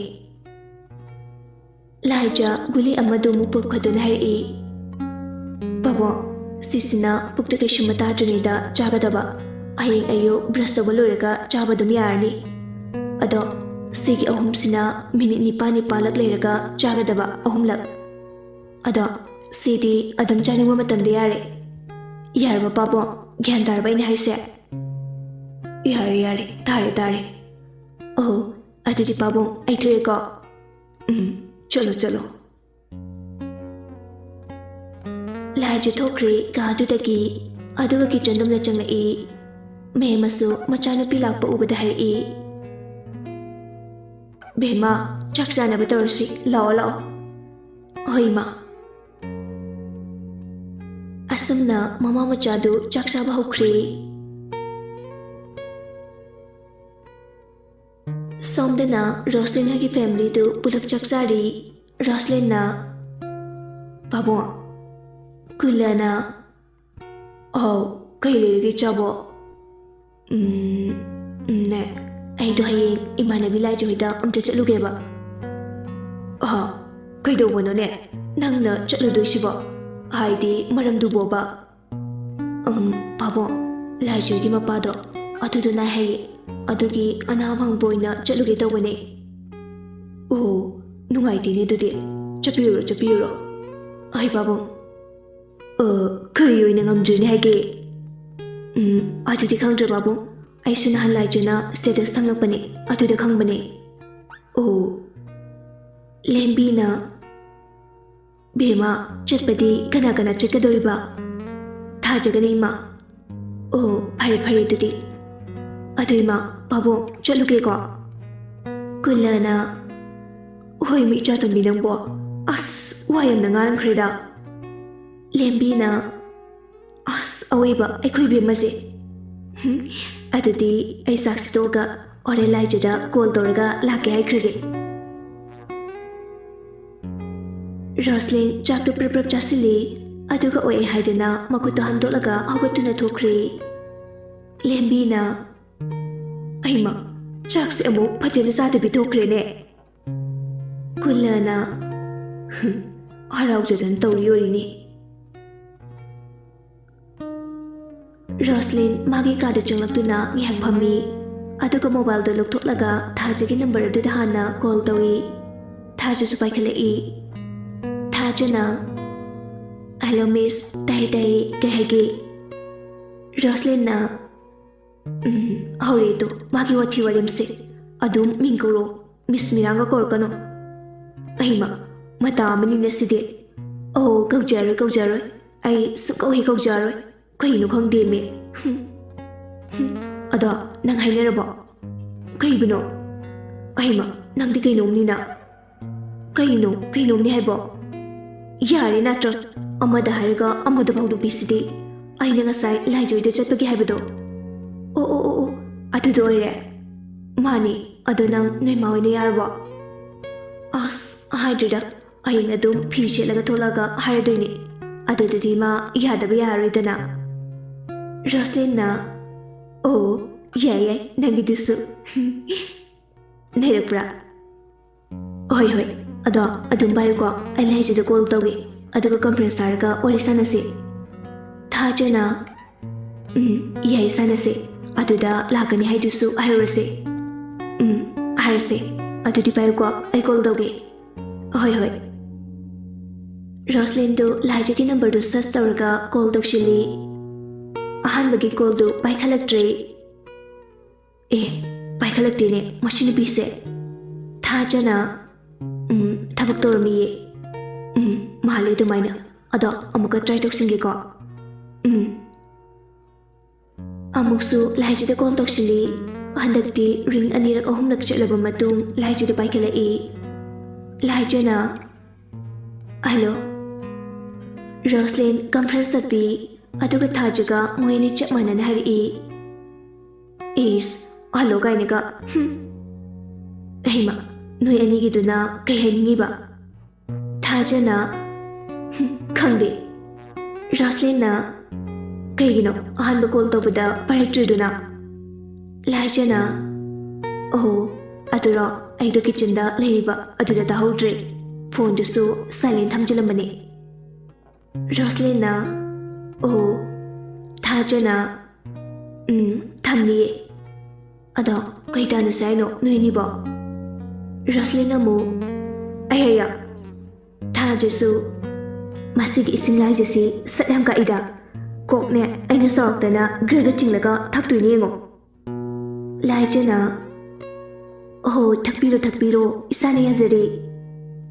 Roslyn amu noyani wasle. Laijana Thajana mu as wabu warida. Roslyn na chibung chana bhona bada. Thajana nangdu diamondro. Laijana yare sononi noibu wari fasanam te sanasiba. Adune Thajana mo ahoiba. Laijana adu hayo. Thajana kaino nangona natiko afawbi Roslyn dane. Oh Roslyn na yare mino eniyamu hore. Yare sachadayo. Adura ayingsi thajebani ne noida laksirana khalamini. Noi babung sunabaduda adugi anabang balakpoina. Thajana mani hainaramine. Laijana adudi yamphai kaino. Lao welcome ne adudi. Roslyn na welcome oidrasu laani khudi. Thajana mu adune ado noini lakni haise chumdi chume ko. Roslyn ke Thajaga nima chapmanana chumme he. Adudi ai oina lao chaksar se khoidoina. Yai Roslyn namu aoiba char se noidoina chadabu kuire. Hoi ado chakka taptai thongjiluraga mu chaksar le kainaga hayo. Adai aina name du lagane nakhanaudauda haidoribani. Roslina, oima, kahinigi sidi. Thajasu, sidi matamanina. Asi haraga ahumda bulap nungminay. Ngayhak wari watay sanaraba matung phone singdo thamnakri. Roslyn di goldek tamkibaga waramali adamak tumthakri. Somda Thajasu phamung phanugadu loisilaba matung tumthakri. Laijadi tumthaba yadraduna amuk thoklai. Aduga mamagi kada changlakduna mamabu tumlabra haina yengi. Hiyainuna, aima, bema tumdribo nangbo. Ima tumdri. Thenglamanine tumthorodana. Natti pungbu kya takrage. Laija magi mobile do set on toraga pungengi. Ima pungbudi ngalida mapan makai khara helapada ngai. Oh, adu ichabu kai haninge sida laisibo.